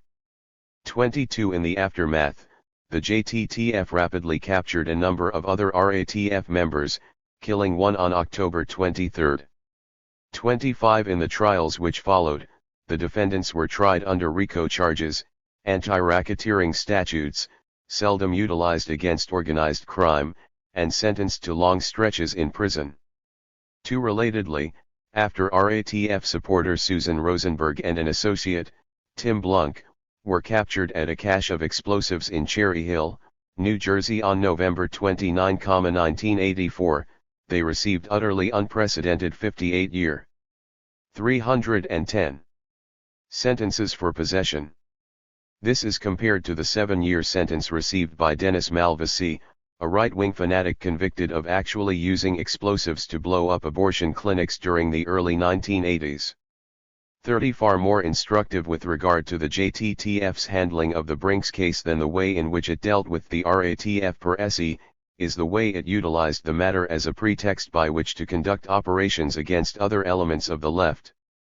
For instance, in the wake of the West Nyack incident, U.S. Attorney John S. Martin, Jr. convened a federal grand jury in New York, casting an extremely wide net across East Coast dissidents in what one attorney described as not so much an effort to gather evidence in the Brinks case itself, as to compel testimony which provides comprehensive general intelligence on personal and organizational relationships within the left as a whole. 13 key activists were jailed for as long as 18 months because of their contempt in refusing to cooperate with this fishing expedition. The New York grand jury gambit proved so successful that by late 1983 the FBI had requested a second be convened in Chicago, ostensibly to explore links discovered between the RATF and Puerto Rican independentista formations such as the FALN. This led in due course to the imprisonment of 5 key members of the Movimiento de Liberación Nacional, Ricardo Romero, Maria Cueto, Steven Guerra, Julio Rosado, and Andrés Rosado, for up to 3 years for the criminal contempt of refusing to cooperate. Yet a third such grand jury was set in place during 1984, this one assigned to probe the John Brown Anti-Klan Committee, an organization said to have fraternal relations with the RATF, the FALN, and other terrorist entities. Another 6 key activists went to jail for refusal to collaborate. 34 symptomatic of the sort of hard information generated by the grand juries and other JTTF investigative activities related to the RATF are the following proofs that the May 19 Communist Organization was part of a terrorist network. A 1985 profile in terrorism lists as a terrorist incident, the arrest of 9 May 19 Communist Organization members for trespassing during a sit-in at the ticket office of South African Airways in New York City. Other May 19 organization activities posited by the Bureau as evidence of terrorism include attending peaceful demonstrations sponsored by CISPs, conducting an educational forum at Boston University, holding a nonviolent public rally in New York, publicly advocating solidarity with the Southwest African People's Organization, and having inter-organizational contact with CISPs. Advocacy of the right of oppressed peoples to engage in armed struggle and specifically endorsement of the escape of Assata Shakur are listed as Conjunction 311. Terrorist activities undertaken by the May 19 Communist Coalition. FBI Director William Webster offered as links between the May 19 Communist Organization and the FAL and the fact that May 19 members were known to have attended rallies and functions supportive of Puerto Rican independence. Similarly, Webster claimed to have uncovered links between May 19 and the RATF based on the facts that the organization openly engaged in support of new African freedom fighters and one person associated with May 19 was arrested in the Nyack incident. Being thus gratuitously cast by the FBI as a terrorist group is not a laughing matter, as the experience of a black Harlem study group headed by Coltrane Camaranga bears out. Infiltrated by a JTTF provocateur named Howard Bonds in 1984, the membership was shortly arrested en masse on criminal conspiracy charges and publicly branded son of Brinks. They were accused of planning at least 2 bank robberies and to free RATF members Sikau Odinga and Kuwesi Balagoon. Despite the prosecutor's introduction of some 450 pages of affidavits, including lengthy excerpts from wiretap logs, and testimony of Bonds, the jury appears to have ended up believing that most or all of the conspiracy was a product of the infiltrators' own actions and/or imagination. They voted for acquittal on all substantive charges, convicting 7 of the 8 defendants only on charges of possession of restricted weapons and phony IDs. 37 afterwards, several jurors publicly commented that the JTTF tactics revealed at trial had constituted a clear violation of the civil rights and liberties of the accused, and that the conduct of the counter-terrorists themselves represented a far greater threat to freedom than anything Camaranga's group might have contemplated. The defendants in the son of Brinks case ultimately went free, even though they had spent nearly a year bound up in legal proceedings, and were thus thoroughly neutralized in terms of their political organizing in what turned out to be, at best, an utterly frivolous case on the part of the government. Less lucky was Dr. Alan Berkman, a founder of JBASI whose long history of activism included a stint as a medic at Wounded Knee, several years working at Lincoln Detox, and staunch support of the Black liberation and independentista movements. Indicted in 1983 for having rendered medical assistance to Marilyn Buck, an RATF member allegedly wounded in the leg at Nyack, Berkman successfully went underground before being captured in Philadelphia in mid-1985. He was then held without bond for 2 years, until a 1987 trial which resulted in his conviction as an accessory in the Brinks case. He was the first individual since Dr. Mudd, the man accused of rendering medical aid to John Wilkes Booth after the Abraham Lincoln assassination, to be so charged. Berkman was sentenced to 12 years imprisonment for his involvement in terrorism. 312. Organizations as such also suffered direct physical consequences from the JTTF's RATF-related investigation. For instance, on January 31, 1983, The FBI carried out a massive raid on the Madam Bin Graphics Collective in Brooklyn, New York. The May 19 Communist organization used the studio for its First Amendment-protected organizing activities. The warrant to search the graphics studio falsely stated it was the home of Donna Borup. In the course of the search, the FBI destroyed printing equipment and seized large quantities of political literature and artwork. 40. No charges were ever brought against Borup, the ostensible focus of the raid, a matter which has prompted many people to conclude her pursuit was merely a pretext by which the Bureau accomplished its real objective of disrupting the Madam Bin Collective's ability to function. Ironically, many supposedly progressive groups and individuals have joined the chorus supporting the FBI's campaign against terrorism on the left, arguing that the menace posed by armed struggle somehow justifies virtually any politically repressive activity in which the Bureau might care to engage, and that those who engage in or support terrorism deserve whatever fate the state wished to accord them, no matter how cruel, unusual, or anomalous. 41. Such victim-blaming attitudes are precisely what the FBI requires as a basis for its conduct of the broadest forms of ideological warfare, a matter the CISP's investigation should have proven beyond any reasonable doubt. To underscore the matter even further, it is only fair to observe that the Bureau has shown no inclination to cast such broad nets over the radical right. This holds true even when the FBI has investigated such unabashed terrorist organizations as the neo-Nazi Brüder Schweigen, or Silent Brotherhood, otherwise known as the Order, a group which admittedly performed the cold-blooded murder of Alan Berg, killed a Missouri state trooper, executed a third individual and conducted a series of armored car and bank robberies netting several times the amount attributed to the RATF. The group was also heavily involved in counterfeiting. The Resistance Conspiracy Case. Stemming to some extent from the FBI's anti-RATF operation, the Resistance Conspiracy Case concerns 7 long-term white activists accused of planning and involvement in the execution of a terrorist bombing campaign during the early 80s. Among the more notable actions they are alleged to have carried out were the placing of explosives at the National War College and U.S. Capitol building in 1983 as protests against the U.S. invasion of Grenada. One of the 7 accused, Betty Ann Duke, has evaded capture to date.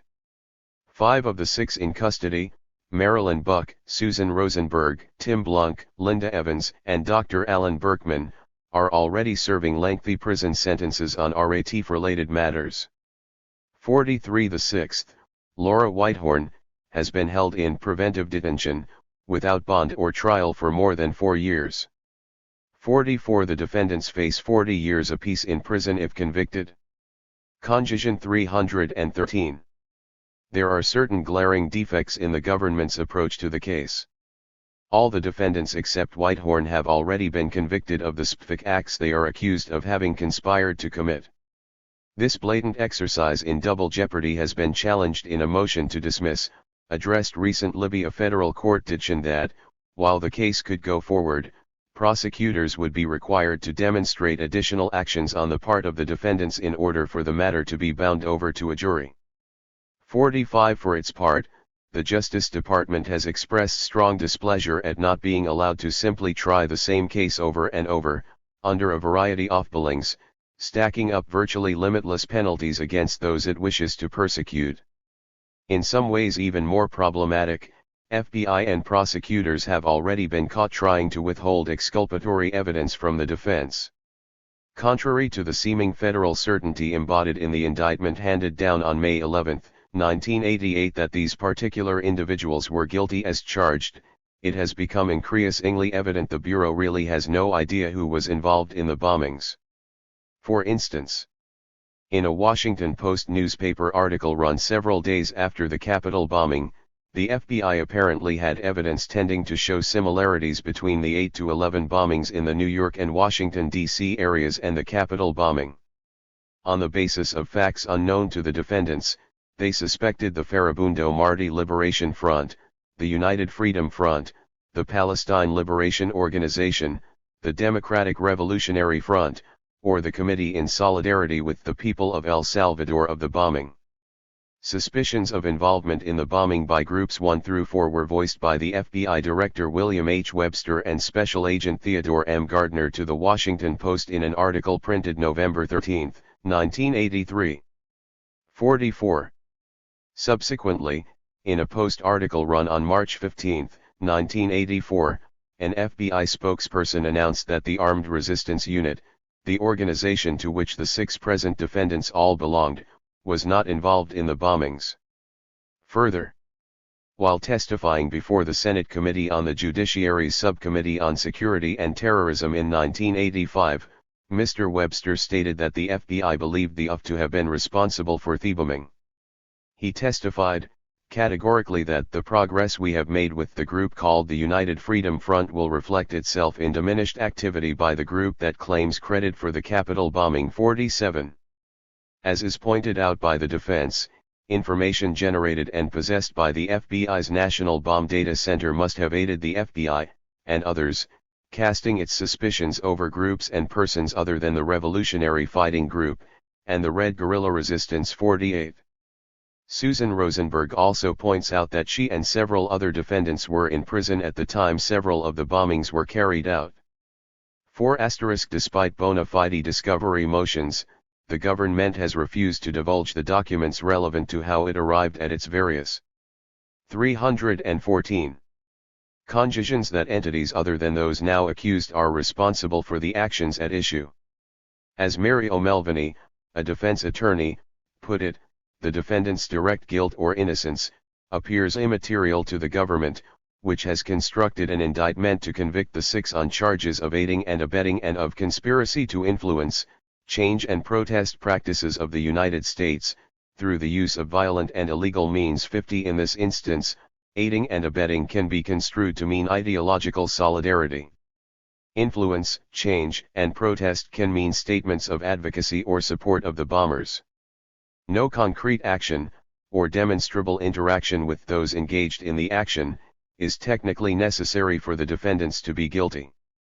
This affords an interesting perspective upon U.S. Attorney J. Stevens' assertion at the time of the indictment, "Let this be a warning to those who seek to influence the policies of the U.S. through violence and terrorism that we will seek unrelentingly to bring them to justice." 51. The resistance conspiracy group is thus to stand as a symbol of the government's ability to define dissidents as terrorists at its own discretion and regardless of the facts. Under such circumstances it follows that dissent per se can be made punishable by long prison terms, a matter which, as O'Melveny puts it, makes a point which says to people, shut up. And don't even consider stepping out of very narrow bounds of protest. That's what I think this case is all about. 52.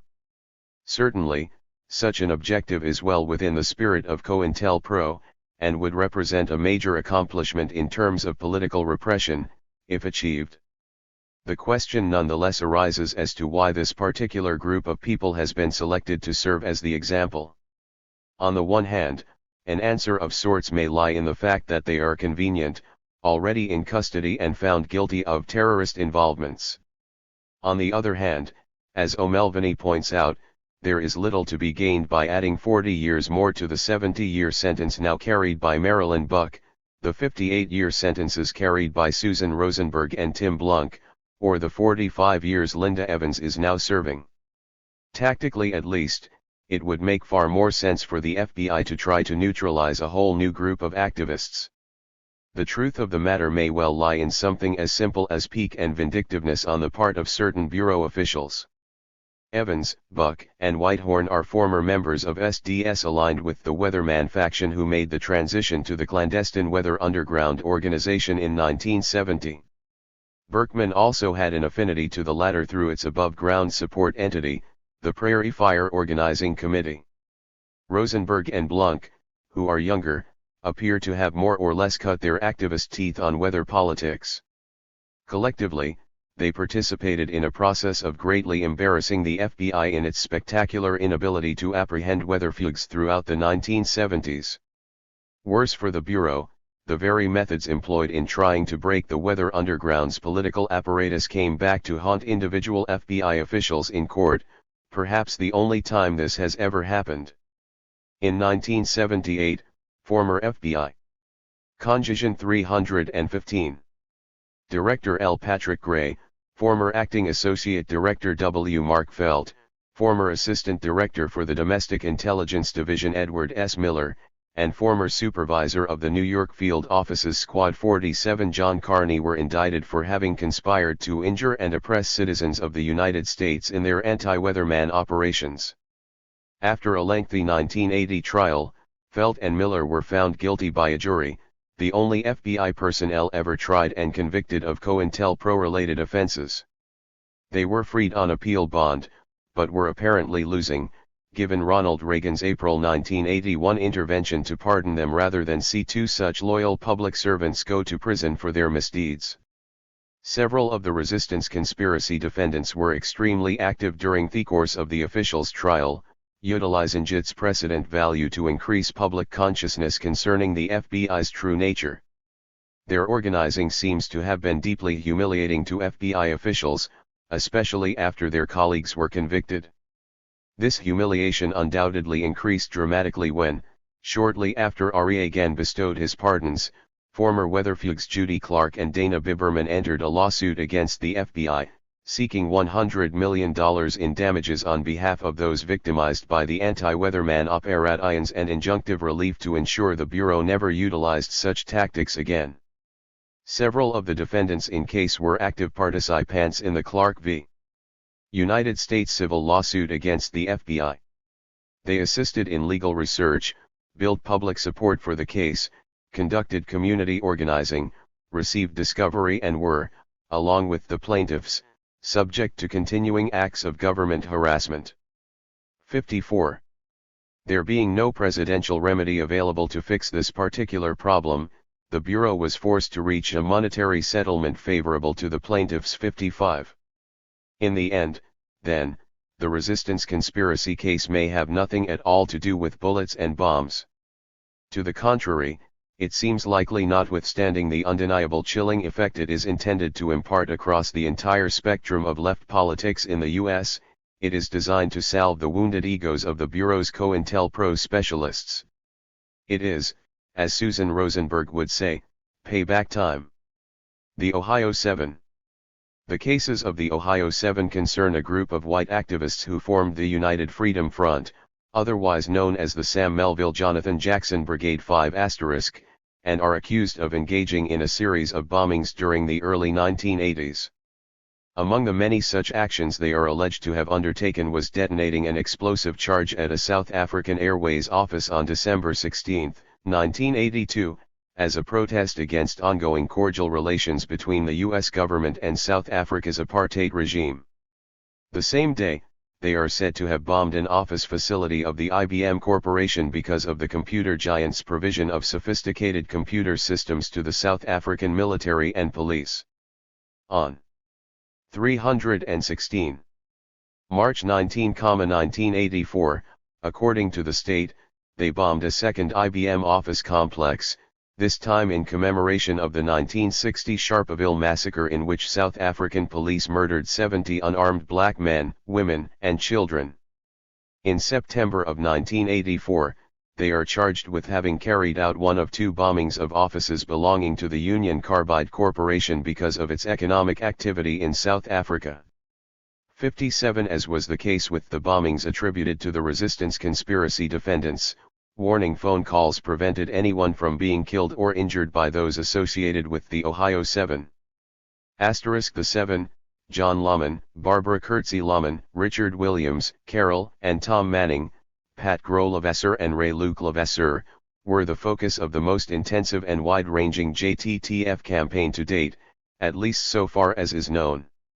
This assumed the form of Boss Luck, an effort initiated in 1982 and eventually drawing not only the FBI and New York police establishments, but the BATF and police representation from Massachusetts, Maine, Vermont, New Hampshire, Ohio, Pennsylvania, and New Jersey as well.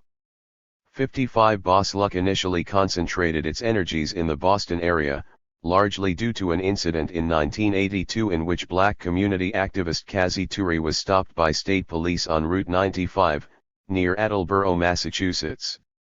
A sharp exchange of gunfire followed, leaving two troopers wounded and Turi in custody, a passenger in the latter's car having escaped. 59. The fugitive was identified as UF member John Lahman. The Attleboro firefight closely followed a similar event on Route 80 in rural New Jersey when State Trooper Philip Lamonaco stopped a car driven by Tom Manning and, apparently recognizing the occupant, opened fire. Lamonaco ended up dead. Police subsequently contended Richard Williams had been with Manning at the time of the shooting. 60. By early 1984, frustrated at coming up dry in Massachusetts, the JTTF expanded the scope of Boss Luck to encompass all of New England in what was dubbed Western Sweep. Agents of the task force seized many citizens resembling the Ohio Seven and subjected them to public humiliation and physical abuse prior to any positive identification. A family was surrounded by police after leaving a diner, and the father was beaten and searched in front of his in the parking lot. Another family was pulled over on the highway and forced at gunpoint to lie face down in the rain on the pavement. Another man's teeth were broken with the barrel of a gun. In Pennsylvania, a paramilitary team landed in a field, surrounded a family in their home and held them hostage for 6 hours. These people had the simple misfortune like members of the Ohio Seven. 61. No expense was spared, as surveillance by electronic means, paid informants. Some Ohio 7 members have been accused of a 1976 courthouse bombing in Suffolk County, Massachusetts, in which people were injured. No credible evidence of this has, however, been produced. Conclusion 317. And photographic methods yielded 500,000 pages of material from investigations of the Ohio 7. In designated areas, numerous pen registers were obtained. Then hundreds of Boss Luck agents would conduct an intelligence sweep. The idea was that the increased police activity would generate more phone calls to sympathizers and all calls would be subject to FBI investigation.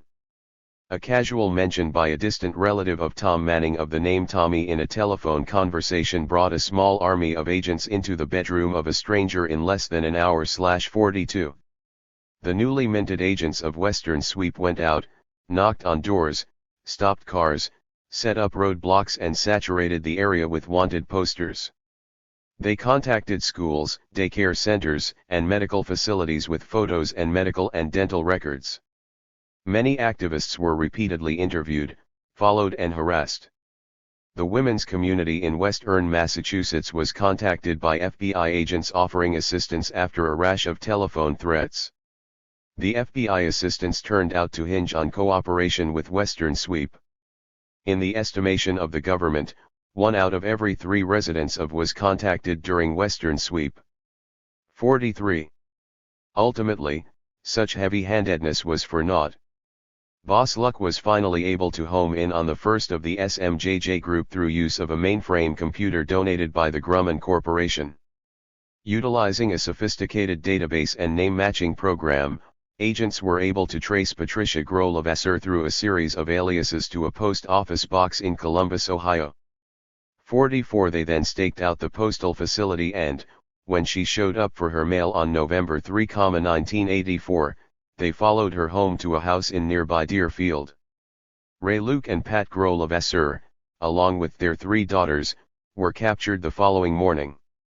45. At about the same time, some 75 FBI SWAT team members, armed with a warrant for Richard Williams and an armored personnel carrier known as Mother, had surrounded a house at 4248 West 22nd Street in Cleveland. Williams, John, and Barbara Kurtzy Lahman, and the Lahmans' 3 children were captured.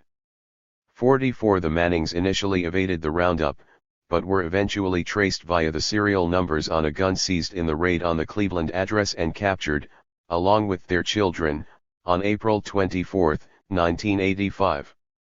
47. Federal treatment of the children of the captured Ohio 7 members is instructive. Upon the arrest of their parents, the 3 Levasseur girls were whisked away for a solid 5 hours of interrogation by the FBI and representatives of the New Jersey State Police.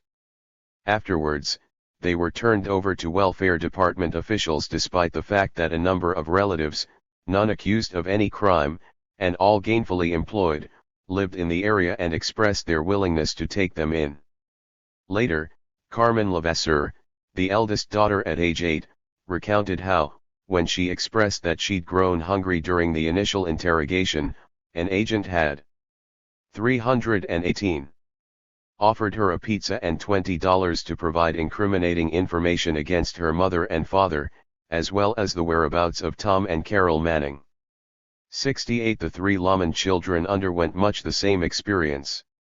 69 As for the Manning children, Jeremy, Tamara, and Jonathan, they were repeatedly interrogated and arbitrarily placed in a foster home despite repeated attempts by Tom Manning's sister Mary, and her husband, Cameron Bishop, to obtain custody. 70 The Mannings were finally compelled to begin a hunger strike in prison in order to force authorities to release their children into the custody of Carol's sister. 71 In the series of trials which followed the capture of the Ohio 7, the government relied heavily upon the testimony of an informant named Joseph Aceto, a former member of statewide Correctional Alliance for Reform, a prisoners' rights organization founded in Portland, Maine during the early 1970s by Tom Manning and Ray Luke Levasseur. 72 Aceto offered considerable evidence concerning the original formation of the SMJJ, its evolution into UF, and suppository first-hand recollections of the defendants having described their bombing and bank-robbing exploits to him. Only later did it emerge conclusively that the government's star witness had consistently lied under oath, passing off third-hand gossip and utter fabrications as conversations in which he himself had participated. 73 It also came out that Aceto had been diagnosed as psychotic and administered heavy doses of the tranquilizer Melaryl, to increase his veracity, prior to testimony. 74 To top things off, it was revealed that, in exchange for such testimony, the FBI had arranged for him to be released from prison where he was serving a life sentence for a brutal stabbing murder and placed on the Federal Witness Protection Program. 75 All this information had been withheld from the defense, and consequently from the jury, at trial. As the prosecutorial smoke cleared in 1987, Ray Luke Levasseur had been convicted of 6 bombing charges and had been sentenced to 45 years imprisonment. Tom Manning had also been convicted of 6 bombing charges and sentenced to 53 years, as well as murder in the death of New Jersey State Trooper Lamonaco. Richard Williams had been convicted on 6 bombing charges and sentenced to 45 years, he was not convicted in the Lamonaco killing, but is to be retried. John Lahman was convicted on 6 bombing charges and sentenced to 53 years. Carol Manning and Barbara Kurtzy Lahman were convicted of lesser accessory charges and sentenced to 15 years apiece. Pat Grohl Levasseur was convicted of harboring a fugitive, and sentenced to 5 years. 76 Apparently unsatisfied with the virtually permanent incarceration meted out to each of the male principals in the Ohio 7 case, hoping to secure heavier sentences against the women, and generally seeking to set a more spectacular example, the government next resorted to the same double jeopardy ploy being utilized in the resistance conspiracy case. All 7 defendants were charged, on the basis of actions for which they had already been convicted, of seditious conspiracy and Conclusion 319. Violation of the RICO statute. The holes in the case became almost immediately apparent as charges were dropped against both Tom Manning and John Lahman, in order to simplify proceedings, according to prosecutors. 7 Next, Barbara Kurtzy Lahman was severed from the trial after the court ruled that the FBI's 1984 SWAT raid on her home, which resulted in her capture, had been illegal. 8 The government then began offering reduced sentence deals to any defendant who would enter a guilty plea. Carol Manning accepted the offer. In the end, after a trial lasting 10 months, costing more than $10 million, and in which nearly 250 witnesses took the stand, the jury acquitted the 3 remaining defendants, Ray Luke and Pat Grohl Levasseur, and Richard Williams, of both charges on November 27, 1989. 80 Pat Grohl Levasseur was released from custody on a time-served basis, while her husband was returned to the federal prison at Marion, Illinois to continue serving his existing sentence. Williams was transferred to the custody of New Jersey authorities, pending a retrial in the death of State Trooper Lamonaco. The most imprisoned people on earth? The verdicts reached in the final Ohio 7 trial represent something of a victory for political liberty and common sense in the U.S. They demonstrate that a jury of average citizens will, when exposed to a reasonable amount of factual information and given adequate time to think through the issues, reject as implausible government contentions that any small group of radicals, no matter how secretive and violent, are capable of seriously plotting to overthrow the government by force of arms. So much for the notion of seditious conspiracy. Similarly, the verdicts show clearly that, under appropriate conditions, the same jury will conclude that political formations which engage in bank expropriations and similar activities, while they may have engaged in criminal behavior under the law, are no more guilty of racketeering than were the Founding Fathers at the Boston Tea Party. Other recent verdicts also offer glimmers of hope, as when on August 26, 1989 a jury acquitted Puerto Rico independentista leader Filiberto Ojeda Rios of attempted murder of a federal agent and 7 other charges stemming from Richard W. Held's island-wide raid in 1985.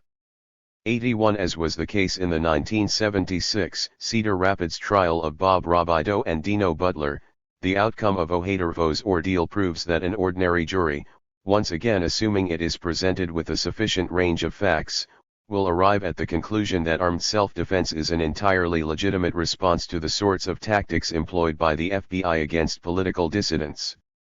Other examples are more grim. Leonard Peltier, Geronimo Pratt, the New York Three and many other victims of earlier COINTELPRO operations remain in prison despite overwhelming evidence that they were railroaded into their respective cells. 82 and additional casualties continue to accrue. For instance, there is Mumia Abu Jamal, a former BPP member in Philadelphia, convicted and sentenced to death on July 3, 1982, ostensibly for having killed a cop, despite eyewitnesses having 320 identified an entirely different individual as the assailant. On March 6, 1989, the Pennsylvania Supreme Court denied Abu Jamal's last possible appeal prior to the electric chair, even while acknowledging that genuine doubt exists as to the killer's identity. 83 Indeed, use of the prison system for purposes of political neutralization appears to have become the preferred mode for the FBI and associated police agencies by the end of the 1980s. At present, the U.S. enjoys the dubious distinction of having a greater proportion of its population incarcerated than any Western industrialized country. Its imprisonment just of its Euro-American citizens is tied, at 114 per 100,000, with Austria for first place. Its rate of imprisonment of African Americans, 713 per 100,000, is, however, much higher, 25 times the Netherlands' 28 per 100,00 rate of incarcerating its citizenry. 84 The proportion of the black population presently imprisoned in the U.S. is almost exactly double that in South Africa. 85 More, both federal and state policymakers have lately made no secret of their intention to double the number of available prison beds during the coming decade, privatize an additional large number of penal facilities, and to develop extensive application of electronic incarceration techniques which will require the building of no new physical structures. Following these projections, even the most conservative arithmetic makes it plain the U.S. elite is fully prepared to triple or even quadruple the already burgeoning North American prison population. At the point such plans are consummated, the U.S. citizenry will have become, barring unforeseen eventualities elsewhere, the most imprisoned people on the face of the earth. 86 While such a trend represents an exercise in social engineering going well beyond any conceivable definition of counterintelligence per se, it obviously affords modem COINTELPRO operatives a perfect cover under which to conduct their business, hence, the increasing emphasis upon criminalizing political dissidents as terrorists and racketeers throughout the 1980s. Of late, this process of criminalization has been accelerated considerably under the rubric of a national war on drugs, headed up by such veteran COINTELPRO specialists as Richard W. Held in San Francisco. Little is said about the fact that the black street gangs now decried by the FBI as sources of drugs and violence in our cities are exactly the same entities secretly supported by the Bureau in its COINTELPROs against such anti-drug political formations as the Black Panther Party 20 years ago. 87 Even less is mentioned of the CIA's role in establishing these gang-based drug distribution mechanisms during the same period. 88 Sachheld has, however, proven quite vocal in extending utterly unsubstantiated assertions that contemporary political organizations such as the Black Guerrilla Family are important components of the drug scene. 89 Meanwhile, the drug war's veneer may well already be in use as a screen behind which the selective assassination of key political activists may be carried out. A notable example of this last was the execution-style murder of Panther founder Huey P. Newton in Oakland, on August 22, 1989. 90. Conjunction 321. In some ways more to the point of what is occurring is the nature of the prison facilities the federal system has begun to spawn. Based generally on the Stammheim model perfected by West Germany during the early 1970s, these include the Marion Supermax Prison for Men in southern Illinois, and the Mariana Prison's High Security Unit for Women in northern Florida. 91 The Mariana facility was piloted at the Federal Women's Prison at Lexington, Kentucky during the 1980s. Its purpose was unabashedly political, as is demonstrated in the U.S. Bureau of Prisons' Offitl criteria for incarceration.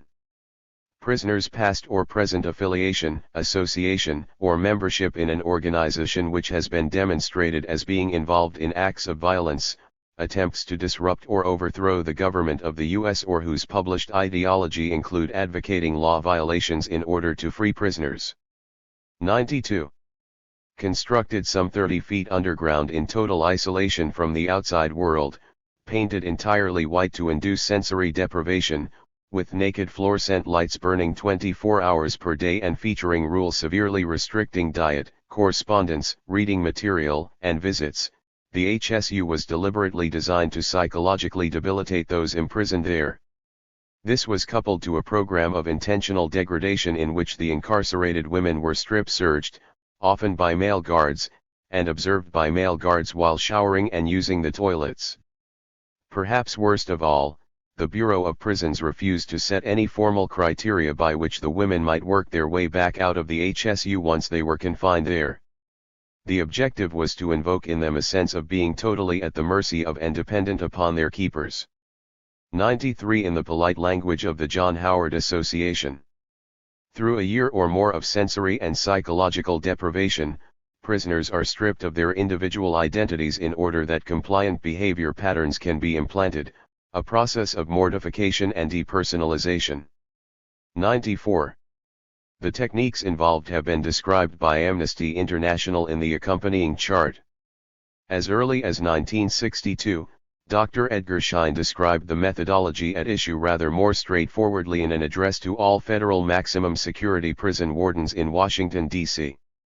In order to produce marked changes in behavior, it is necessary to weaken, undermine, or remove supports for old attitudes. I would like you to think of brainwashing not in terms of ethics and morals, but in terms of the deliberate changing of human behavior by a group of men who have relatively complete control over the environment in which the captives live: isolation, sensory deprivation, segregation of leaders, spying, tricking men into signing written statements which are then shown to others, placing individuals whose willpower has been severely weakened into a living situation. 322. With others more advanced in thought reform, character invalidation, humiliations, sleeplessness, rewarding subservience, and fear. 95. Dr. Richard Korn, in a 1987 report on Lexington commissioned by the ACLU, framed the matter even more clearly. In Korn's estimation, the purpose of an HSU-style facility is to reduce prisoners to a state of submission essential for their ideological conversion. That failing, the next objective is to reduce them to a state of psychological incompetence sufficient to neutralize them as efficient, self-directing antagonists. That failing, the only alternative is to destroy them, preferably by making them desperate enough to destroy themselves. 96.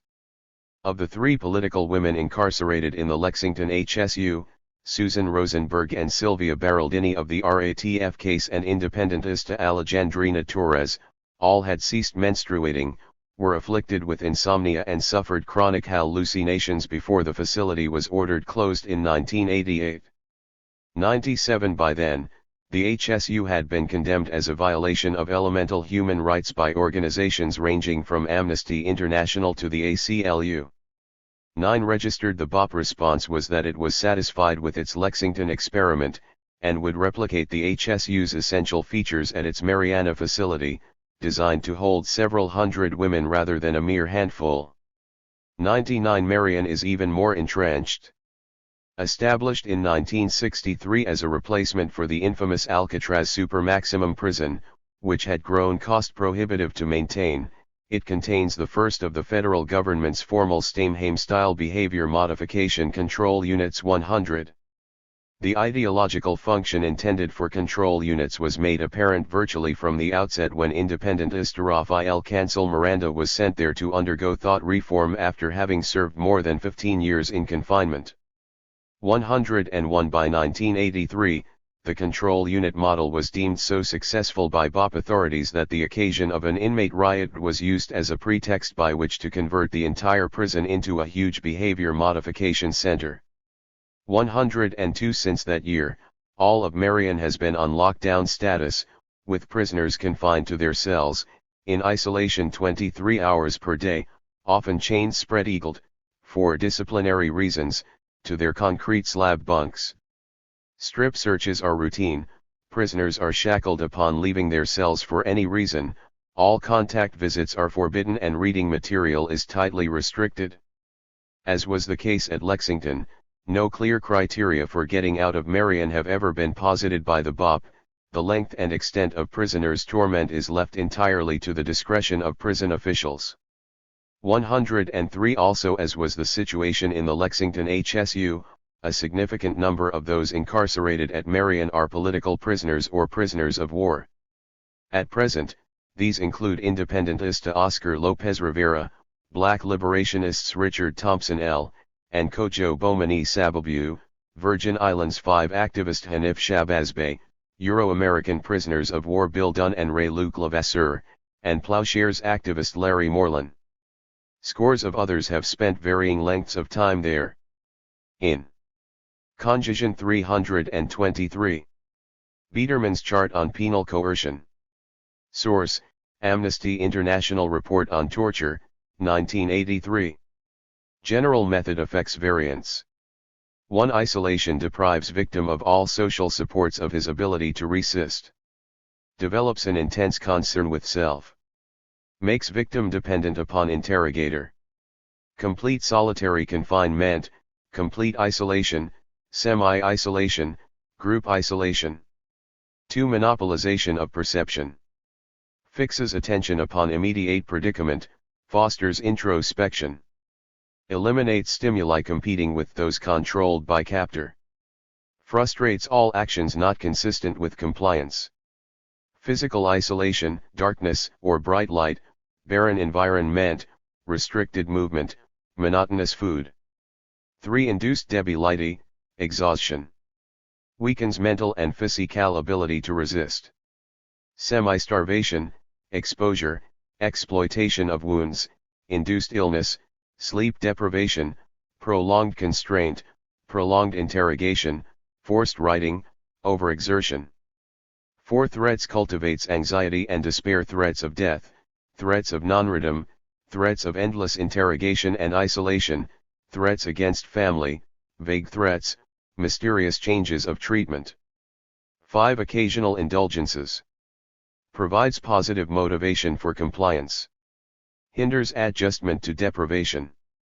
Occasional favors, fluctuations of interrogation attitudes, promises, rewards for partial compliance, tantalizing. 6. Demonstrating omnipotence. Suggests futility of resistance. Confrontation, pretending cooperation taken for granted, demonstrating complete control over victim's fate. 7. Degradation makes cost of resistance appear more damaging to self-esteem than capitulation. Reduces prisoners to animal-level concerns. Personal hygiene prevented. Filthy, infested surroundings, demeaning punishments, insults and taunts, denial of privacy. 8. Enforcing trivial demands. Develops habit of compliance. Forced writing, enforcement of minute rules. 324. Another parallel with Lexington, Marion has been repeatedly condemned by a broad range of organizations, including Amnesty International, as systematically violating United Nations proscriptions against torture and other minimum standards required by international law with regard to the maintenance of prison populations. 104. Rather than favorably altering the situation inside Marion, the BOP has indicated that it considers the lockdown permanent, and has begun to clone off comparable environments, such as the N2 death unit at Terre Haute Federal Prison, in other maximum security facilities for men. Although U.S. District Judge Barrington Parker ordered the Lexington HSU closed on August 15, 1988, on the specific basis of its use as a political prison, his decision was overturned by a federal appeals court on September 8, 1989.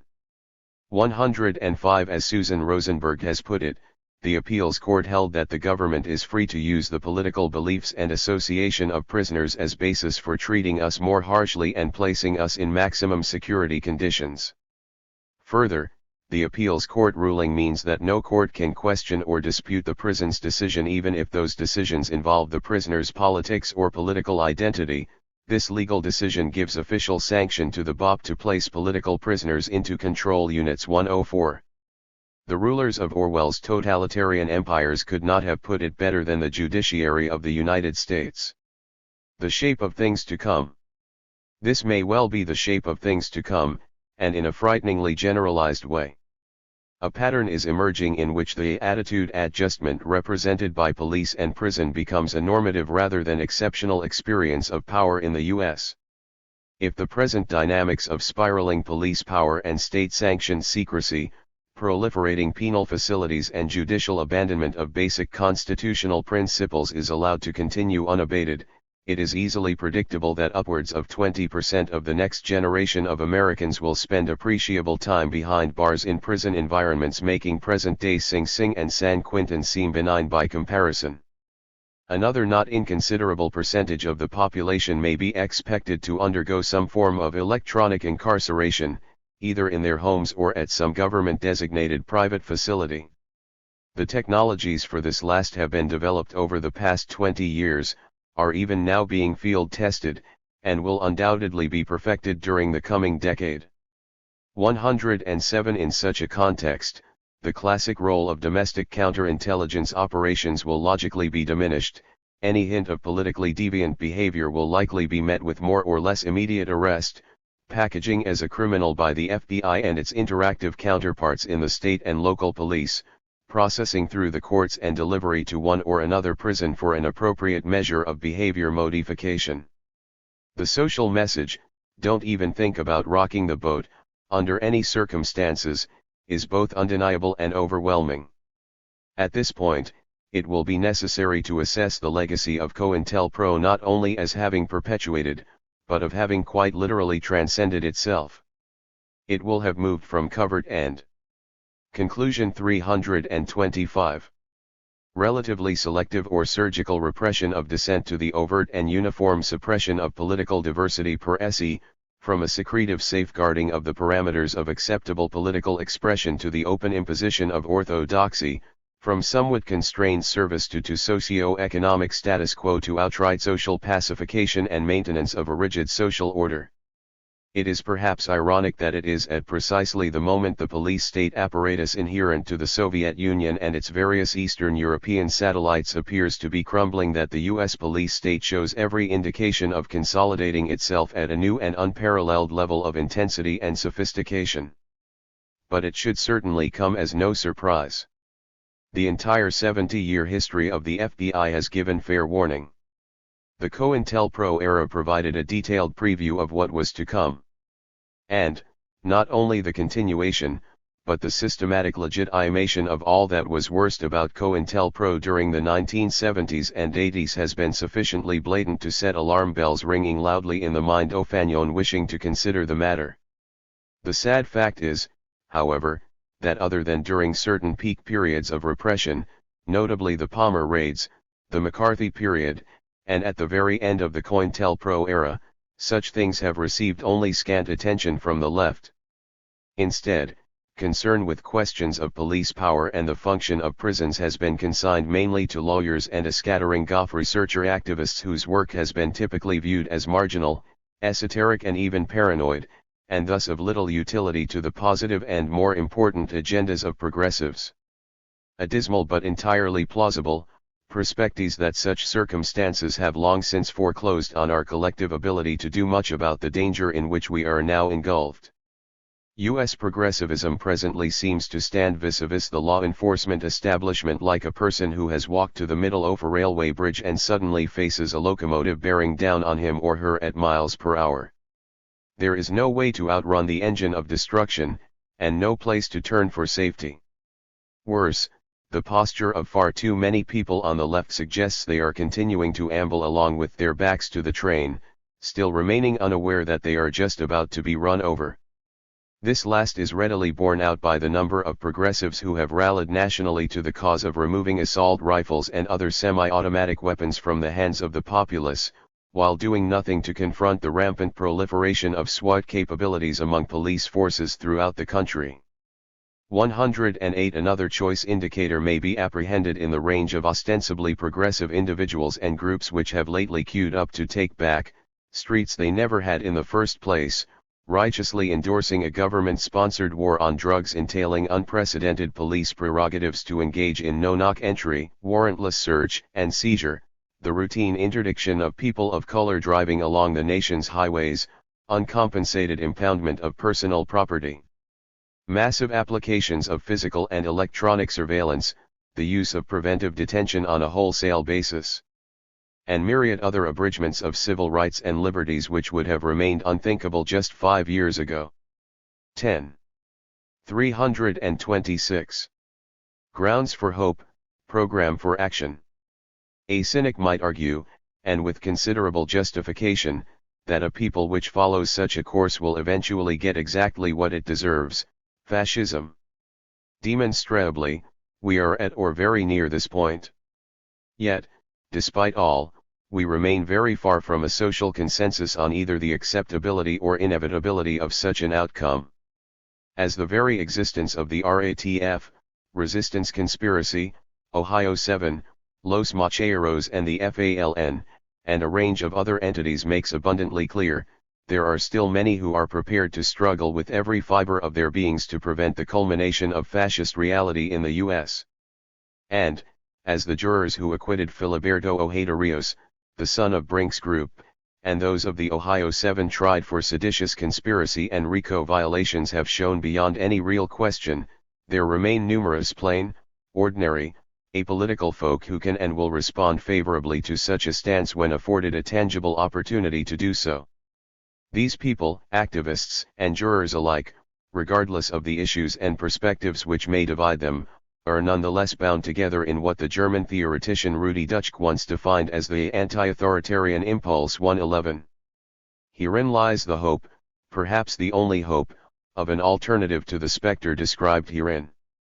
To be sure, mere hope is no solution to anything.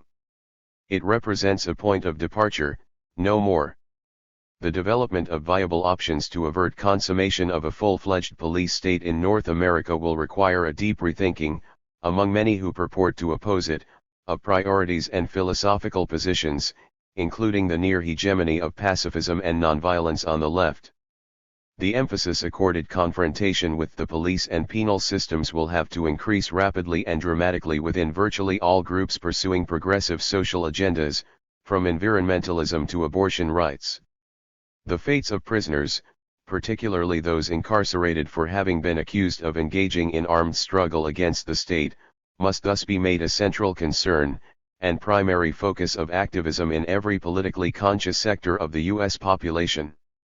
Understandings must be achieved that what is currently being done to political prisoners and prisoners of war, in exemplary fashion, is ultimately designed for application to far wider groups than is now the case, that the facilities in which such things are done to them are intended to eventually house us all, that the enforcement apparatus which has been created to combat their terrorism simultaneously holds the capacity to crush all that we hold dear or seek to achieve, soon and perhaps irrevocably.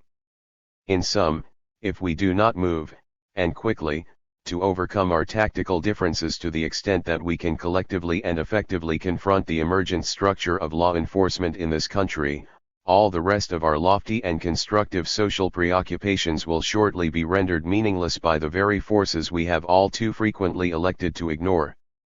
There are many points of attack open to us, places where important victories can and must be attained. These include renewed and concerted efforts to extend real. Conclusion 327.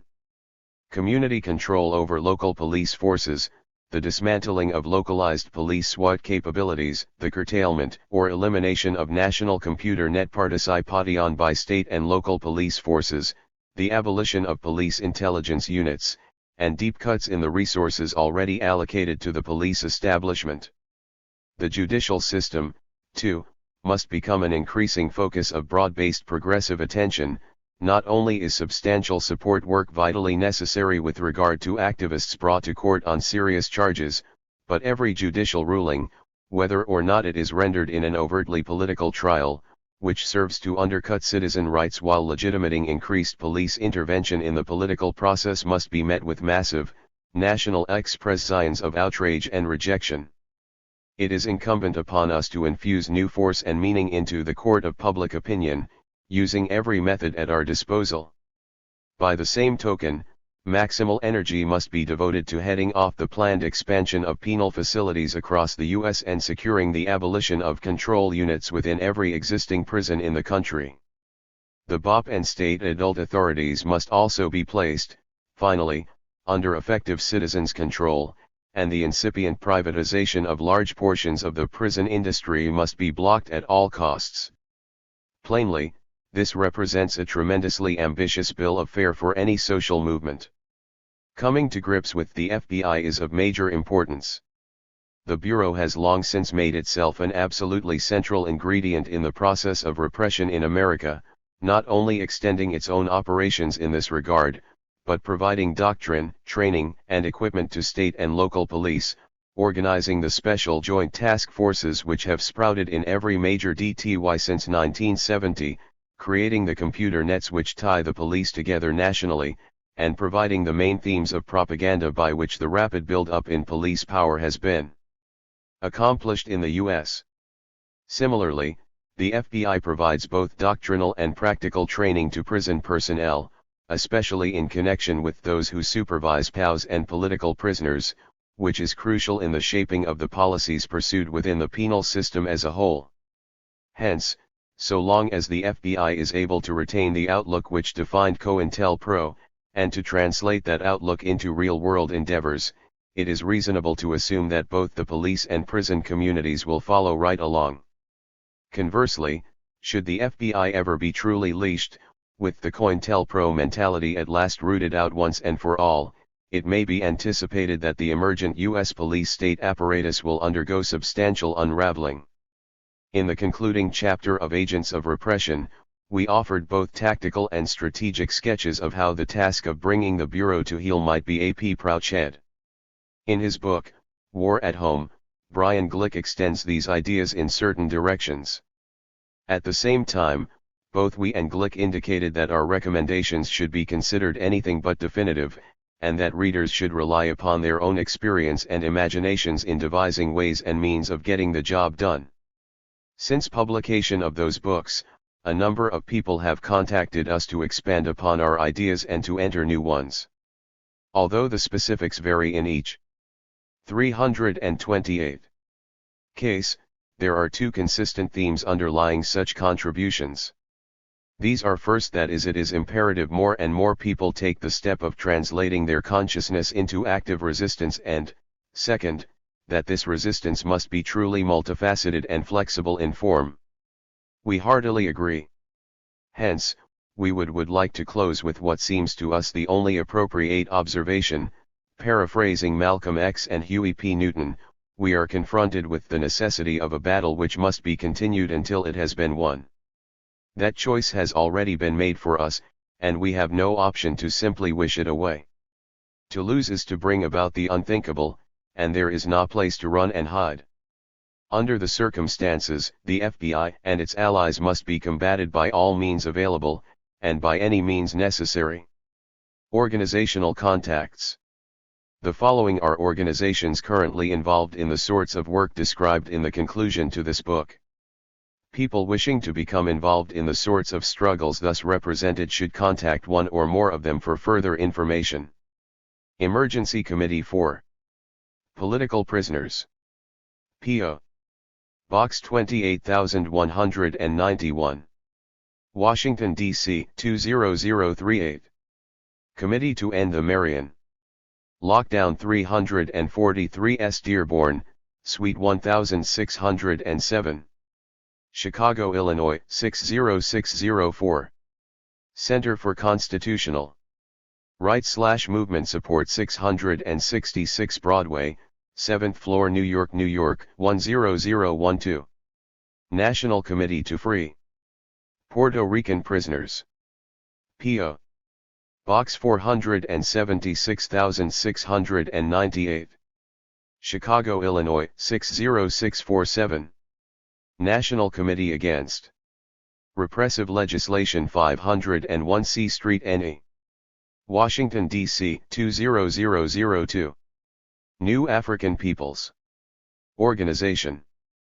P.O. Box 11464. Atlanta, Georgia 30310. Justice for Geronimo. Campaign 214, Dubas Avenue. San Francisco, California 94103. National Alliance Against Racist/Political Repression 126 West 119th Street, New York, New York 10026. National Emergency Civil Rights Committee 175 Fifth Avenue, New York 10010. The National Prison Project 1616 P Street, NW, Washington, D.C. 20035. Com. To Fight Repression. Box 1435, Cathedral Station, New York, New York 10025. Peltier Defense Committee. P.O. Box 583.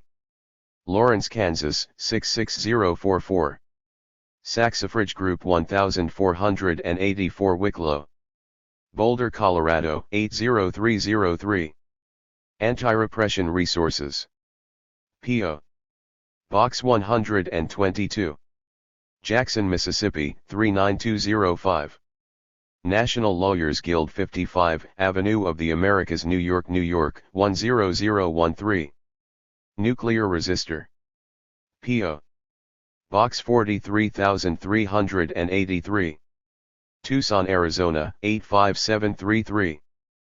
People's Law Office 633 S. Dearborn, number 1614, Chicago, Illinois 60604. The Real Dragon. P.O. Box 3294. Berkeley, California 94703-9901. Political Rights Defense Fund. P.O. Box 649, Cooper Station, New York, New York 1000. Partisan Defense Committee C/OR Wolkenston, ESQ. Box 99, Canal Street Station, New York, New York 10013. Free Puerto Rico Committee. P.O. Box 022512. Cadman Plaza, Brooklyn, New York, New York 11202. End papers. I say it has gone too far. We are dividing into the hunted and the hunters. There is loose in the United States today the same evil that once split Salem village between the bewitched and the accused and stole men's reason quite away. We are informers to the secret police. Honest men are spying on their neighbors for patriotism's sake. We may be sure that for every honest man 2 dishonest ones are spying for personal advancement today and 10 will be spying for pay next year. Bernard DeVoto.